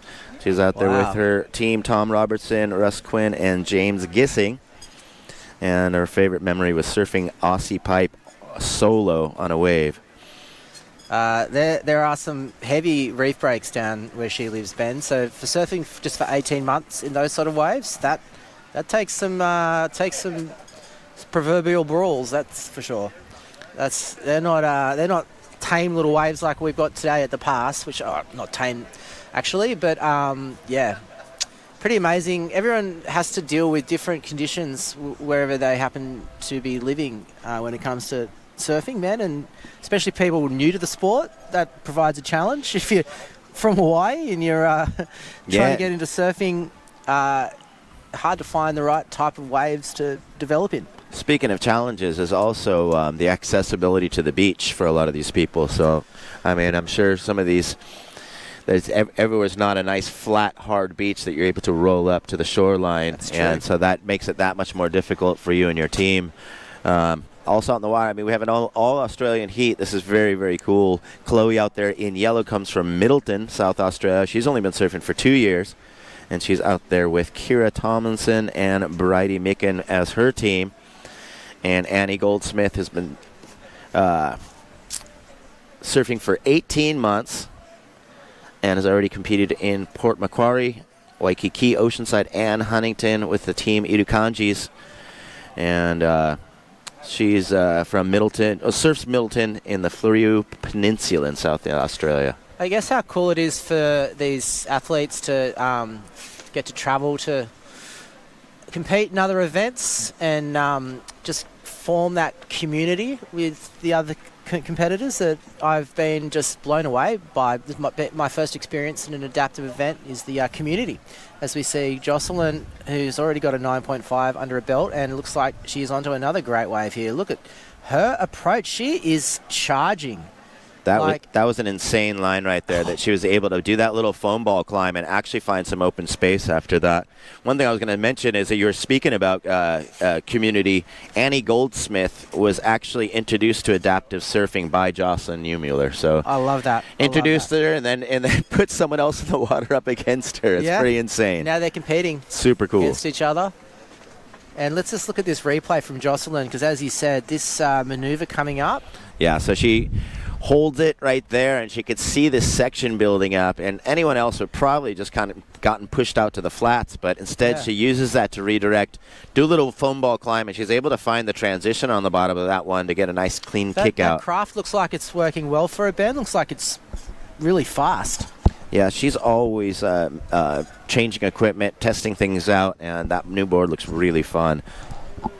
Red's second wave, 6.33. Red's in the lead with a 9.50 and a 6.33. Grace Kennedy blue in second with a 3.67 and a 0.50. White, Annie Goldsmith has a 1.67 and a 1.10. Oh, we see a bit of a wipe out there from Chloe, catching a rail and coming unstuck, and you can see her team there racing to make sure she's all right. Time called 10 minutes and 45 seconds remaining. So no shortage of waves out there. In some surf events, Ben, a problem can be consistency of waves and having to wait around, but definitely we're not having that problem today. No, this place is an absolute machine, and a lot of times we only have the beach for a number of days. That's our little window, and sometimes we miss half of the window with no surf at all on offer, and here's been just non-stop. I feel like Mono has some very good karma built up, our contest organiser Mark Mono Stewart, because he's managed to score a great week of waves here, as we see Chloe on a very nice looking ride through the inside section here, and that's a beautiful ride by Chloe. So yeah, I'm just trying to figure out if green is yellow. I'm pretty sure green is yellow. But I don't see any priority on the board right now. I don't think they're back out into the lineup yet. No surface in the lineup to have priority given. Last of blue, 1.0 did not factor in. And last of yellow, 1.23. 9 minutes and 20 seconds remaining. So this last ride from Chloe in yellow, a very nice long wave. She takes it all the way in and hits pretty hard there on the that inner bank. As you can see, it is very shallow, the sandbank. But the waves are firing, really. There's no other way to describe it. There's some beautiful waves coming through out there. Yeah, I mean, this is about as good as it gets for any competition. Usually, we'll be lucky to get maybe a few rounds in really good conditions like this, but to have it basically good from the beginning, from the start of things yesterday is just amazing. Well, we've had this incredible sandbank here running all the way from the past out of the beach cafe, about a 2 kilometre stretch for a few years now, so a couple of years at least it's been here, so it's no surprise to see such good waves, but to have such perfect conditions as well is a dream come true. So situation of the water, first priority yellow, second priority white, third priority is with red. 8 minutes and 15 seconds. Red in the lead with a 9.50 and a 6.33. Blues in second with a 4.50 and a 3.67. White in third with a 1.67 and a 1.10. And fourth yellow with a 1.23 and a 0.83. Time called 8 minutes. So just a reminder, after this heat we have got 4 heats of the unassisted prone, and we can expect some pretty solid surfing out of those last 4 heats, so definitely stick around to the webcast and even come on down to the beach as we see White Annie on a nice wave from right out the back, and this looks like it's going to go through this section. She may get caught up there, but that was a pretty decent ride. And just behind, we got yellow. It seems like the competitors do have a decision to make as far as where they are going to surf on this bank, because there are some closeout sections, so it's about finding that wave that allows you a bit of travel time, Ben. It's not that easy to find.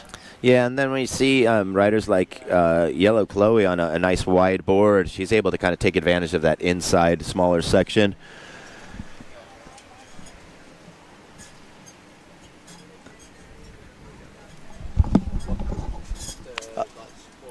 Okay. Going to cross to an interview with Mia, I think. All right, so we're going to go down with our water safety crew and Mia Armitage on the beach. Who we got here anyway? Vern Winter and Nick Reeder. Vern and... Nick. Vern and Nick, can you just turn around and so everyone can see what it says on the back of these rashies you got? Crew! Okay, so crew for? This stuff going on now. Oh, this stuff, yeah? Yeah, what about for a person? Yeah, so we're just helping out the surfers out here, just making sure they're all safe when they're coming in from the water, just picking them up on the chairs and stuff. Yeah, have you guys done this for very long? No, this is actually our first time ever doing something like this. We're just down from Palm Beach Currumbin State High School. We came down to Sport X there to do this, to help out, because one of the boys that used to go here's surfing, competing today. Currumbin State High School, so that's on the Gold Coast. So are you guys both high school students? How old are we talking? Yeah, we both are. I'm 16. I'm also 16 and we're in grade 11. You're in grade 11. That sounded a little bit like a Kiwi accent there. Yeah, I moved over here last year from New Zealand. So I haven't been here too long. It's actually my first time down in Byron. But yeah. Yeah, what do you make of it so far? You know, you can't beat New Zealand, but it is pretty good.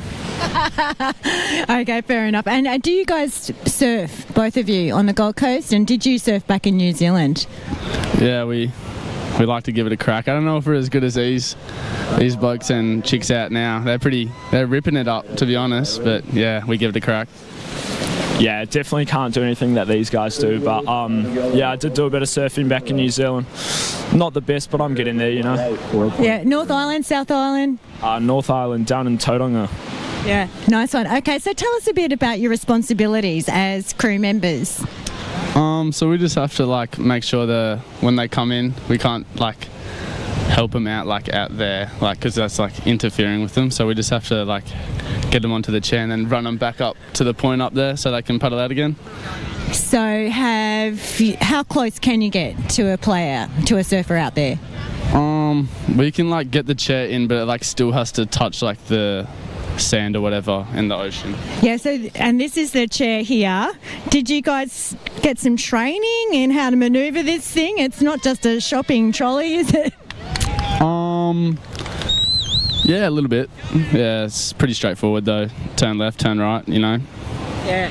And how have you found meeting all of these surfers from all around the world? Oh, we've had a few good chats with some of them.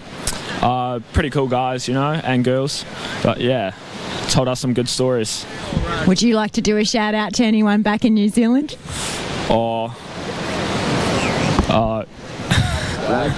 Shout out mum and dad. Yeah, shout out the bro Tama. Love him. Yeah. You got anything you'd like to say to anyone back in Currumbin? Yeah, it's a good school up there. If you don't go to school, you should go to school. How many of you guys are down here from Currumbin State High School? There's I think there's 6 today, but yesterday there was more people because it was the juniors, and there was about like 15 maybe yesterday. So it was a bigger group yesterday, but yeah. Obviously the bigger group today, but you know. Yeah, well, it's a real community event, and it's great to get the high school students involved. So if anyone from your school hasn't gotten involved this year, you got some words of encouragement for them for future events? Oh, definitely got to get down here next year if it's wherever it is. But, you know, yeah, it's a good thing to help out with. Great just meeting all the surfers from around the world. Thanks, guys, and thanks for everything you're doing to help make the event possible. Thank you. Have a good one. All right, thanks to Mia, and we are back. We've just got a couple minutes left in this heat. Yeah, so Jocelyn Mewmiller put another excellent score, 9.17 for her third wave. Grace Kennedy's last fifth, 4.50, and the third wave for Chloe was a 4.60. Here's that replay of that 9.17. Draws it back, got a little bit of open face to deal with here. You see her taking that high line, really need to get that speed up. Does that same tap. She's really good at getting up on that whitewash and making sure she gets around the section and hits that end section over the double up. Can she make it through? She does, and she fades it back to the inside for another little tap on the wash. Not done yet, and rewarded with a 9.17. 1 minute and 40 seconds remaining. First priority blue. And the highest total heat score of the day for Jocelyn there with 2 9+ rides.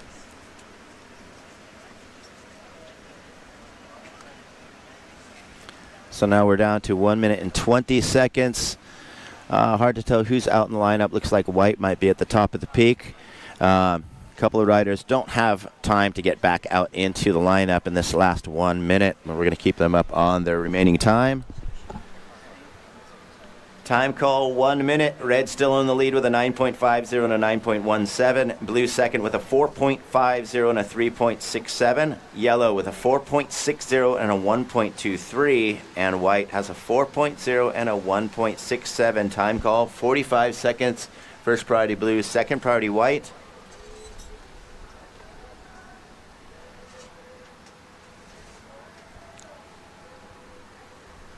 $35 seconds remaining.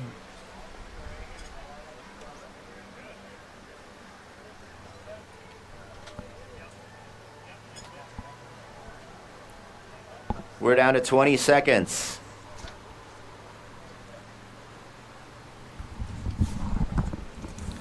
And attention riders. 10 seconds remaining, and we're going to have to count it down. 5, 4, 3, 2, 1.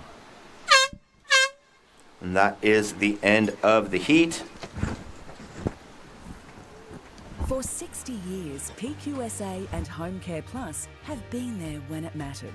We're the experts in spinal cord injury and deliver quality, safe supports to people living with all disabilities. with more than 5 million care hours provided in the last 10 years alone. We've grown into one of South Australia's largest and most trusted service providers, but we're not done yet. It's time for us to evolve. Join us on our journey as we unveil our new brand.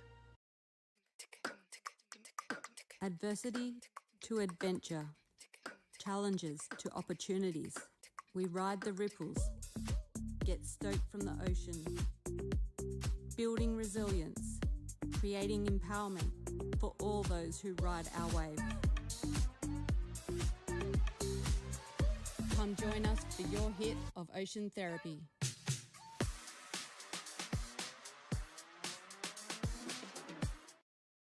Good health changes everything. So don't accept age as a limit or a bad night's sleep. Feel strong inside and out. Keep learning new moves. And if you want to stop, stop. Good health changes everything. Blackmores, 90 years of natural health expertise.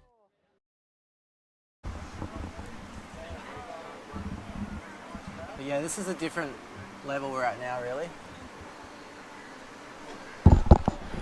All right, so we're back to our live action. Once again, this is day 2 of Blackmores Australian Pro Adaptive Surfing Championship, and we have just seen 2 rides for yellow and red. Chris Astle and Kai Collis were in the unassisted Pron division, round 1, heat number 1, and we'll have a couple scores to get things started. And this has been Way here with Danny Southfield. We've been seeing some amazing conditions and some great riding, and we're going to call out this first ride as we see yellow. Fades it back, lets this thing build up on that shallow bar. Staying in the pocket, redirects it. Draws it up, looking for this next section. Oh, fits in. Yeah! Love that little side slip there as he came into the barrel. And it's not easy to keep your legs on the board. They did a great job right there. As he's redirecting, it finds that inside, all the way inside, and they got that nice kind of staggered bodyboard style stance to really get up and under that thing. So that was a great opening ride, and here we have that score. Yellow's first wave, 9.50. And red's first score, 8.83. 22 minutes and 30 seconds. First priorities with white. So yeah, this is exciting, for sure. Seen a couple of big scores already in this first of the unassisted prone division. Is this gender? Is there a gender aspect to this division, or is it all? Is it a co-ed? No, we'll have a prone unassisted women's division as well. Is this the men's unassisted prone? Yeah. Okay. Just didn't specify that on the. Yeah, no, you would think because we did have the women's kneel up on the title. I just wasn't sure if it was just all in. Yep. But yeah, it's you can see the difference in approach, and also the lower level of physical challenge for these guys. So you can see them really getting all over the wave, and then riding a bit shorter equipment as well. Yep. Because of their strengths, and so they're able to fit into places in the wave that most of the other ones. Jet ski assist for surfer in white. Are we allowing jet ski assist now? That's a new development. No, I believe that white is one of our assistants, one of our water safety. Right, they're being the assister is being assisted. Assistance for the assister. Yeah, I see some swim fins on there. Okay, well, that makes more sense. I hope you guys have been enjoying the broadcast so far down here at Captain Cook's, where we're situated till Friday. And love to see some more faces down on the beach enjoying the action and cheering on these incredible athletes. So yellow, once again, Chris, your first wave, 9.50. And red, Kai Collis, 8.83 for his opening ride. First priority white, second priority red.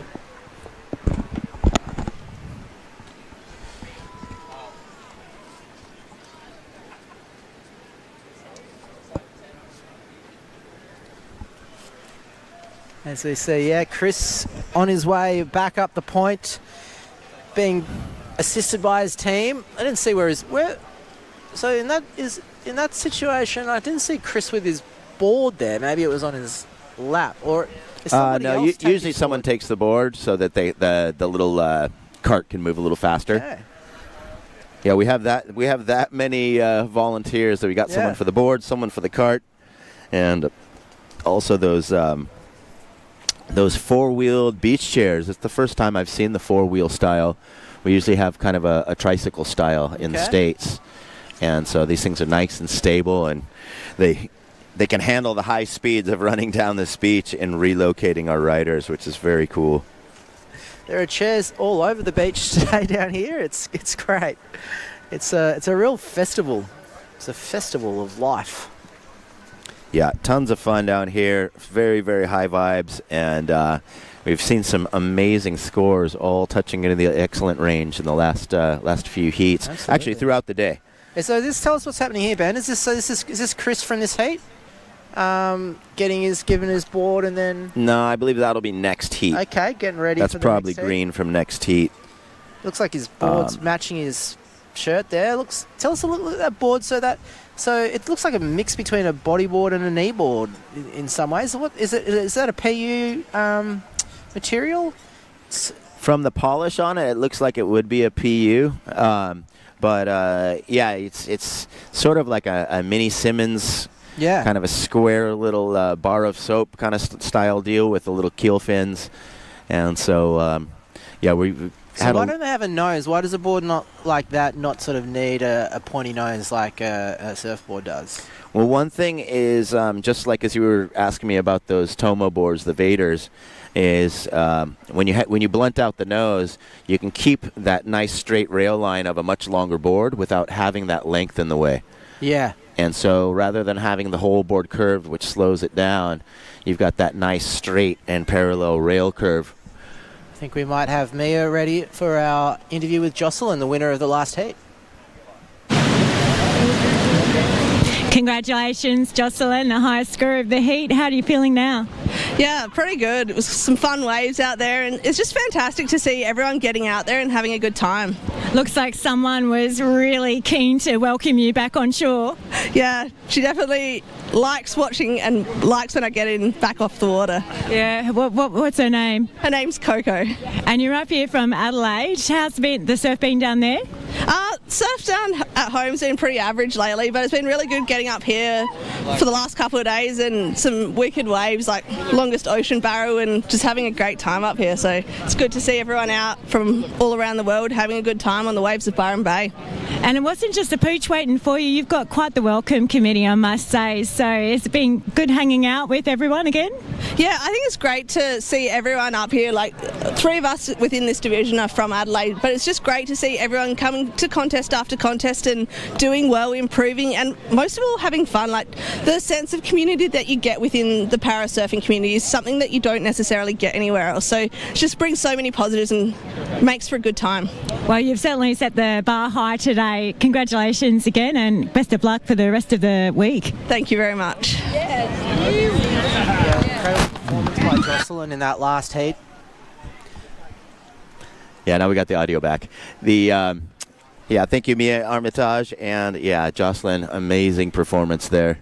She seems to have a lot of support down here on the beach with her, and got her assistance dog. As we see a replay from Kai, and this wave was really well. You probably heard might have heard the screams from the beach as he finishes off this wave at the end with a big floater manoeuvre. Comes around the section, waiting for the wave to open up, and then hits the lip here and rides out of it. Insane. That was nuts. Yeah, the fact that he could keep himself glued to his equipment is just insane. And an interesting little fact is his go-to boards blew off the roof of his car and were run over by a truck before the competition. That is not what you want to happen. And his Shaper wood surfboards got him some new equipment, and it is cool looking good. It's got like a turkey or something on the as a decal on the board there. So Red, second wave, 6.0. Red goes to the lead, change in situation. Red with an 8.83 and a 6.0. Yellow now in second with a 9.50, and White has first priority. So we're seeing some big scores go down in this heat, Ben. Yeah, this is to be expected, and then throughout this whole round, we're going to see some really, really vicious competitors. So Joel Taylor in the next heat, a local from just south of here, Lennox Head, and as we mentioned before, only got back in the water after a 20-year break from being a professional bodyboarder. As we go to an ad break. No? Nope, no ad break. We're sticking on it. Yeah, so you're free surface out the back there, but not interfering in the competitors. There's Mono flying up the beach, getting ready. Is he? He's not competing today, I don't think, but he's just having a ride up the beach. He's going to go have a nice little practice surf. It looks like. Look, it's like bloody. It's like a rock star's just showing up to the beach. That was like me on the back of your bike yesterday. Yeah, we didn't get people cheering us though. Oh no, you just didn't hear them.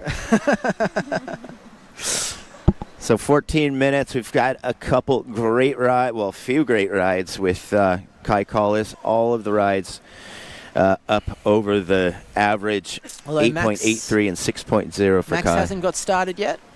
Looks like Max is still waiting for his opening score. He will have heard those other scores being read out and be thinking, I got to wait for a good one. I got to find a good wave. Yeah, now you've got one less competitor than some of our other heats, which were 4-man heats. So when you're 3 people in the water and you've got this many good waves on offer, you really can kind of be selective and take your time. I feel like we might be seeing a few tubes being ridden over the next hour or so, Ben. Do you get that feeling? Yeah, I wouldn't be surprised. It's a perfect mix. You get that low tide with this offshore, and I figure at some point soon the tide will turn and start pushing in, which will probably increase the frequency of those sets, have a little more push behind it, and then with that extra push against the offshore, that creates some fun little pockets. And Joel Taylor's one who's definitely no stranger to getting heavily pitted, and so he'll find he'll find some coverage from the sun, I'm sure. You got that right. Time call 13 minutes, first priority white. One of Joel Taylor's best mates is the singer of Parkway Drive, which is the local band that are possibly the biggest metalcore band in the world, and Winston a great bodyboarder in his own right. So we may see members of the famous rock band Parkway Drive down on the beach supporting Joel. Very cool. Are you into your heavy rock music, Ben? What sort of music are you fond of? I'll take a little of anything, actually. But yeah, when I was a kid, I got real into all sorts of metal and thrash and punk and all the way to like really growly death metal. I had some friends that listened to some pretty gnarly stuff. But yeah, I'm older and I'm much more relaxed now. 12 minutes as we see Kai Collis already zipped himself back out to the lineup on his third ride. Oh, here we go. Heat. Oh, that was. Got a little drift out. And I noticed on that wave, Kai sort of using some paddling to adjust his positioning on the wave. So I guess you're allowed to paddle while you're on the wave. There's nothing wrong with that? Yeah, no. And then he's also he's really good at throwing his arms in to pivot and kind of engage the rail like we see there.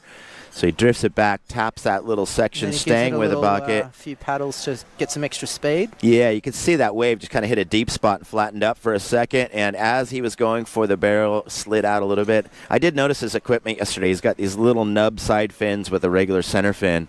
And so it looks like the fins didn't quite engage right in that little corner right there. But on the more open face parts of the wave, he's really doing some great direction changes. And I guess that paddling thing is a bit like when you're on a skateboard and you give yourself a bit of a push to give you a little push, a little extra push to keep going. And so that's Max Devery. Getting his first ride. Yep, also getting caught up high on the wave and getting himself back in there for that redirection.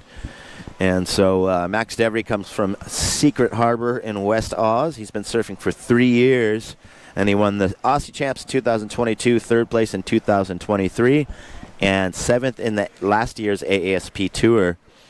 And so, yeah, it's great to see these guys. And he's out on Zag surfboards. That's a local shaper that's really getting into the adaptive equipment. And I had a chat with him, and we've had a long time conversation over social media, just met this time. Yeah, oh, cool. And he said that one of my shaping videos was the first thing that he studied when he got into shaping. So that was some nice music props to my ears. Yeah, good props. So last of red, 5.17. First of white comes in as a 4.0. So the third wave of red does not factor into his top two. He's got an 8.83 and a 6.0. Max Devry's opening wave comes in as a 4.0. Yellow has first priority. We have 10 minutes remaining.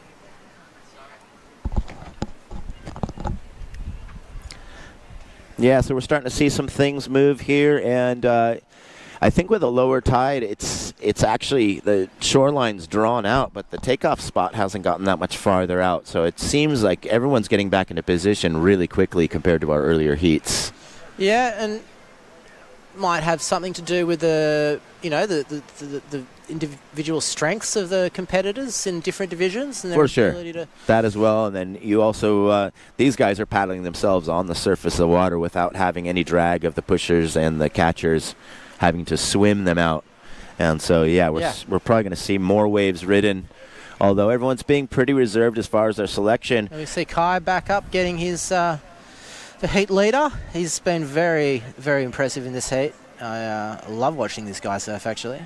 Yeah, he's really good at fitting these combinations together and constantly exchanging rails. See that high line kind of pops it down into the face there, showing the judges some variety in this combination. And I like how he set himself up for that front side bash right there. That was a very, very cool maneuver, very difficult to set himself up and kind of orchestrate his line up in there perfectly. So I'm excited to see what the judges give him for that fourth ride. Right now, 8 minutes and 30 seconds.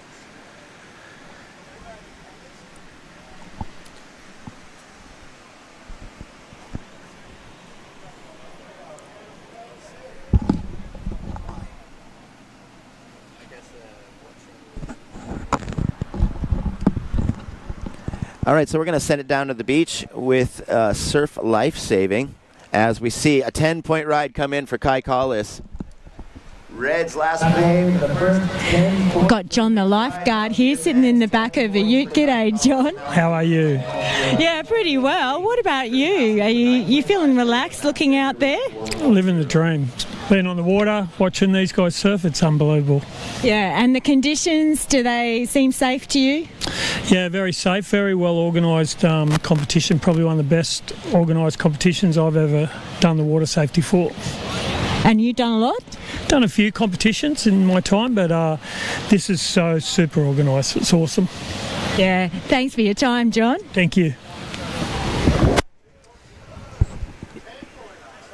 Yeah, big shout out to the Surf Lifesaving crew. Once again, Kai Collis, last wave 10.0. Big round of applause for the first perfect ride of the event. Time call 7 minutes. Yellow has first priority. Let's watch it go down, Ben. Let's enjoy this 10-point ride. Well, I mean, the judges just rewarded them using every possible space of scoring potential on this wave, constantly redirecting. And the other thing is kind of the frequency and that fast rhythm in between, linking up those maneuvers, showing the flow, and also finishing it off with a very, very extreme frontside bash right there. I say frontside as though it's not necessarily a goofy or regular when you're riding in this, but it's just amazing how he set himself up there. And just watching the board, I mean, it looked like someone just doing a frontside hit on the end section. And I like that, how he high lines it right there, kind of pops it down, gets like a little mid. Like he'd lost a fair bit of speed before he hit that section, but still managed to punch right through it. Like he sort of lost a bit of speed coming into that section, but then he just punched. Yeah, not only for the score, but that's definitely one of my favorite rides of the event so far. And it's exciting for all the other competitors to see that there is perfect scoring potential out there. So Kai Collis, he's new to the community, and in 2022, Kai had a vascular condition that caused swelling to his spinal cord, causing spinal cord injury and the loss of his legs. And 3 months after that, he was right back on a board and came and showed up to win the Hawaii AASP 2023. And third in Costa Rica and won the U.S. Open in Oceanside. So new face that just came onto the scene hot, and that last ride shows you why. Yeah, it's Yeah, I've heard a lot about Kai, actually. I remember before the event, Mono telling me about Kai and to watch out for this new kid on the block in the world of adaptive surfing, and he has burst onto the scene with a 10-point ride, a perfect ride, so he has got to be happy with that. And Time call 5 minutes. Next heat is welcome to enter the water. Yeah, and what I was going to say is just as we saw our local lifesavers, Kai was a life-saving since he was 6. Right. So he's no stranger to the ocean. You can see how he's just got that crazy connection with the ocean and the waves. And sponsors are Mom and Dad, The Body Method, Wood Surfboards, and he loves surfing, bodyboarding, swimming with whale sharks, and he's just an amazing kid. he is a waterman, that is for sure. And Not a kid. He's become a young man even since last year when I saw him. Yep. And big shout out to the Surf Lifesaving crew who are they're just here to keep an eye on things, Ben, at the moment. They're basically just making sure everything is running smoothly, and it looks like this event has got all the boxes ticked and everybody is having a safe environment to compete in. Yeah, as perfect and contestable as the conditions are, it just looks so fun and playful, and color of the water, nice and warm. You got a lot of these competitors coming out of practicing all year long in cold water and full suits, and just the freedom of taking off that rubber and just being able to have full mobility is very, very crucial. Absolutely. 3 minutes and 45 seconds remaining, and we got our competitors lined up at the top of the point. It looks like Kai is going to get another one, and Kai is just loving the pass. I was watching his free surfs, and he was doing the same thing, and look how he does that arm exchange. You can tell there was not much more scoring potential. Wants to stay close to the top of the point to save himself crucial time.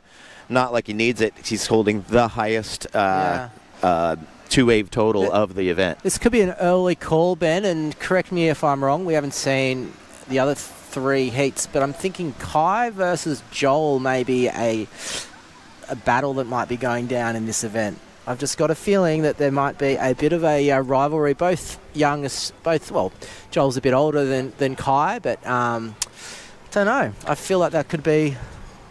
We could expect them meeting at different points in this competition, but as I look at this list, there's some pretty gnarly dudes coming up. As I said, I'm getting a bit ahead of myself again. No, but there's a lot to get excited from just from this first heat. I'm just pumped for for some of the matchups.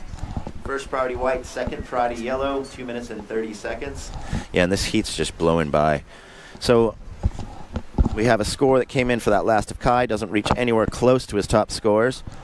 Last of red, Kai Collis 4.40 does not factor into your top 2. You're still in the lead with a 10.0 and an 8.83. Yellow with a 9.50 and white with a 4.0. We're down to 2 minutes. First priority white, second priority yellow, and third priorities with red. Yeah, we'll hear from Kai after this heat how he feels about getting a 10-point ride. Maybe this is his first ever 10-point ride, so a special day for Kai. This is our first heat of the unassisted prone, and it is winding down with just over a minute to go. It's been a big day of action. I'm feeling pretty fatigued. I'm sure Ben is more fatigued. He's been on the mic since 8 a.m. and two mics on two mics. He's going to get off air in an hour and just probably go dig a hole in the sand to crawl into and have a nap. Dive into the ocean. I'll go dig into the sandbar first, get a little refresher.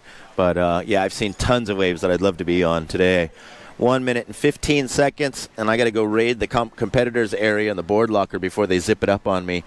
So I brought the trunks down today. Have you got access to just picking whatever board you decide? Is that part of the VIP nature of a commentator? No, I wish, but a lot of these boards are so rider-specific that they wouldn't work for anyone but the owner. But I've got a pretty cool little twin fin from Mono that I've been itching to take a ride on. So that'll be a lot of fun.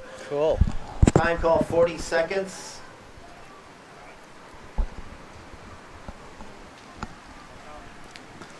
And Kai with a massive heat combo, but still not as big as Jocelyn's combination.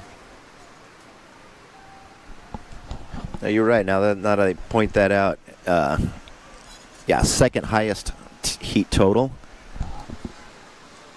Time call 15 seconds. 10 seconds. And attention riders, we're going to count it down. 5, 4, 3, 2, 1.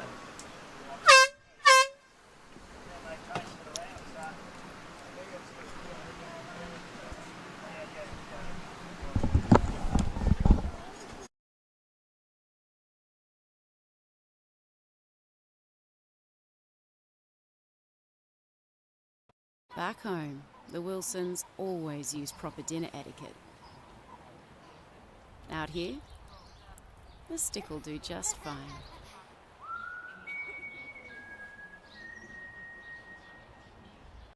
For 60 years, PQSA and Home Care Plus have been there when it mattered. We're the experts in spinal cord injury and deliver quality, safe supports to people living with all disabilities, with more than 5 million care hours provided in the last 10 years alone. We've grown into one of South Australia's largest and most trusted service providers, but we're not done yet. It's time for us to evolve. Join us on our journey as we unveil our new brand. Adversity to adventure. Challenges to opportunities. We ride the ripples. Get stoked from the ocean. Building resilience. Creating empowerment for all those who ride our wave. Come join us for your hit of ocean therapy.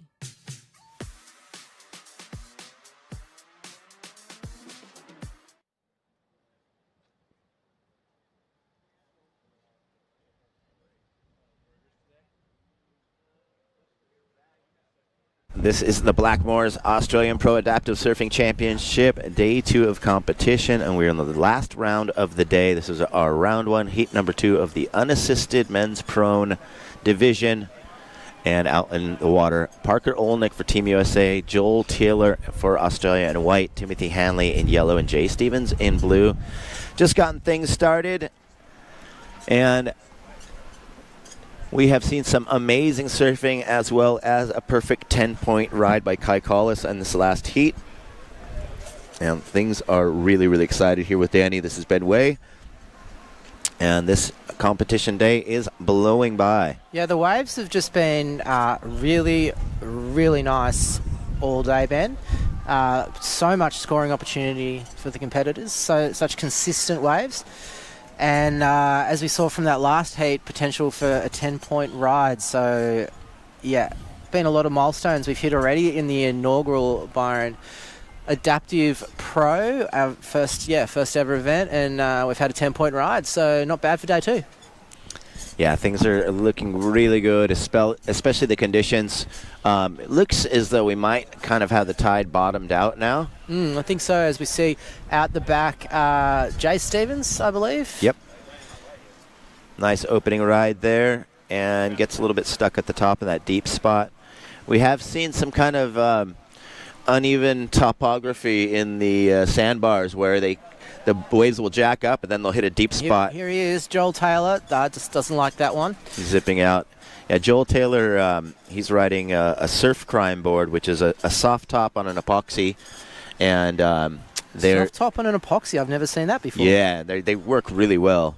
But it's a company connected with the company Thunderbolt. I don't know if you've heard that, but they're doing all of the top shapers, a lot of top shapers boards, long boards and short boards, and they're making those in a carbon fiber composite construction.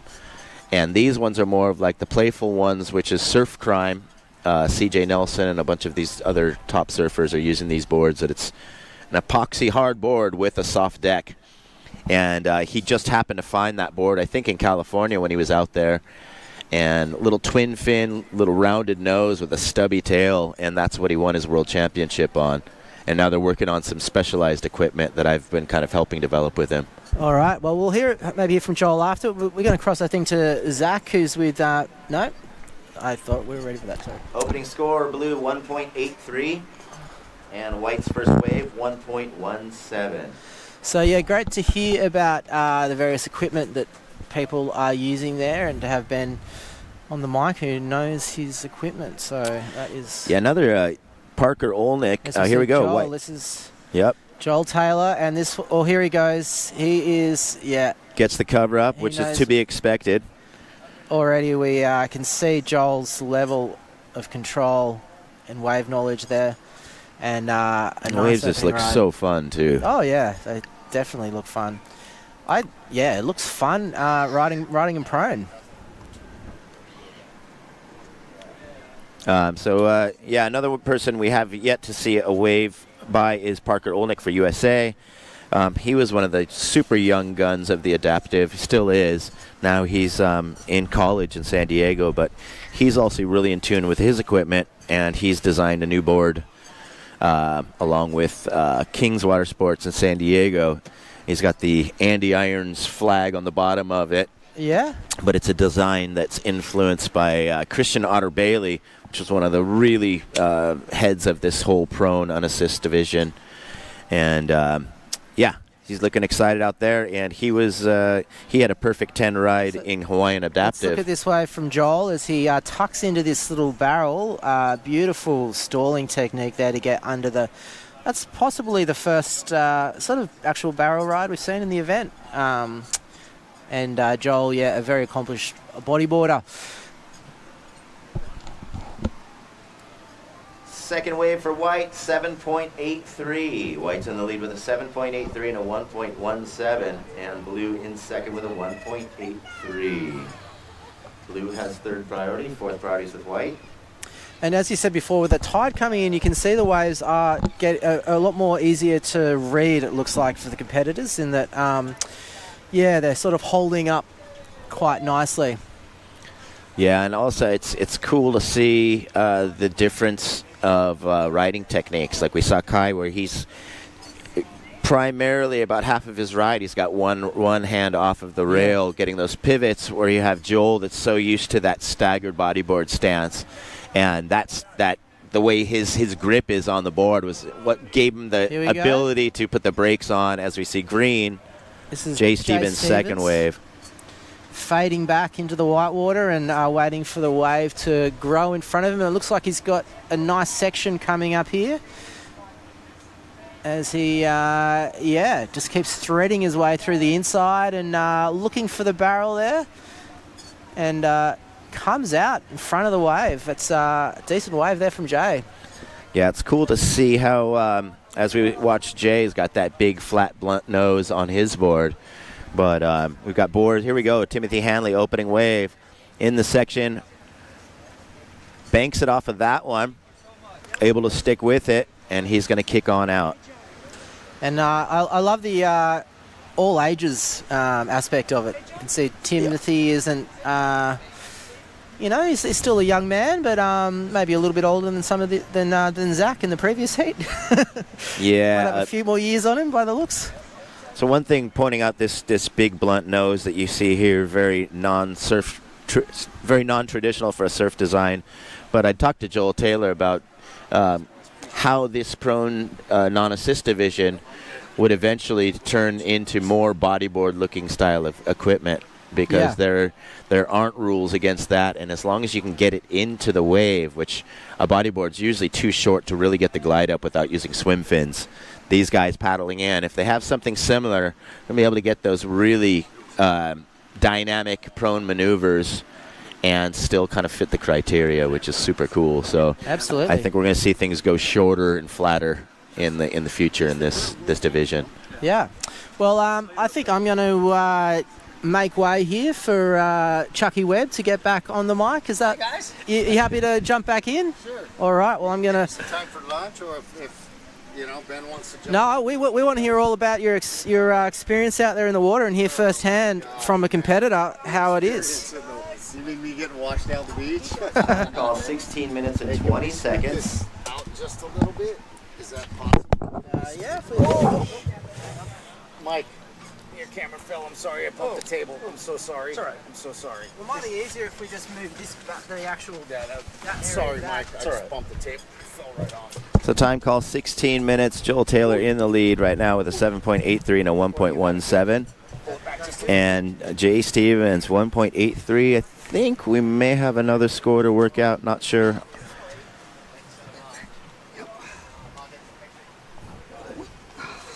Thanks, brother. No worries, man. I'm just going to leave my chair right there because that's where it's at. And if you can hand me that bag, it's me lunch, bro. There you go. Thank you, sir. You did a great job, Danny. You guys So 15 minutes and 25 seconds as we have Timothy Hanley being chaired back up the beach. And we had a nice hot start here.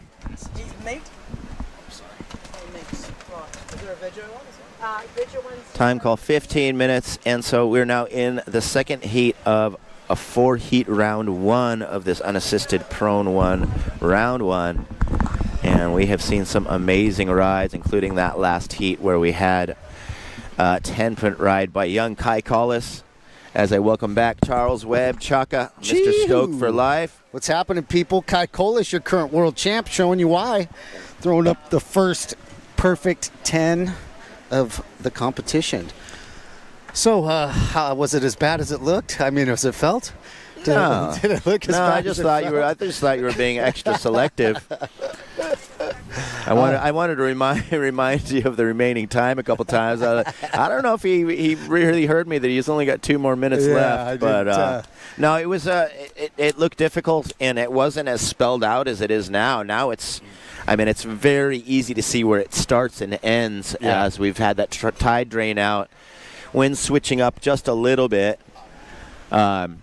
But we've had some amazing surf, and the last couple heats have looked like some of the best shape on the point that I've seen. I saw Chris Steele throwing down. I saw Kai Collis throwing down. We love Deb. She does amazing work for us, keeps us fed, keeps us happy. We love her. Ginger Deb with a big smile. And, man, that thing looks killer too. Yeah, it was rough out there for me. I didn't perform like I wanted to, but I get another chance tomorrow, and that's it. That's all I can do is do what I can do. So we're going to send it down to the beach real quick with the winner of that last heat, young Kai Collis, our defending champion and first 10-point rider of the event. G'day, Kai. Congratulations. Thank you. Yeah, so the first perfect score for the week. How does that feel to be the first one with the perfect score? Oh, so good. I haven't got a 10 so far in my career in this, so pretty good. I kind of just did like 3 turns and then a floater, and I didn't really think it was going to be a 10, but it turned out to be a 10, so I was pretty psyched. You haven't had to travel far. Palm Beach down the road on the Gold Coast. Do you reckon that's worked to your advantage? Oh yeah, I've been able to get down and have a couple surfs before the comp, so it's been pretty advantageous, I would say. Yeah, well, rest up. You've got a big week ahead of you to come. Thank you. Thanks, Kai. Using the current. That's the other way to go about it, but we would prefer that everyone enter outside of the contest. Congratulations again. Thank you very much. So 12 and a half minutes remaining. So Joel Taylor in the lead. We've got some more scores in for yellow and for red. So yellow's first wave, 3.17. Red's first, 2.03. 12 minutes remaining. Red has first priority. Yellow has second priority. Third priority goes to blue. And fourth priority is with white. 12 minutes remaining. Joel Tiller still in the lead. White has... Here we have some live action. Parker Olnick's second wave. Park stars, I like to call them. Driving around this one, looking for some scoring potential on this wave. Still driving. He's on that brand new sled by, I believe, King's Water Sports. It's got the Andy Irons little flag on the bottom, and he's using that Otter Bailey split center fin design, which is pretty interesting. So, yeah, this is the second board that Parker's had, shaped by Dave Dahm at King's Paddle Sports. It is rocking the SDSU colors, the black, the red, and Park's going to come in and go down the beach again. And he's looking to better that 2.03 to add to that score. So time call 11 minutes. First priority yellow, second priority blue, third priority is with white, and fourth priority is with red. We'll have a second score for red in just a moment. Time call 10 minutes and 40 seconds. Man, don't come into the booth making me smell hamburgers. What do you mean? You got one right in front of you. Turn the thing here. So 10 minutes and 30 seconds. These guys are killing me with their Betty's Burgers while I'm juggling two microphones. But we're going to see a second score for Parker Olnick, 4.0. So Parker's second wave, 4.0. You're in third place with a 4.0 and a 2.03. 10 minutes remaining. First priority yellow, second priority blue, third priority is with white, and fourth priority is with red. Take a 3-minute break and eat that. I'll pick up. No, I'm just going to finish this out. But how many heats are left? 2 more after this. 10 minutes, and we have Joel Taylor out in the lead, 7.83, highest score at the moment of this heat. And last heat we had to hit a 10-point ride. Kai Collis had a perfect ride. One of the best combinations that I've seen on this point. Roller coaster in that, did a nice little float, a snap at the top. He just rode it out, stayed high and tight in that section, and then just snapped that closeout. So every day, all the heats, the scores kept climbing and climbing and climbing until, bam, we hit that perfect 10. So we finally reached the ceiling. And it's not a big surprise that the current world champ snapped up a 10. We've got a bunch of the highest scores coming in through either world champs or previous world champs. It started off with Peg Leg, the original 2022 ASP world champ in the below knee. And then I think Forrest Whitaker came in there, and Forrest Weinberg, came in there and put up a high score, and it just kept climbing. And then today, Felipe put up a monster score. Felipe Kisu Lima from Brazil. Yeah, one thing that is surprising is Kai Collis's magic. His competition boards both flew off his car, got run over by a truck pre-competition, and now he's riding something that they just whipped up for him. Looks like it's working darn good. Looks like the ingredients are put in there correctly, because Kai's he looks very comfortable on that board. Probably the exact opposite of what I looked like on my board. Man, it was so hard to see during your heat. That the tide was so low, and the waves were. We were seeing an under sea level vision, so the surfers would just disappear behind the waves. We can't tell where anyone was. Yeah, but, my brother said he was watching the heat and I disappeared for 15 minutes. Yeah, we were a little worried about you. I wasn't worried. I was just trying to get back into the competition area. There's a rhyme and a reason and a method to doing this when you get out. And the first time I got washed down the beach, I got out of the water and I went all the way to the pass, and that's where I paddled out. It took. Second, last of Jay was a 0.50. That didn't factor into his top two of 5.17 and 1.83. Parker Olnick third with a 4.0 and a 2.03. And Timothy Hanley in fourth with a 3.17. Yellow has first priority, 6 minutes and 40 seconds. Hey guys, can you move from the priority board, please, so he can see?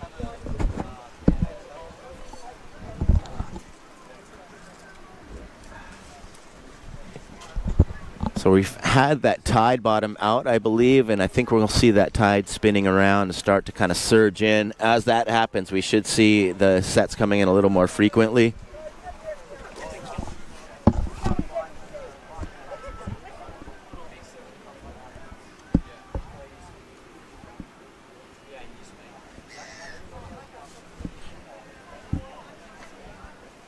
So as I'm seeing one of the queens of the pro non-assist, Sam Bloom, over there, I might even invite her in the booth to have a little chat with you during this next heat, possibly.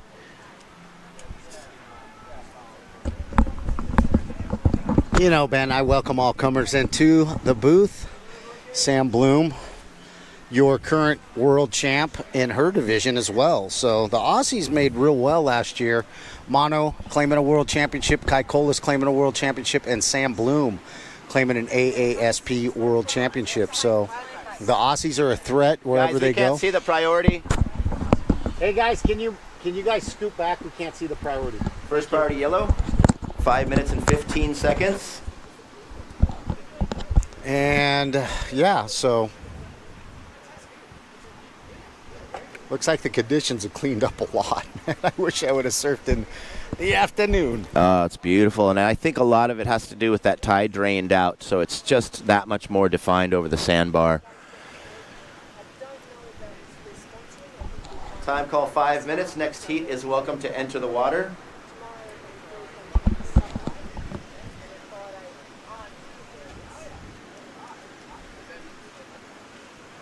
Yeah, definitely the ticket is to go all the way to the pass, paddle out from up there. There's a nice gap. It's really a lot of stuff coming in, but then there's a nice lay down gap where you can shoot through. First priorities with white, second priorities with red. Third priority goes to yellow, and fourth priority goes to blue. 4 minutes and 15 seconds. Ben, you want me to help you out there and do some beach calling for you, buddy? Yeah, I'm feeling a little cooked. I can muster up some calls on the beach for you, buddy. That would be great. Yeah, this has been a sizzler of a day. A lot of action, a lot of scores, and luckily the entertainment level is out of control as far as the riding that we've seen. 3 minutes and 45 seconds remaining. And so not a lot happening in this last 3 or 4 minutes. It seems like everyone's just kind of staying patient, and I think that little transition in the tides is also kind of slowing things down.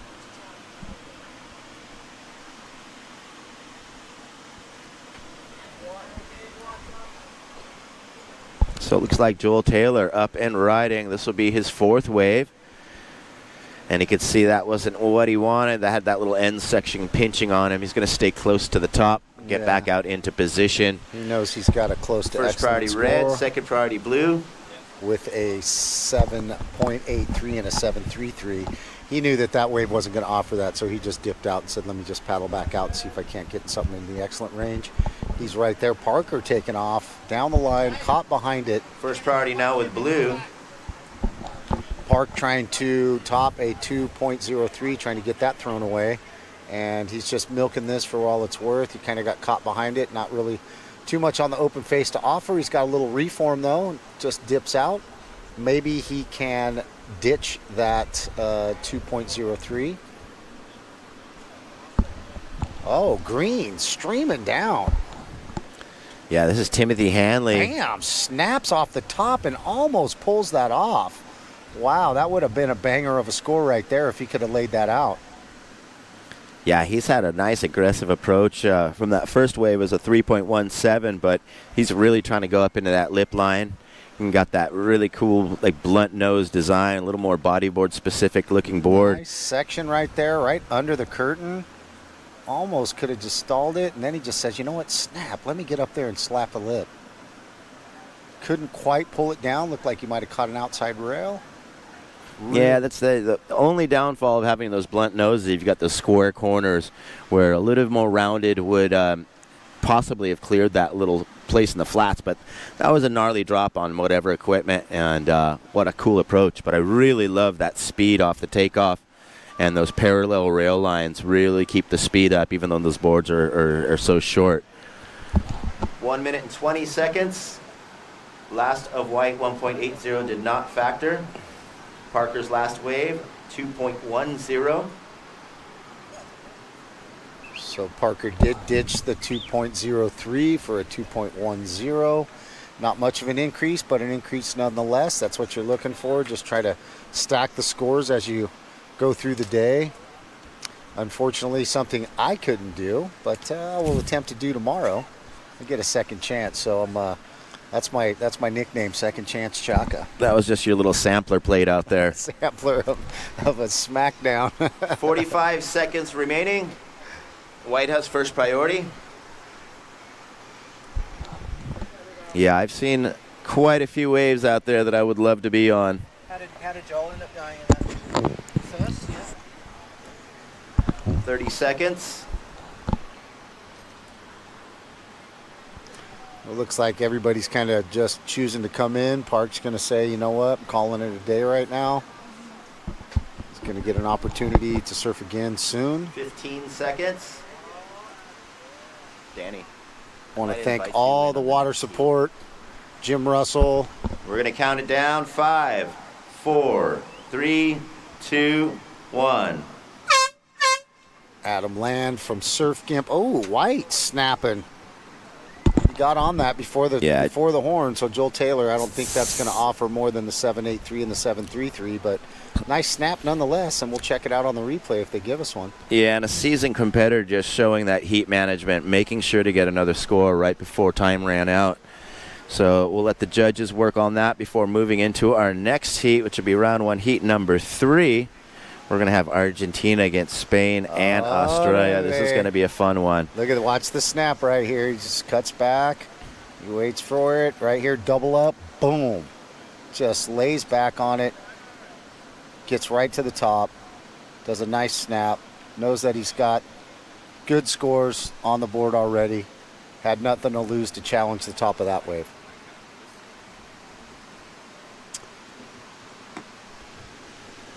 Yeah, so that comes in as a 7.17, doesn't reach in. Throwaway with 7.17. So White's last wave, 7.17, doesn't reach into his top two, 7.83 and 7.33. But so next heat, let's get you guys ready. Heat 3, standby, starting up in 5, 4, 3, 2, 1. So my guy, Nicholas Gallegos, he is a Stoke for Life ambassador. He is an international ambassador. He is your original 2022 AASP world champion in this division.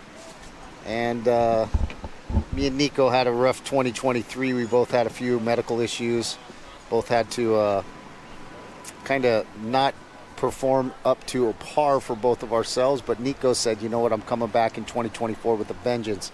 So this is his first opportunity today to reclaim his world title. So we'll see how that goes. Kai Colas snatched it away from him last year, and it looks like Kai doesn't want to relinquish it. So Nico's got some work to do, but he is super stoked to be here. Alvin joining us for the first time on the tour. Alvin has been a steady presence at the U.S. Open. So, Chuck, I'm going to step out and hand you over to Danny here for a second. Start up a new pairing. And we'll see you guys in just a second. I'm going to go enjoy a Betty's Burger. Do it. I already enjoyed half of mine while we've been talking. Yeah, if anyone deserves a Betty Burger, it's Ben Way. Big round of applause for Ben Way on the mics today. Let's Good go. job, mate. I'm going to try to fulfill the double duty. So yeah, I'm stoked for that. I was not looking forward to having to get wrap my head around that. Doesn't look like we've got any priority yet. No. Is this? Have we counted this heat in? This heat started? Yep, this heat has 23 minutes left. So 2 minutes into the heat.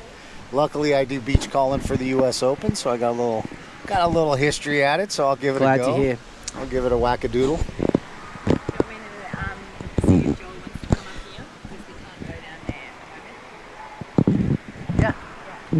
Mia might be bringing Joel Taylor up to the booth, and we'll whack a headset on so Chuck can have a chat to him. Perfect. Joel Taylor is our big white hope from the area. Nice.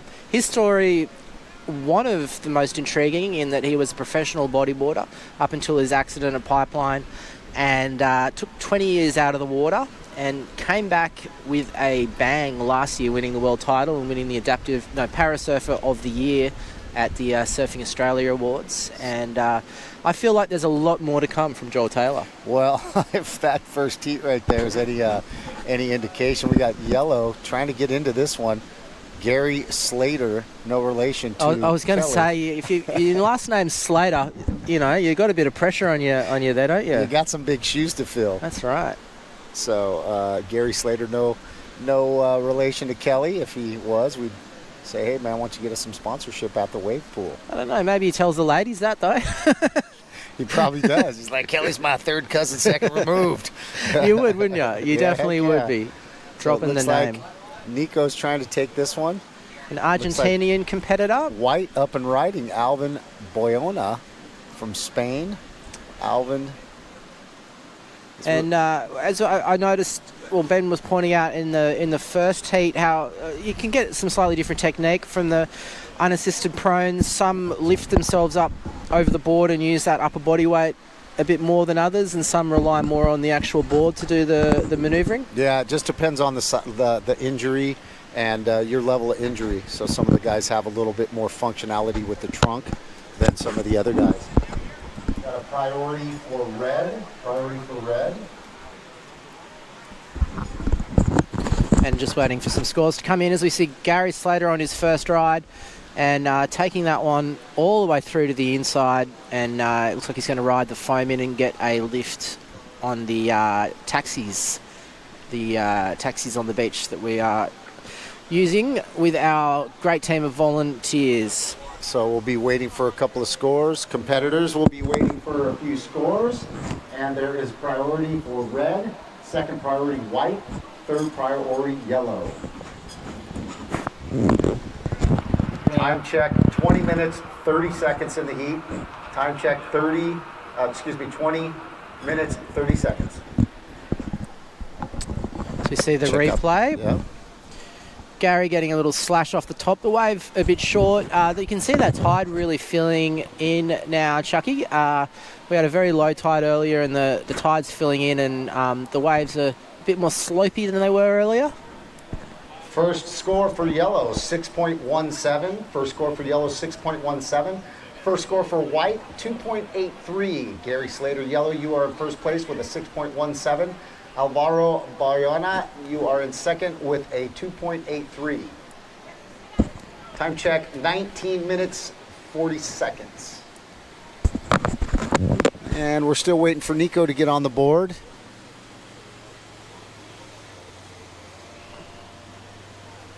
So, is there a female version of this division still to come in the event?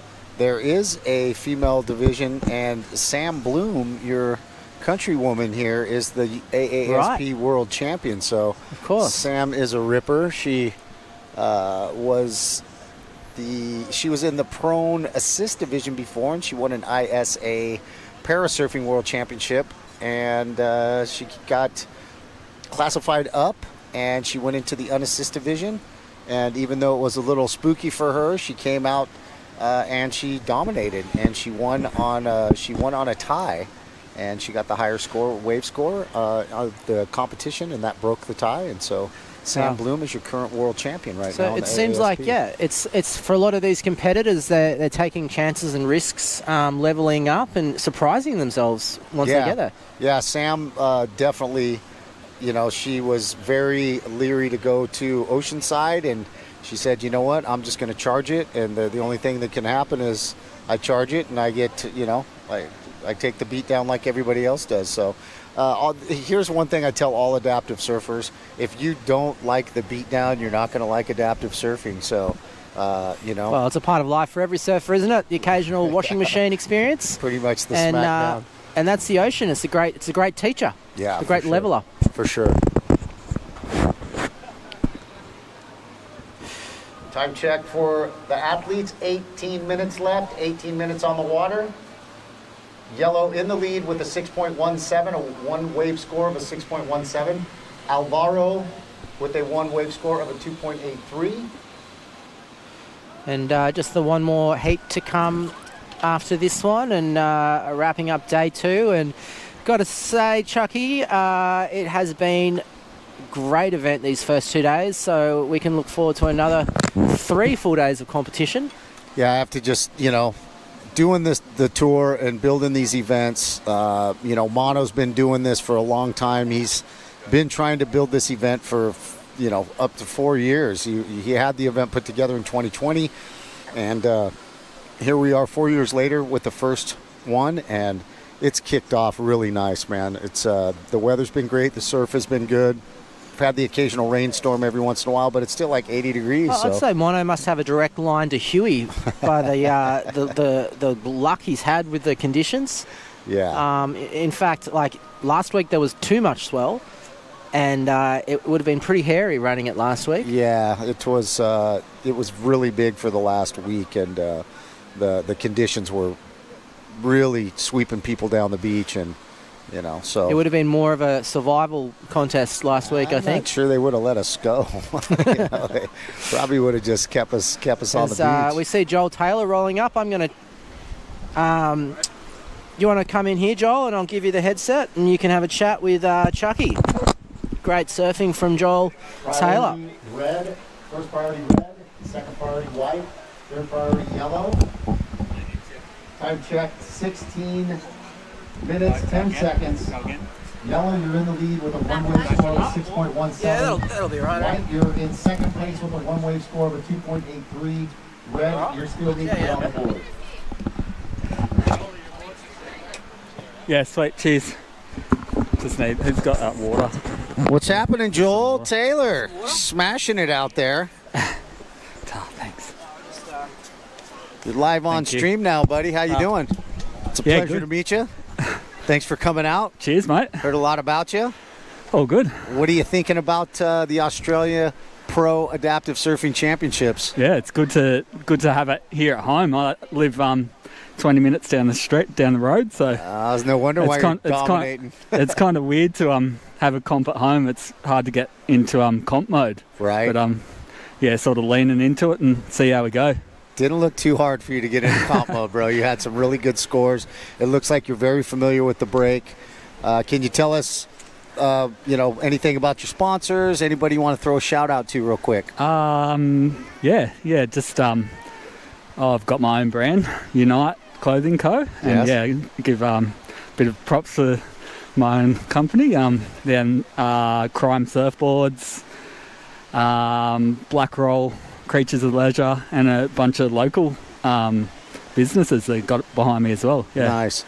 So a little bit about your story. You got injured at Pipeline. You want to tell us a little bit about that, because you were a real aggressive big wave surfer. Yep. Grow up here in Byron Bay. You got the cream of the crop right here growing up at the pass. Yep. And then you got injured at Pipeline. Tell us a little bit about that. Yeah, so back in 2001, I was a professional bodyboarder. I just turned 21 a couple months before I went for my third season in Hawaii on the North Shore. And a few days into my trip, I had a pretty serious accident. I had a spinal cord injury at Pipeline, and it left me in a wheelchair, and I didn't surf for over 20 years and back into it once I found out about parasurfing, and taking it seriously and straight back into it and into comp mode, really. Nice. You're handling it well. Something that me and you share, that I got injured as well. I was a surfer, spent a lot of time in the water, and I also didn't surf for over 20 years. Oh, really? Yeah, something right. that we kind of share, and I know how that is. I didn't know that. Yeah, it's a little bit of a, you live at the ocean, your life's around the ocean, it's your lifestyle. Yep. And even though you're not in the ocean, you still have that love, you still have that pull. And one thing that I noticed, kind of the same thing with you and me, your water knowledge didn't leave you. No. Where to be, what to do, how to do it. It never left you. That's what I found kind of strange. Like after so long, like I'd sort of slip straight back into it. Like the first couple surfs I had, even the first surf, it just felt like I'd been surfing yesterday. It was kind of bizarre. Like it just felt like I was home. And after that, I didn't surf too much because I got back on a bodyboard and it didn't really work as a paraplegic. So I sort of didn't know whether I wanted to even pursue it, and then I found out about parasurfing, and I liked the look of what everyone was doing, and kind of figured that a longer board might work better, and found a board that works, and haven't looked back. So let's talk about your fin placement for the prone guys.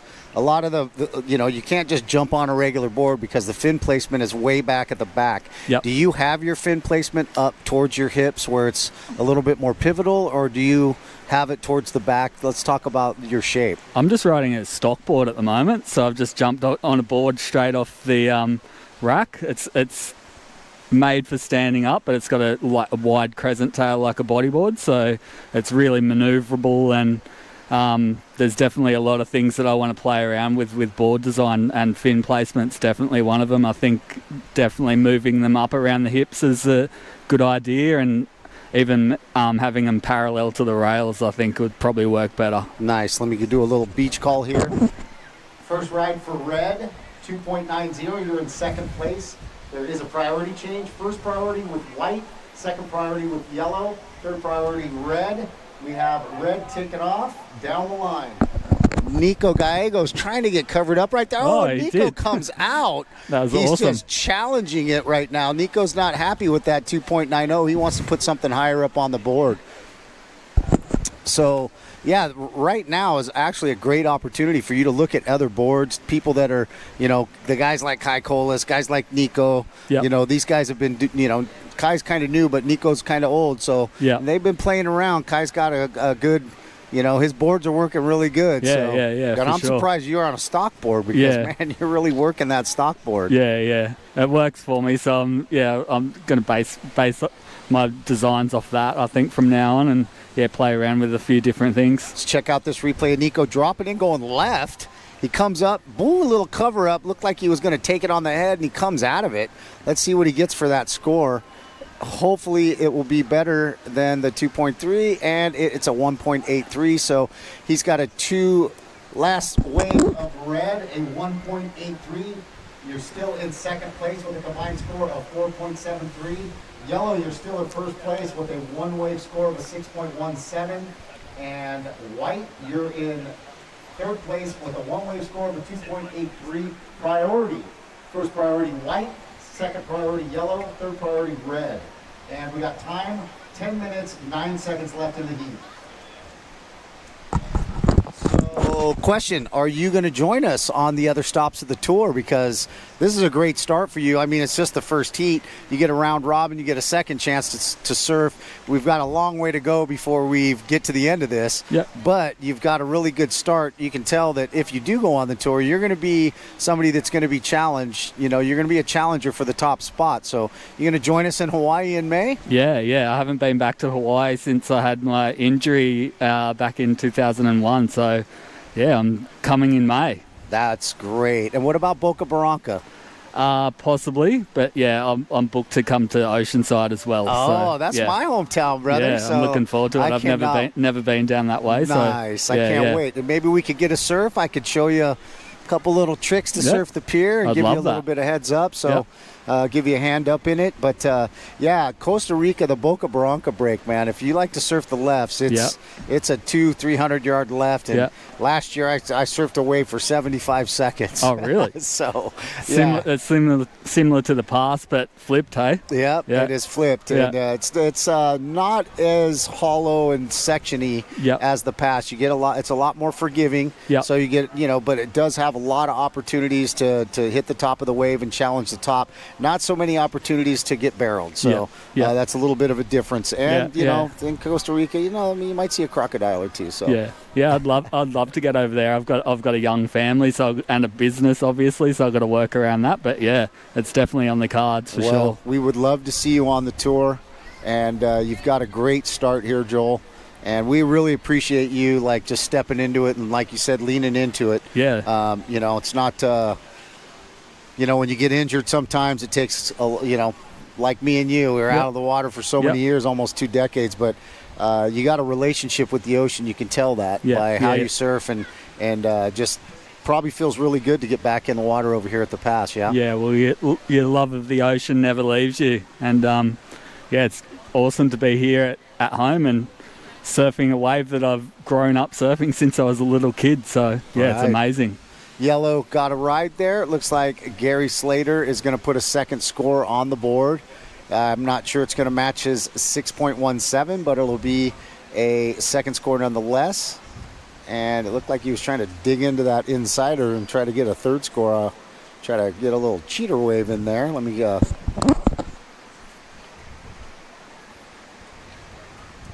Priority change.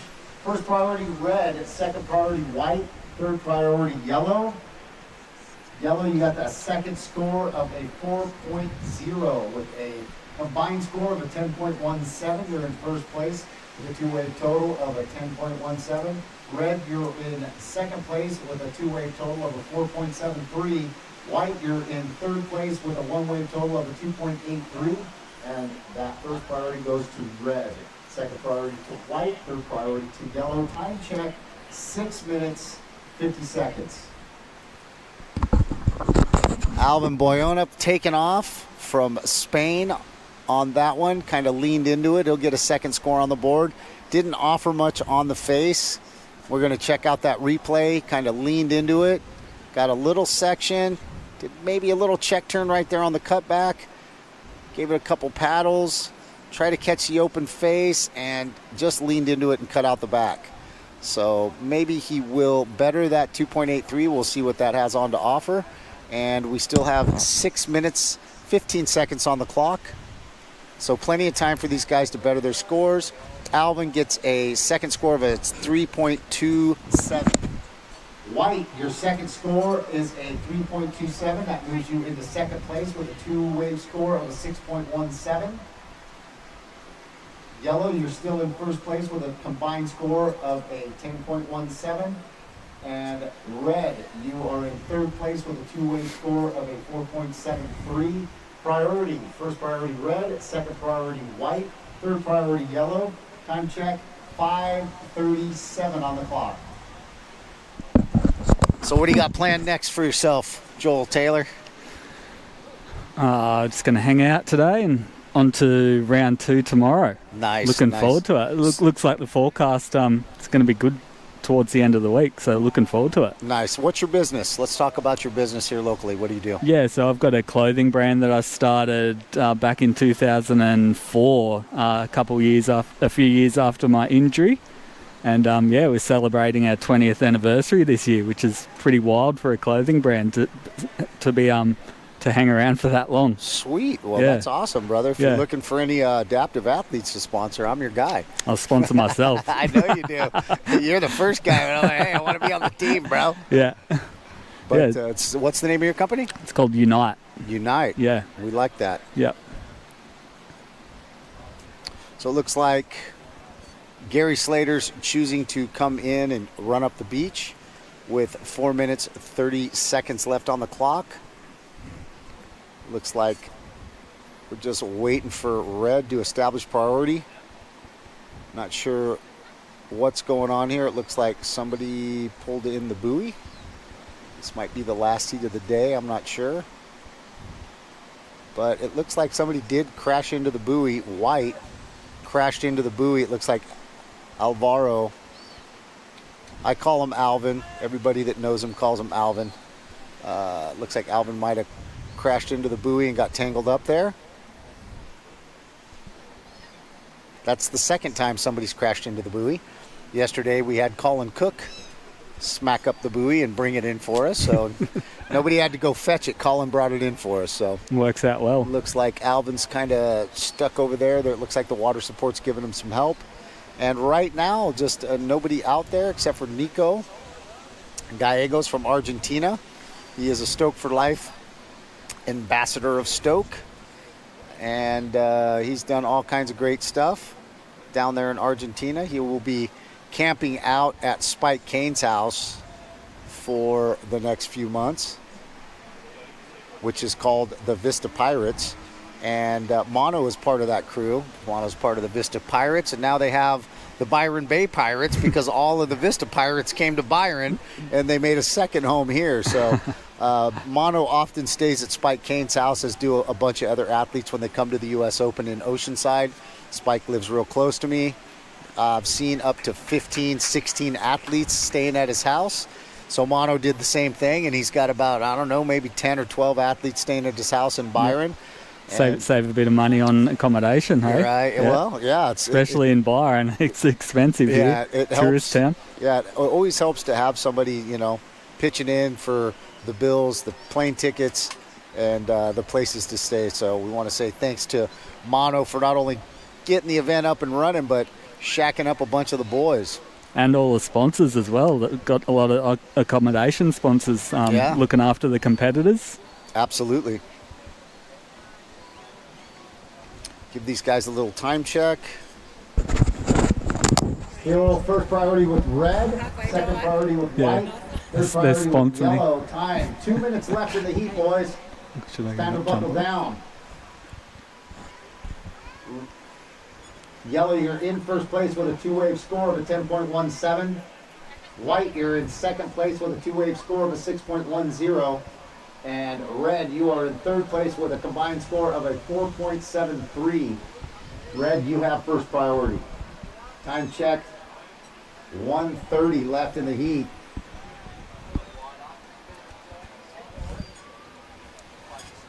It's going to be a priority change right there. First priority red. Second priority is going to go to yellow. Donald Trump's on your board? Yeah, I was going to say. Oh, yellow's in, so it's going to stay. Red, first priority. White, second priority. 1 minute, 13 seconds left. Chuck, I'll bring his board in for you guys to have a quick chat about it. Sure. It makes mention of a local band. White up and riding. That was a replay of Alvin's wave. So we're going to be counting this heat down with about 40 seconds left. And Nico Gallegos out there with priority red, trying to get in position to catch something with the last 30 seconds left. 30 seconds on the clock, boys. 30 seconds. Red, first priority. White, second priority. Counting it down. 20 seconds in the heat, boys.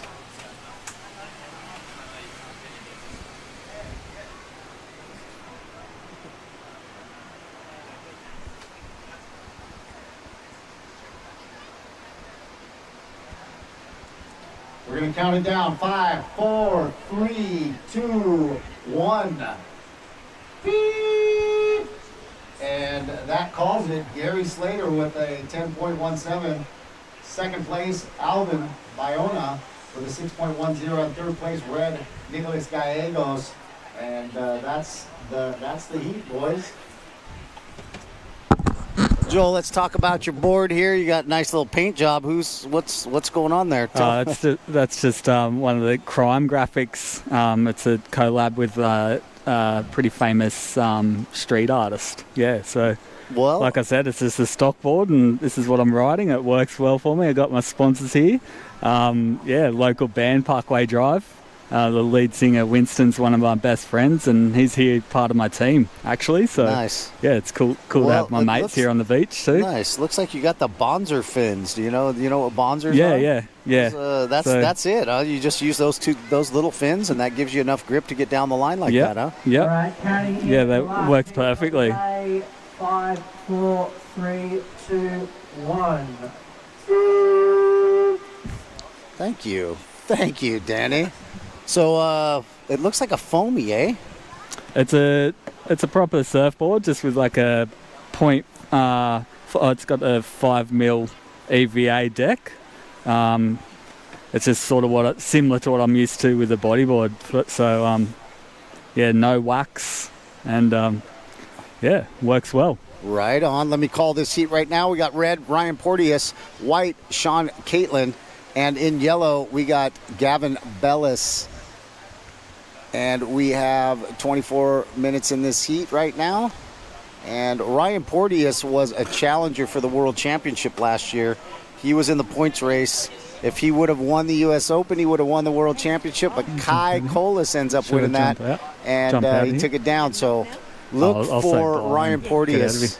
Here he is, red, taking off. That's yellow, excuse me. Gavin Bellis taking off, coming out of the white water. Working his way down the line. Not real open face opportunity, but a change of direction right there. He's trying to look for something on the open face. He's not getting much opportunity, but he will put a score on the board here. And he is your countryman. Do you know Gavin Bellis? Yeah. Is he one of your buddies? I met Gavin at the first event I did back in 2022, the Australian titles. Nice. And yeah. Do you own an Australian title? Yes. You do? I won my first one last year. Congratulations. First one I tried, competed in was back in 1993 as a 12-year-old bodyboarder, which was actually the national titles were down at Ballina, which is only half an hour here, back in 1993, and it took me 30 years to win one. We're waiting for a couple of scores for yellow and for white. We have some priority change. Did you do the ISA event last year in 2023? Yes. And how'd you do there? Yeah, I won the Pron 1 division. So you were an ISA parasurfing champion. Yep, world champion as well, Australian champion and world champion in the same year. Congratulations. So, yeah, pretty stoked with that. Congratulations on that.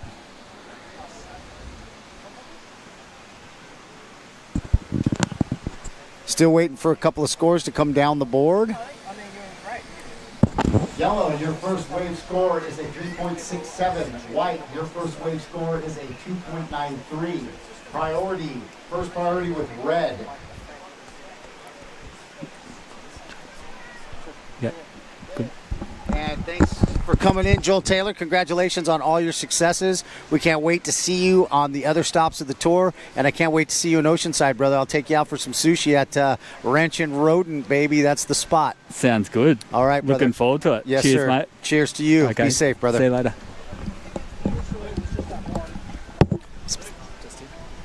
Yeah, here, hand it to me. Yeah, brother. Yes, sir, you will. All right, boys and girls, here we are. It's just Chaka by himself, sitting here in the booth, calling the last heat of the day.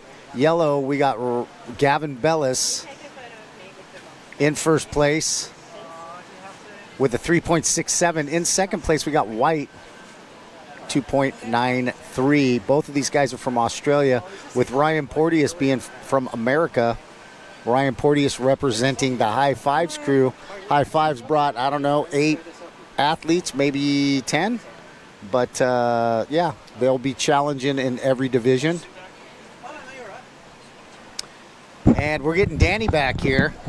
Take your seat back. I was solo dolo for a second, but here comes sit, Danny. Mate. You deserve to sit. I'm going to stand. I need to stretch my legs anyway. Yeah. Joel Taylor, man, what a professional. I thought that was a great chat you had with him, and you can just see that he is a perfect spokesperson for adaptive surfing, especially in Australia. And I don't know, I'm just really excited to follow his career, to be honest, and see where he goes from here. Well, he looks like he's on the right path, and if he makes each stop on the tour, he could claim himself an ASP world champion in the professional realm. If he misses a stop, I'm telling you, it's a real big bite out of your points and a big bite out of your rankings, because a bunch of these guys are going to make every stop. So guys like Ryan Porteous taking off right here. Red, bottom turn, up in the section. Ryan trying to make that one work, can't quite get it, but he will get a score on the board, and there's going to be a change in priority. And it looks like maybe the other surfers aren't in the surf area because the priority board is empty right now, so we're waiting for a score for Brian Porteous. This is the last heat of the day, Chuck. Been a big day, and we'll be kicking off again tomorrow morning at 8 o'clock as we check out this replay of Ryan. Takes off really late there under the lip, and the wave, with this higher tide coming in, is kind of being a little bit disjointed, not running as much down the sandbank as it was earlier. Red, your first wave score is a 2.17.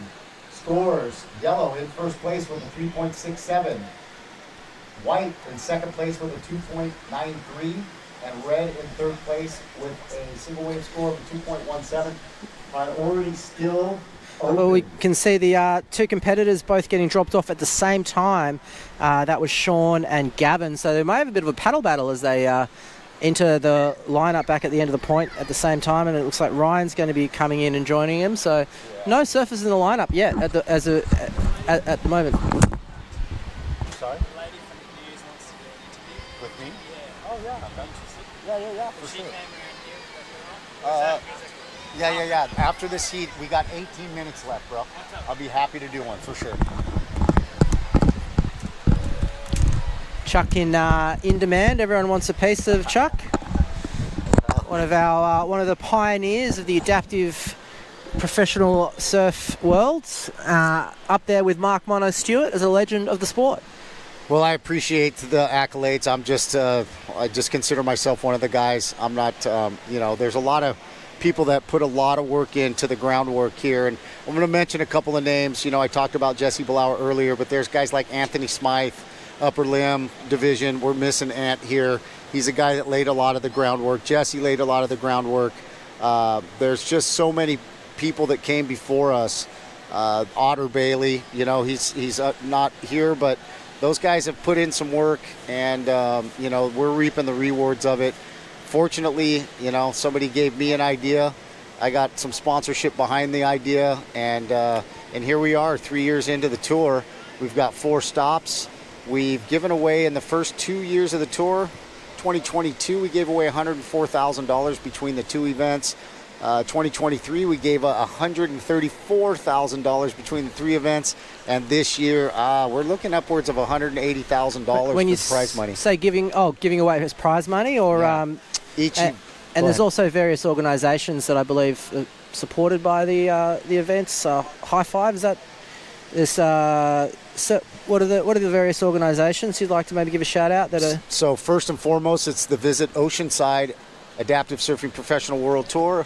Visit Oceanside has funded the prize money for each event. So each event gets a portion of the prize money, and then a bigger portion of the prize money gets given away to the point winners at the end in Oceanside.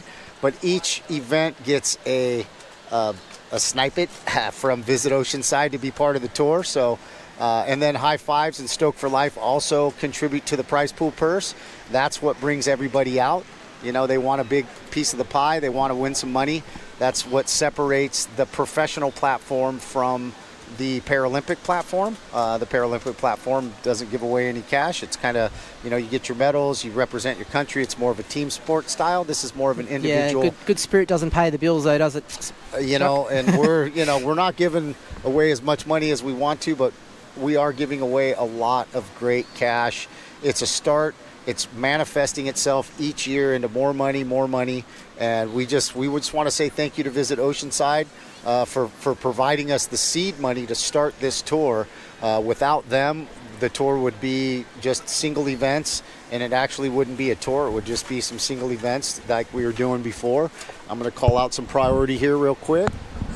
Priority out in the water, yellow first priority, white second priority, red third priority. Yellow, you are in first place with a single wave score of a 3.67. White, you're in second place with a single wave score of a 2.93. And red, you're in third place with a single wave score of a 2.17. And time check, 15 minutes left in the heat, boys. 15 minutes left in the day. And then you can go to the pub. I think I'm going to have to get in the ocean, Chuck. It's hard staring at these waves all day without getting wet. So you surf? Yeah, I've been surfing since I was 10, 11, something like that. Nice. And yeah, pretty lucky living around here. Plenty of waves. So you live in Byron? Yeah, I live in Byron. My family's all still here. As we see Sean up and riding and on a nice wave, bit of digging the rail, and this is certainly one of my favourite breaks here at the pass. When you can get a ride to yourself, it is a great wave, but that doesn't happen that often. You almost got a little barrel right there if you didn't dig that outside rail. A little catch in the rail. That would have been a good score. It's a tight, low-scoring heat, this one. Yeah, it's he's going to put a second score on the board, so that's probably going to catapult him into first. It's feels like the ocean's gone a little bit quiet now with the higher tide. Yeah, I couldn't have done that with my heat. Yeah, you were struggling with that current a bit. Man, it was loud and noisy out there, boy. It was whew.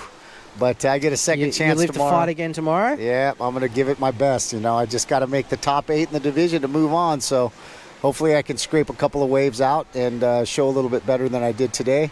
Tomorrow's a new day. It is a new day. We're going to Priority change in the water. First priority first priority yellow, second priority white, third priority red. And we're waiting on a second score for white. Gavin Bellis, you're still in first place with a one-wave score of 3.67.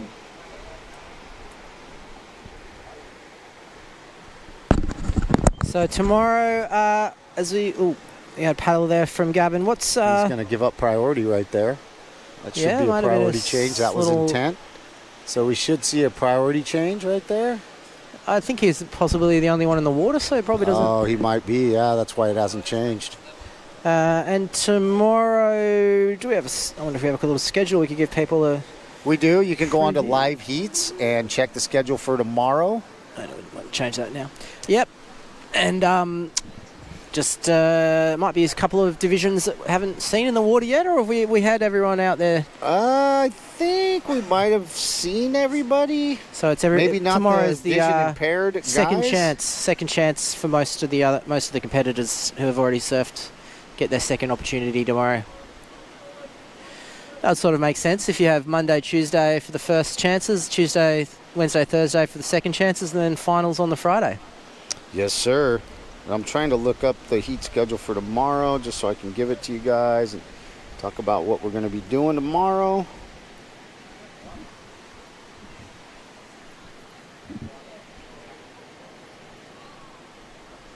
Looks like the break is vacant right now. Everybody inside.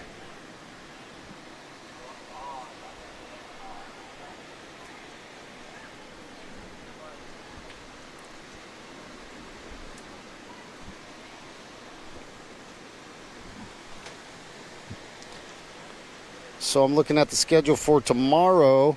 It's the Kneelers Monos division will go first at 8 o'clock. Then we'll have back-to-back wave ski heats. Then we'll have another kneeling heat. Then at 9:44, the Pron Assist back-to-back at 9:44 and 10:10. Then we go into another wave ski heat. I get to surf at 10:36. Then another Pron Assist heat. And then we get the Pron Unassisted guys, the stand guys. And then it goes like that. Pron Unassist, stand 2, Pron Unassist, below knee stand, Pron Unassist, below knee stand. So there's a few divisions out there that... the kneelers we haven't seen yet. We haven't seen the mono division. No, we have not. So looking forward to seeing Mono out there and flying the Byron Bay flag. I'm sure he will be a strong favourite in his division, knowing this break so well. There's a shark. There's a shark, excuse me? I don't know if that's fake news or not. Mia was just walking past doing a fin. Not sure about that, but... there could be a dolphin. Let me see. And Ben, I'm going to hand you this so you can do some... Or am I still doing double duty? You want to bounce? You want to jump in? You want to bounce? No, what do you want to do? You guys are... We're just warming up. Let me, I have a... Ben's just stealing his cards from us so we can't steal them. Right. He's very possessive over those cards. Don't read my cards. We don't need the cards. Nah, well, Chuck is a card. Chuck knows everyone. Yellow, priority yellow, single wave score of a 3.67. Second priority red with a single wave score of a 2.17. Red, you're in third place. White, you're in second place with a single wave score of a 2.93. Yeah, Chuck's a living encyclopedia of knowledge when it comes to adaptive surfing. There's not much that happens in the world of adaptive surfing without Chuck knowing about it. Yeah, well, I try to keep my head to the grindstone, my ear to the ground, and with the building the tour, we have a lot of time call. Time check. Time, guys. We got 9 minutes, 20 seconds left in the heat, with first priority to red, second priority yellow. Time 9:13 in the heat. Hey, can you go get the head judge for me? I need to talk to him.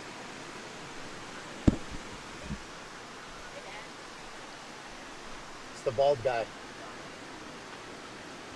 think during the heat you can't go away from that. Oh, well, there's a technical thing that I need to talk to him about.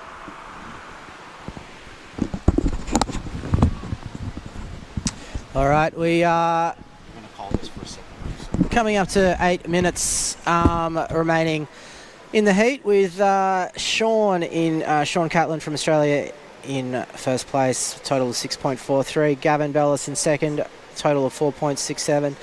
Ryan Porteous in third with 2.17, and bit of a slower heat. I have no idea. Oh, you don't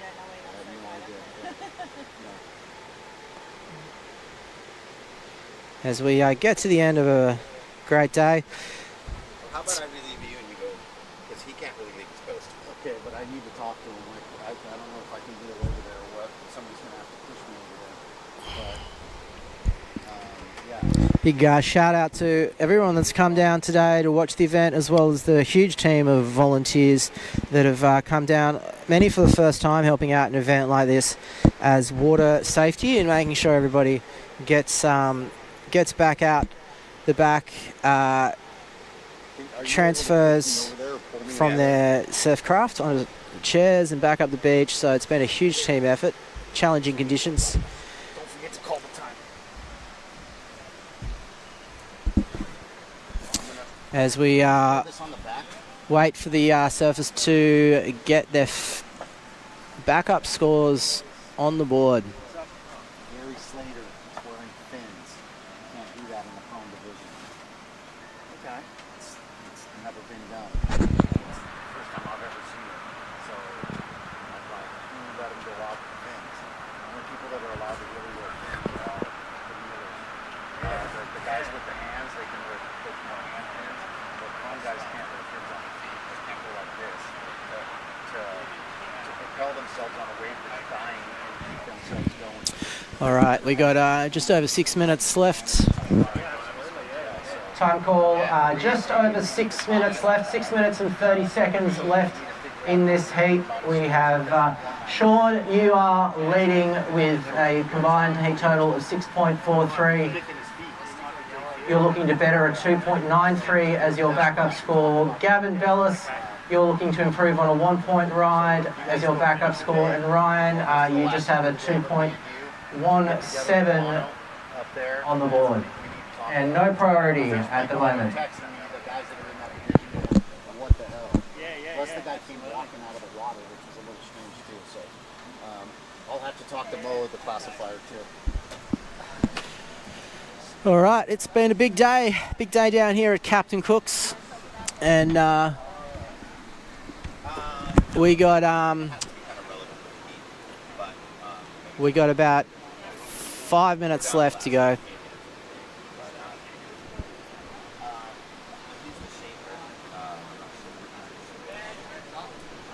And up and riding on a decent wave. It looks like Ryan Porteous looking for his backup score. He's going to make it around this section. That is pretty nicely done, so that will improve his situation. He has moved up into second. He has a 2.17 and 2.87. We'll wait for those scores to come in for Ryan, as we have just over 5 minutes remaining. 5 minutes remaining, competitors in the water, and waiting for priority to be allocated. Yellow for priority. Yellow has first priority. Yellow has first priority.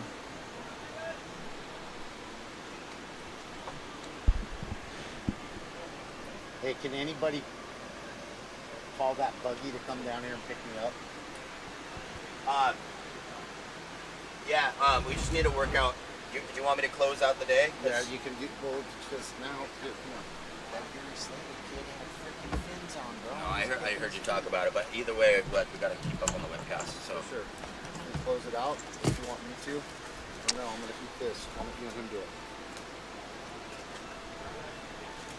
All right, we'll wait for that score from Ryan's last wave as we see Gavin up and riding out the back and weaving his way through the inside. This double up looking very nice and does close out, but Gavin is looking to improve on a 1, which I think he'll do. We'll wait for those scores to come through and see if that changes the situation in the heat.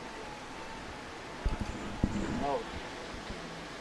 There's a bunch of Pron guys watching that on the replay. Yeah. All right, 3 minutes remaining in this heat, 3 minutes remaining, and no priority with surfers out of the lineup. As we look at the replay, a nice late drop there from Gavin, who dropped in and then managed to make it around the section into the double up, which unfortunately did close out on him, but that score doesn't look like it's come through yet. Come here. I'm already on it. You're going through. All right, cool. Appreciate you. Thanks, Chaka. You know it. Hey, can you do me a favor, Kevin? Yeah, bro. Can you flag down that buggy if he comes back? I need to ride back as soon as I can. See Gavin coming in, looking like he may be calling it a day, as we all will be calling it a day. And we will be wrapping up the day in just a second with Benway as we say goodbye to Chucky. He'll be back tomorrow morning. Love you guys. Thank you so much. Enjoy Danny did an amazing job today.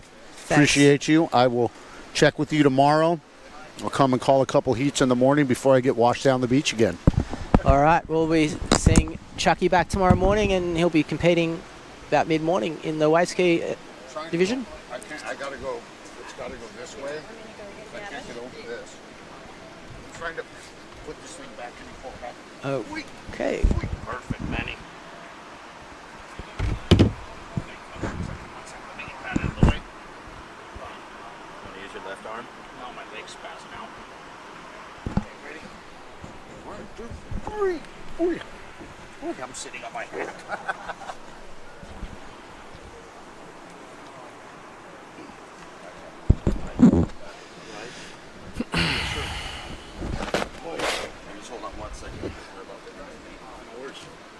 All right, we have 1 minute and 30 seconds remaining in the heat, 1 minute and 30 seconds remaining, and I believe there is just Ryan out in the water. To end it? You just want the heat? No. The last heat doesn't get an interview. So Oh, okay.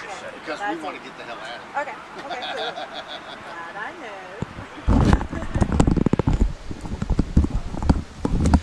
Okay, well, just Ryan is left in the water, and he is looking good in second, and Gavin has gone up into first place after his second ride there of a 4.17. 1 minute remaining.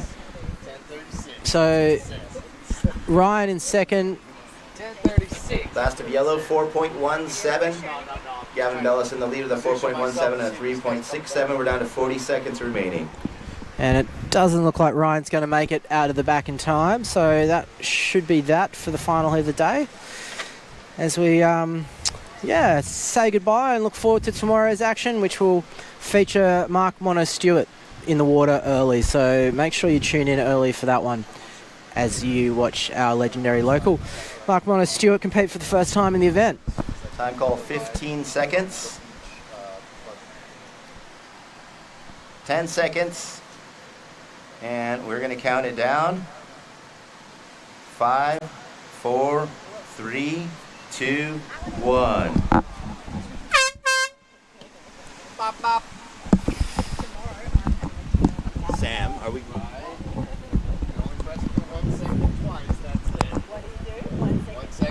So that wraps up our day 2 of competition for this Blackmores Australian Pro Adaptive Surfing Championship.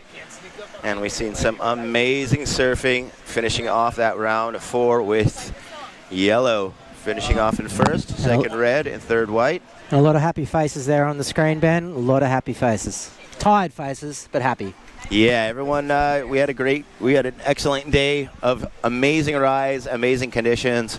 And from the looks of it, we're just going to see better conditions in the upcoming days. And a nice sunburn back from Bigfoot there. Is that like a... Not Bigfoot.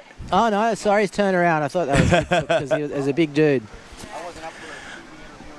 All right, so we're going to wrap up our second day for this Blackmores Australian Pro Adaptive Surfing Championship. And it's been a great day with Charles Chaka Webb, Danny Southfield. This is Ben Way. And don't forget Mia Armitage. Of course, Mia Armitage on all those post-heat interviews, keeping it fun down on the beach. And we appreciate you guys joining us and sticking with us through the end of the day. from here in beautiful Byron Bay. Thanks for joining us, and we'll see you again tomorrow. You can check our site and our social media for the schedule and the heat draws for tomorrow. We look forward to an amazing third day of competition for the Blackmores Australian Pro Adaptive Surfing Championship from here in Byron Bay. Good day, guys. See you then, mate.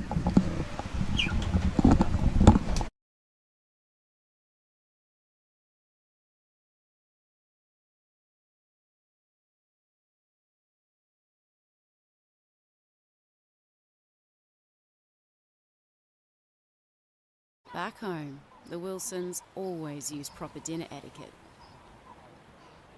Out here, the stick will do just fine.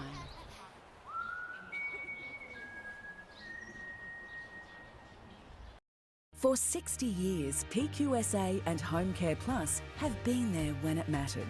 We're the experts in spinal cord injury and deliver quality, safe supports to people living with all disabilities, with more than 5 million care hours provided in the last 10 years alone.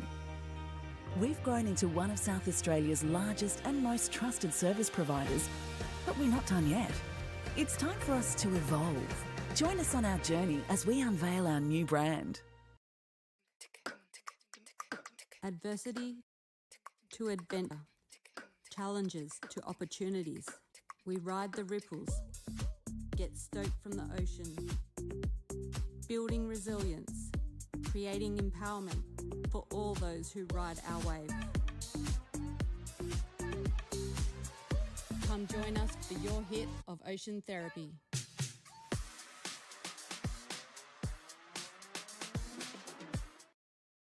Good health changes everything. So don't accept age as a limit or a bad night's sleep. Feel strong inside and out. Keep learning new moves. And if you want to stop, stop. Good health changes everything. Blackmores, 90 years of natural health expertise. Last week, Maddie and Tom had some tough decisions to make.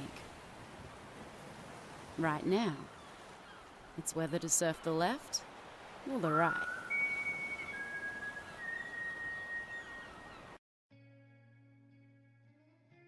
I found the need that when I was moving house, I couldn't find anywhere to go and didn't have any options in terms of accessible homes or just a place that was going to be suitable. So I discovered the SDA, which is part of the National Disability Insurance Scheme, and my experience led me to setting up Accessible Homes Australia. Yeah, so I've always been reliant on family to provide my housing needs, and now National Disability Insurance Scheme has provided the Specialist Disability Accommodation Scheme, so I can, go and live independently, which is ideal. Perry and I began looking around for what accommodation was available for him and his needs in the marketplace. And what we found was there really is a very, very limited range of options for him. And so we decided to go out and create some options and some accommodation purpose-built to his needs. At the same time, we went through the process of registering him as a participant within the SDA. Perry had suggested that he would like to help some other people like him navigate the same process for themselves and form this company that we've formed, Accessible Homes Australia, to help them find suitable accommodation needs to suit. What better thing is there than being able to, look at a list of properties and have a choice and say, I want to go and live here or there and have some freedom in your life. And we've never had that before, and now we do. I'm grateful to the guys around me and people around me that have helped me set this up and get it going, because it can't happen fast enough now. People are out there really in some pretty dire situations, living in not the best circumstances, and we can change that. There are thousands of Australians out there with all types of disabilities, and we encourage you to jump on our website, reach out to us, contact us, because we can help you through the process and find you a home.